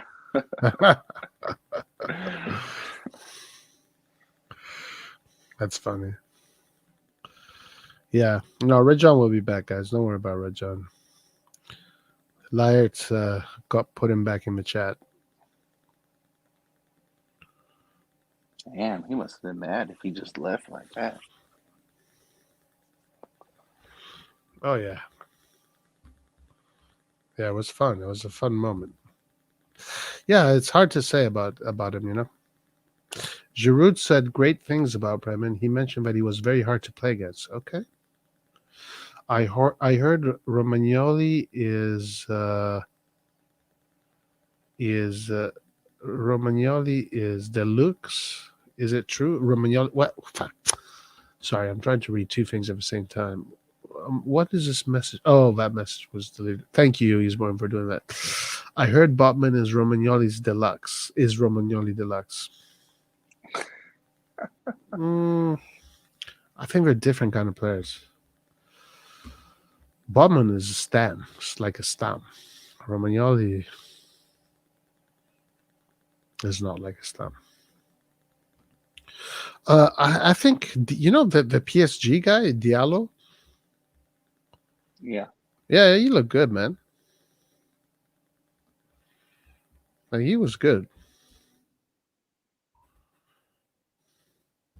Like he can play football. Like, he's a football player. I like that. I like defenders that can play football.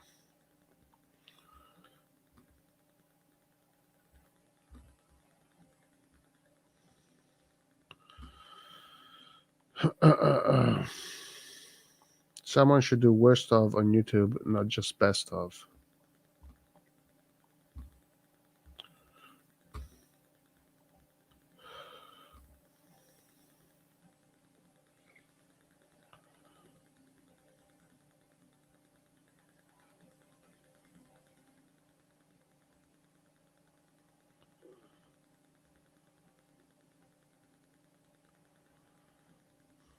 Let's charge it up a little bit. Yeah, he looks good.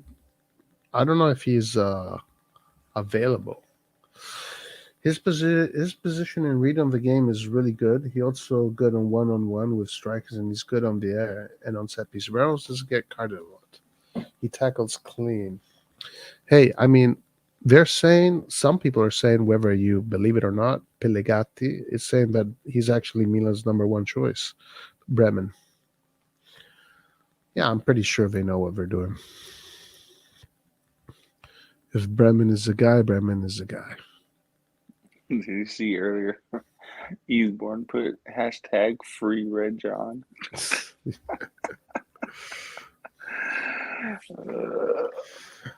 Yeah, Red John right now is went to bed. He's asleep.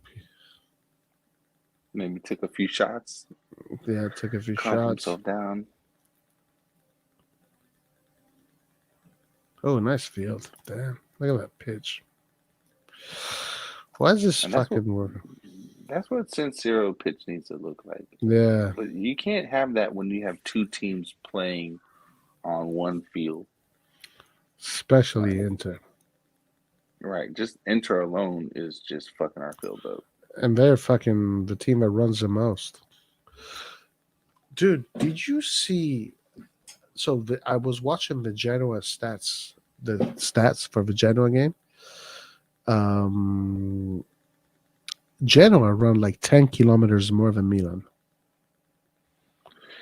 Yeah, because they have less of the ball. They're chasing the ball the whole time. But Inter is a team that runs the most out of all teams in Serie A. Yeah, that's because the formation that they play requires a lot of movement. Yeah. And Milan in because Serie you A.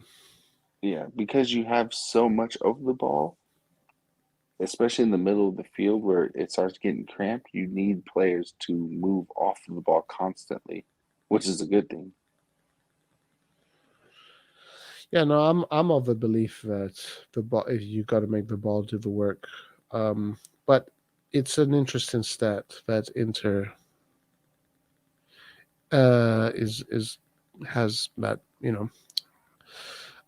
if we can get Bremer, we should definitely get Abdou Diallo on loan, because Diallo is also good at left back too. Right, and that's what I'm seeing.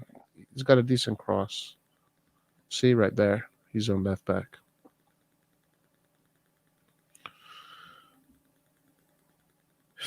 Now, is he French or is he from Africa? Because I think he's in the French. I think he's in the AFCON. Is he? I think that's what I heard. I think he's at AFCON. I know Bailey is at AFCON with Kessie.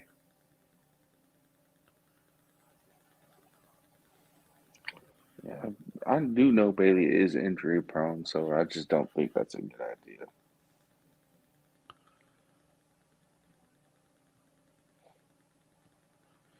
Yeah, even Sar looked pretty good. You know. Someone said that they watched him Sar play in the play. Oh, I guess he played Senegal. against. Yeah, Diallo is from Senegal. hmm, Yeah, I mean, I guess if the team is in good enough shape that they can survive the the AFCON time frame, um, then yeah, I think the African market would be good to get into. It's just, man, I just don't want to be in a situation where that's a player that we really heavily rely on Dude, the and only we have no issue backup. the only issue is that they do the AFCON in the winter because of the weather in Right. Africa. But not all countries in Africa it's like that. Because summer in Central Africa, East Africa, or even South Africa is beautiful. It's perfect for football. I mean, I guess if you're playing like in the north of Africa where you have the Sahara Desert, so you have to do it in the winter, that makes sense. But where is AFCON right now? It's in I'm Cameroon, not right? sure. I'm not Cameroon sure. is Cameroon is north midwest. Cameroon is like just above the equator, is above the equator, but it's on the west side of Africa. So Hmm. it's like a lot of lush, a lot of green. I don't think it's is there desert weather in Cameroon? I don't think so. I couldn't tell you. I think Cameroon is like a very green, lush kind of terrain. It's just above the rainforest of Central Africa. Hmm. I don't know. Weird. I don't know. I don't know what the ins and outs are. Uh, Sam said Diallo cost PSG 2 wins alone. Yes, I saw that. Wendell Sam. Diallo cost Hey, PSG 2 wins alone. that's my friend, Sam. Oh, that's it? Yeah, that's my guy. Nice. Where is he? Is he in Texas too? No, no, no, no. He's not in Texas, but he just um, started getting into it like maybe like a year or two ago, and he is very, especially when it comes to the French league, he's quite knowledgeable in these players. He watches a lot of leagues as well. That's all we did like on the weekends, just watch football. But he definitely knows a lot of good French players Or for where? sure. What state is he in? Because it's late. Where, whatever state he's in. He's in Where the. is he at? Is he Central Time? Yeah, East. he's on my time. Oh, okay, so he's 1 hour. So Yeah. it's almost 4 a.m. where he's at. Oh no, no, it's about to be 5 o'clock for us. Oh shit! Yeah, it's 4:42 for me, dog. Damn, that's crazy, man. It's freaking Oh, nuts. Eastbourne said he watched SAR yesterday. He made many mistakes and his decision making is not good. Almost cost Chelsea more goals Yeah, if they've it been a watch wasn't for star Thiago yesterday. Silva. Hmm. His highlight reels look good. Sar's highlight reels look good. He's out of. Like Sam said, everyone looks good on highlights. He looked like the most technical one out of them. Out of all the defenders, he looks like the most technical. I like technical defenders. I'm all about them technical defenders, dude.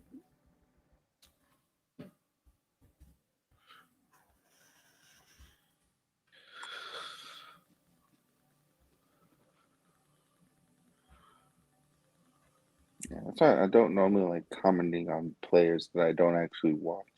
Yeah, I know. It's true. It's hard to say. It really is hard to say.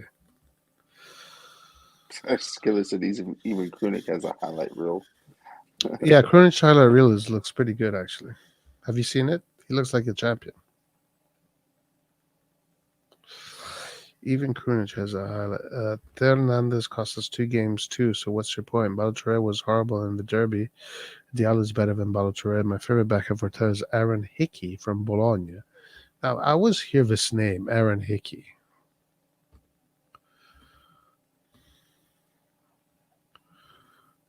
Have you heard of this guy, Aaron Hickey? A few times, but I mean, I don't. Let's I check barely it. have enough time to watch AC Milan play, Damn, let he's alone watch young, Bologna. bro. This kid, he's a child.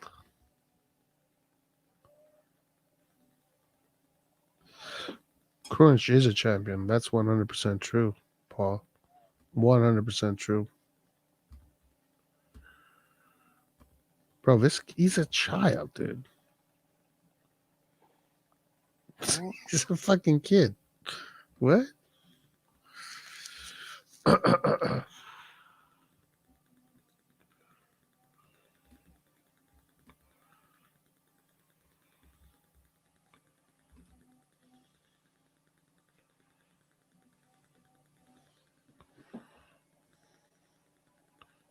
This kid is in Bologna?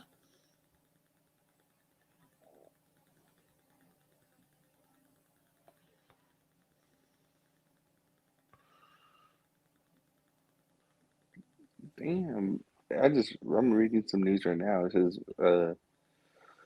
Milan are holding out. Tomori could return for Interclash. Yeah, I saw that. Calabria is expected to start against Juventus. Nice.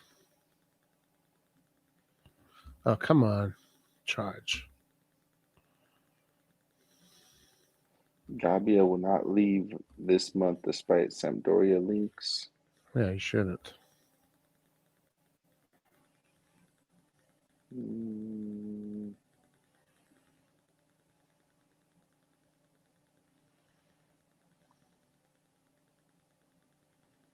of course, still some stuff about Kessie. Why is this thing not working properly? Oh. Inter and AC Milan tracking Andrea Bellotti, who Oh. declines offers from Toronto FC and Newcastle. Oh, yeah, I read that one the other day. That's a good one. I don't want us to rush Tomori back into the 11. All right. So this player here, Aaron Hickey, what surprises me more is like he's seems to be very young.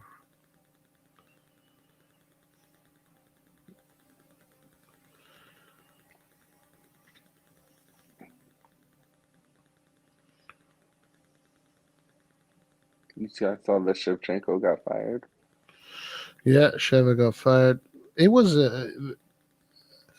it was in the news in Italy already that if he would have lost that game, he would have gotten fired. As a matter of fact, Paolo Maldini even asked a comment, and he said, "Well, Sheva knew what he was getting into, so you know, no need to make a drama out of it." Yeah, it'd be cool if he came to Milan and just like been like an assistant coach or something. Like I think he's realizing that the national team is actually probably easier than club because you have the best players possible for the national team. Well, I mean, a club that is fighting against relegation, that's difficult. That's very difficult.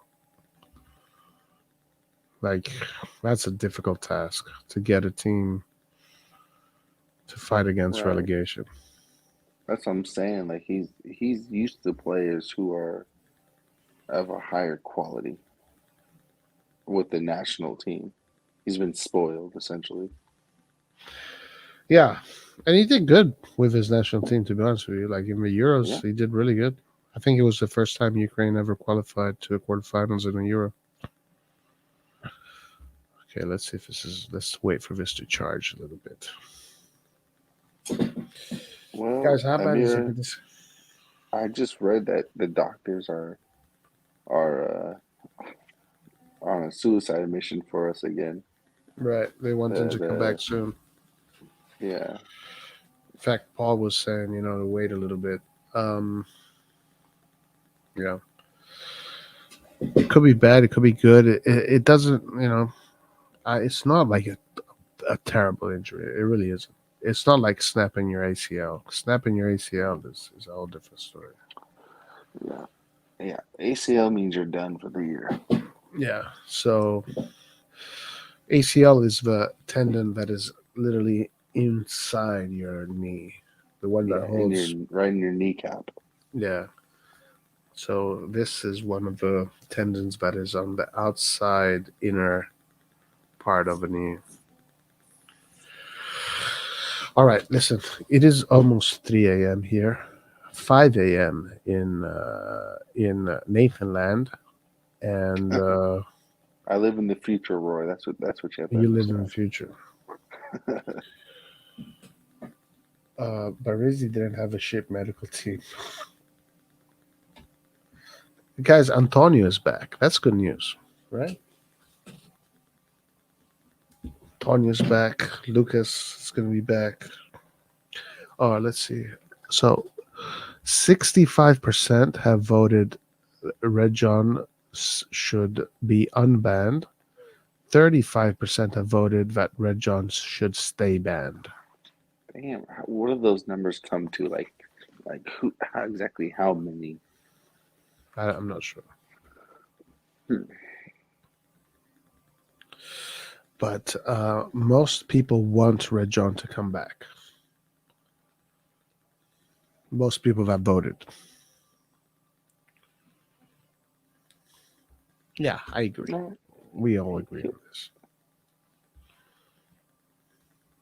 Respect to Nathan and Roy. That's right. Respect. And respect to Isborn. Isborn is a Milanista in and out. Well, everybody's a Milanista. I mean, Red John is a Milanista too. No doubt about that. No doubt about his Milanismo. What team does your friend support?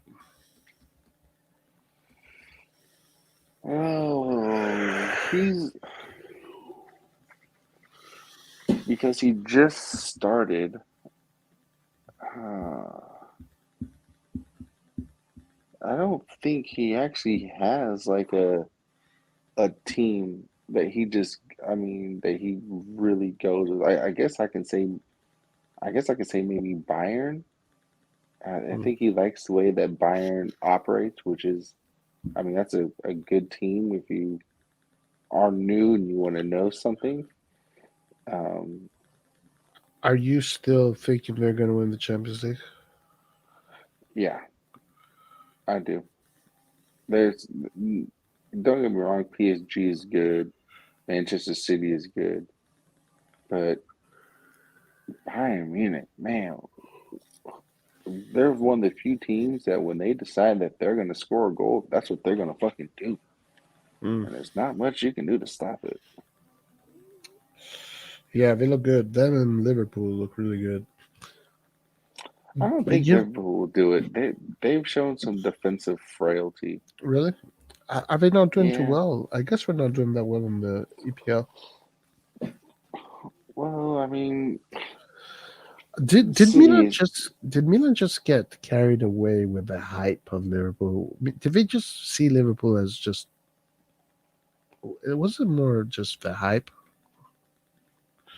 Or was it real? um about what? Liverpool just outplaying us like that Nah, was me. Did we we got give them too outplayed. much respect? That's a question. Did we give Milan? We did give them too much respect, but and because of that respect, we got outplayed heavily, and I can back that up with Atletico Madrid versus Liverpool. Atletico Madrid actually played and was beating Liverpool and was giving them a very hard time. And both games against Atletico Madrid, we dominated them. So we put ourselves in that mindset. And of course, it doesn't help that it was the first game of the Champions League. And if we, and a matter of fact, if we had a different order in which we played our games, we probably would have gone through. Um, so I mean, yeah, the respect we gave them is led to our downfall in those games. Hmm.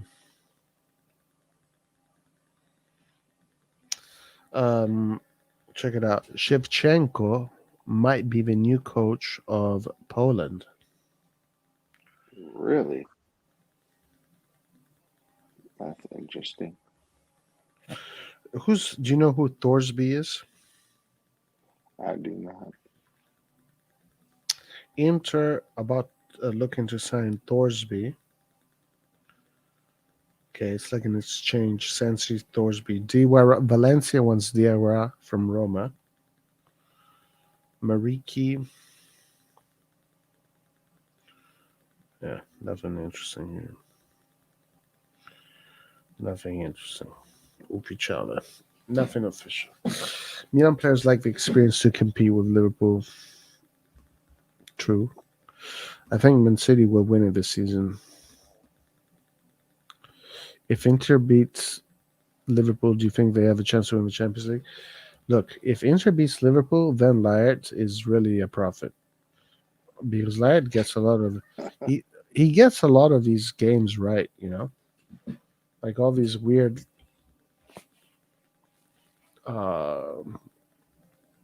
um, like I don't know what the word is. Predictions. Yeah, predictions and feelings. He gets a lot of them right. He's convinced. Laird is convinced that Inter will beat Liverpool. Well, the 4-3-3's nemesis is a 3-5-2. What's So that? like the way the formations clash, a 4-3-3 is weakest against a 3-5-2. Why is that? Just because of how the numbers match up. Um, yes, Liverpool's wingers drop back to make it a 4-5-1, but I don't think that they'll be able to do it at a successful rate for the entire game. I want to see this because I'm not. Like I'm. I'm even if not you look seeing at the our math. even if you look at our formation, technically you could say we have five midfielders, but when you look at the game, it doesn't equate to how you would think the numbers would be in the center of the field.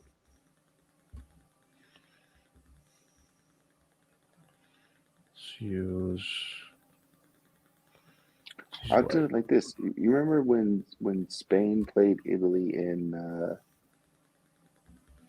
not in the Euros after the 2006 World Cup? You remember that first game that we played them?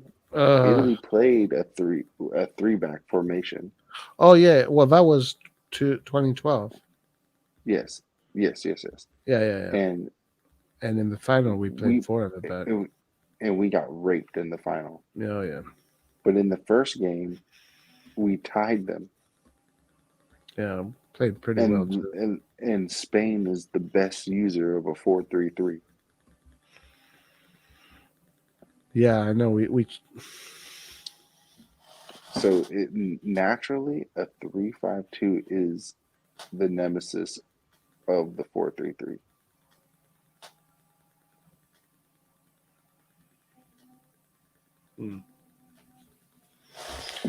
You saw how Pioli started to work his way of playing against teams with three defenders, Yeah, yeah. playing with an extra attacking midfielder.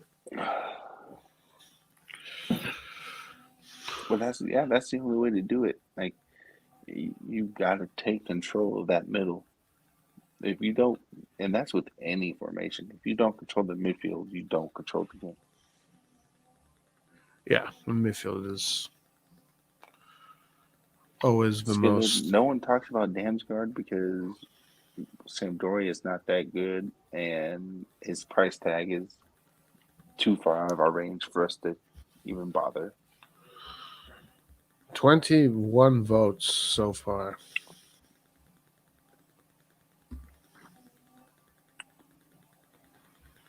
21 votes.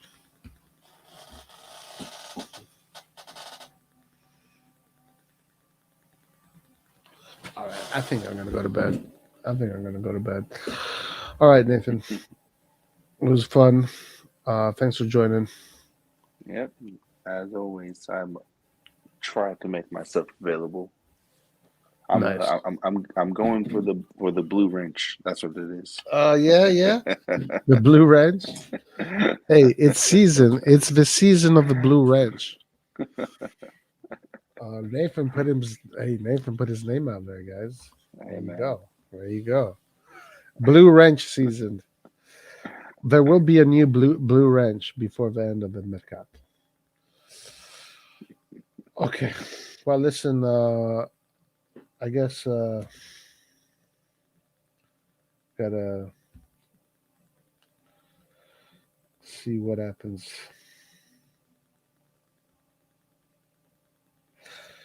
All right. So yeah, Inter Atalanta today coming up. That should be fun. What time did they play? Because shit, I hope I can even be alive for this game. I think it's 11:30 Paramount. 11:45. Mm, Your time? So Um, 2 hours. I'm pulling it up right now. Okay, it's 1:45 my time. Okay. You know the cool thing. That's the best thing. One of the best things about living on the Pacific, on the West Coast, is that the games are early in the morning. So when you wake up, you don't have to wait the whole day. It's Yeah, so no, nice. you're very lucky because for me, most of these games come at 1:45, and the only way for me to watch these games is if I go into work at 4 p.m. But if I do that, I get off work at 4 a.m. and that Mm, sucks. yeah, for sure. If when I used to live on the East Coast, I had to wait till 3 p.m., 4 p.m. That was a disaster. Nathan, what's up with Vlahovic? I mean, it's the same old, same old. I mean, he's scoring goals. We're still linked with him, but it, just like in the summer, it's the price tag that you got to get around. And we know how Fiorentina are with us. As a matter of fact, that's how it is with a lot of Italian teams. Brescia is the only team where the president wasn't a dickhead to us and gave us some outrageous number.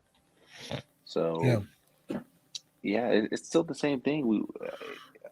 He would be a good purchase, just not for 60 million for a player whose contract expires the following year. Yeah. That's Look, that's a very unrealistic request. I don't believe it.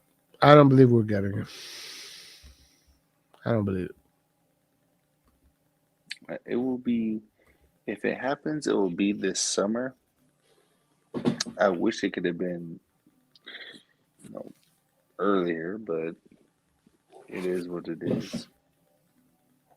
We definitely Um, missed out on Chiesa, though. That is 100% true. and we still lowballed Brescia. Exactly, exactly.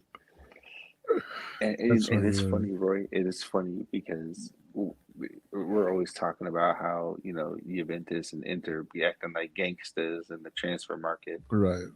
But Milan did the same thing and everyone acted like it was okay. And it's like, bro, come on, look what we did to Brescia. Like remember the topic was like we don't even we're not paying the teams the Right. full price or and we did the same thing and they just turned a blind eye like it didn't happen. It's like, come on, man, Yeah, I don't be know. hypocritical. I know, man. I have a really tough time with those conversations because it's like, it's like nobody's a saint, this idea of pointing the fingers. But when you're pointing a finger at someone else, your thumb is pointing right back at you. So it's that kind of situation. Yeah. Casale.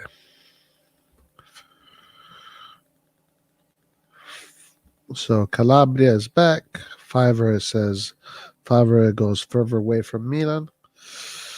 Giroud is about to surpass Jean-Pierre Papin on something. Alvarez, this player here could be very interesting. I would definitely like to check this player out as well. I think he would be. That's again, if you want to grow your market, your brand, you gotta you gotta invest in other places. So we have French players, so we have the French market. I mean, if you want Americans, you need to go get an American player. You want the South Americans, you need to go get South American players. Especially if they're touted as like the next best thing. If you have that opportunity to get them, get them. Otherwise, they're going to go to Real Madrid or Barcelona, and then from then on, their price tag is out of our range. Hmm. Yeah, we got to get him fast. Can't wait. Skiller says get players from China. Oh yeah, he's born. I No, kept he's got a telling you point. guys He's got a good point. You get 2 or 3 players in China, the amount of merch you're gonna sell is insane. Yeah, but the Chinese players are not very good. It is so strange how China, 1 billion people. Out of the 1 billion people, they can't put together a team of 11. It's so strange Yeah, but how sports are. Every country has their traditional sports that they're good at. It comes down to culture, to tradition. It's so strange. Because I mean, China is good at other sports. yeah, he's born. Yeah, man. I kept saying that Ikone is gonna be a hit in Italy. He's Who? gonna be good, man. Ikone. He's gonna be good. The guy is fast. He can dribble. He can shoot. India and Watch. China. Yeah, India's good at cricket though. We're good at cricket, India. Apart from Crispa, whatever Argentina players have played for us, Musacchio, Biglia, Guglielmin Pietro. I hated Big Leo, man. He's the sole reason why we got rid of freaking Locatelli.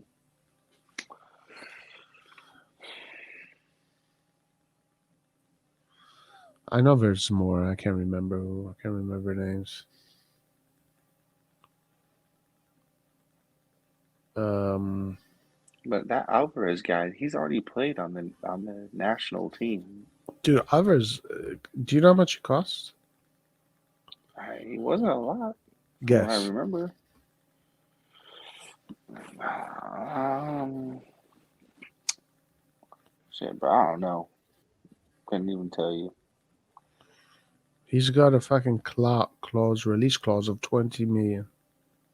There it is. Bro, that's pocket change. Like that's the shit I be talking about. Like, Yep. what else do you want? The amount fits, the profile age fits. He's a Yeah. striker. He's the next big striker in Argentina, Yeah. and we just sit around like nothing. And this is what he's asking: 2 million euros a year. Exactly. So again, Should be a what's no-brainer. but that and Roy, this is like I hope you understand. Like this is where like my criticism for the management comes in. When it comes to the defensive side of the team, these guys are on it. Boom, boom, boom. They know how to get it. They know how to find the best players.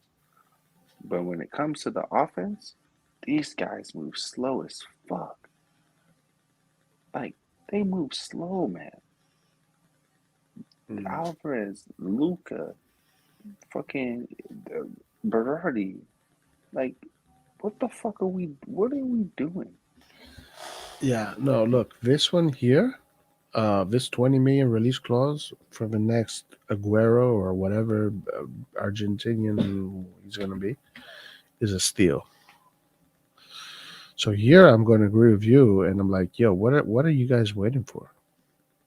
Like, sign this guy. He's the next big Argentinian thing.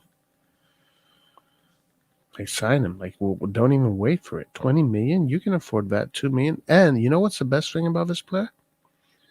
He can play in all four positions of a 4-2-3-1, offensive positions. He can play on the left, he can play in the middle, he can play on the right, and he can play as a center forward and as a false nine. Exactly. And then it's 20 million is still low risk. And even if he doesn't pan out, teams in La Liga will be all over him. Yeah, yeah, yeah. Like, I don't understand. I Like, don't understand the strategy for the offense. you know what's going to happen. A team is going to get him, and then next year he's going to be 60 million. And Exactly. forget about it. Like, I'm so confused. Like, it's the same thing with Tete from Shakhtar. 22 million. Like, that ain't a lot of money. 22 million, that's it. Yeah, that's what Tete was going for. Fucking Ikone went for 14 million. Didn't one of your favorite players, Neres, go somewhere else? Yeah, fucking Neres went to fucking Shakhtar. Damn, Shakhtar has a lot of money. Well, Shakhtar is like Brazilians. It's like the second Brazil for Brazilian players. Yeah, we got a lot of Brazilians, right? So I don't get the plan. That's my problem. Like the defensive side, and that's I really wish Kaká would join because Kaká? we need someone who understands offense. Like Oh, don't get me you're wrong, saying in the club? Maldini, he knows defenders. Like if he wants a defender, even if I don't want the team to get a defender, I know that defender's at least gonna be good. Like if he sees something in him, I'm gonna believe that he's gonna be good. But when it comes to Right. offense, Maldini don't know jack shit about offense. I don't care what anyone tells me. We need someone who understands that. Well, I mean, here, this is what this thing says. The agent Hidalgo was at Milan for 4 days, beginning of January, to bring forward the contacts with Inter and Milan. Ausilio and Bacin, the two guys that work for Inter, are thinking of another placement like Lautaro was, but not right away. Just like AC Milan, the Milan scouts have promoted this player. They want him, but they only want to talk about him in June. Like how is that how is that a smart idea? This again comes down to and I understand Laird's point of view when it came to trying to get Vlahovic in January. It, and I agreed, like, if we weren't going to go for a right winger, then we should go for him in January. So you decrease the chances of another team coming and buying him. So, like, at that point, like, I did agree with him. But Yeah, I don't know. I'm on that page too.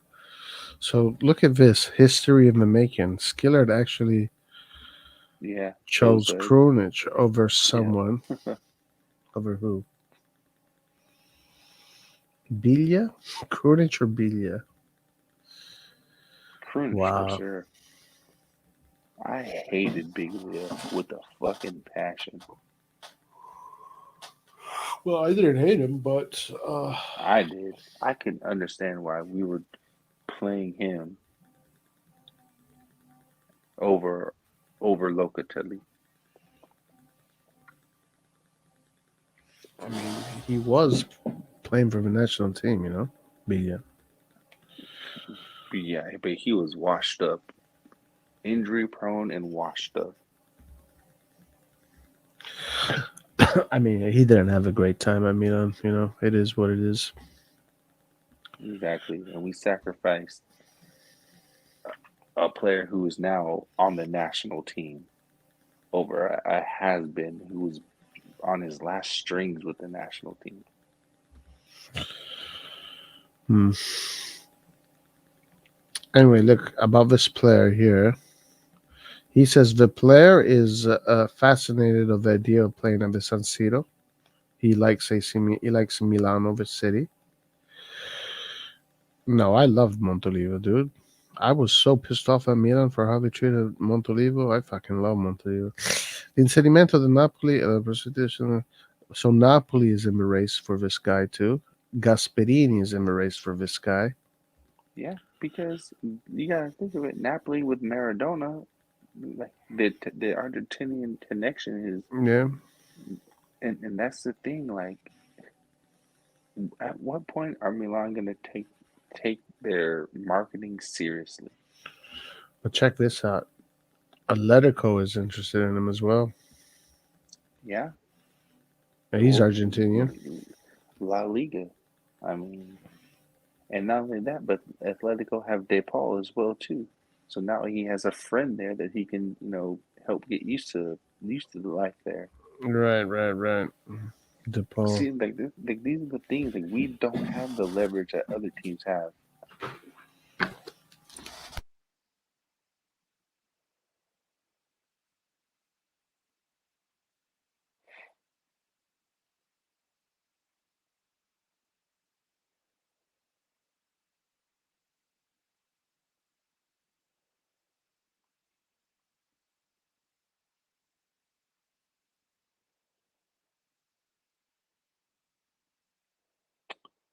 Or I think he might be muted.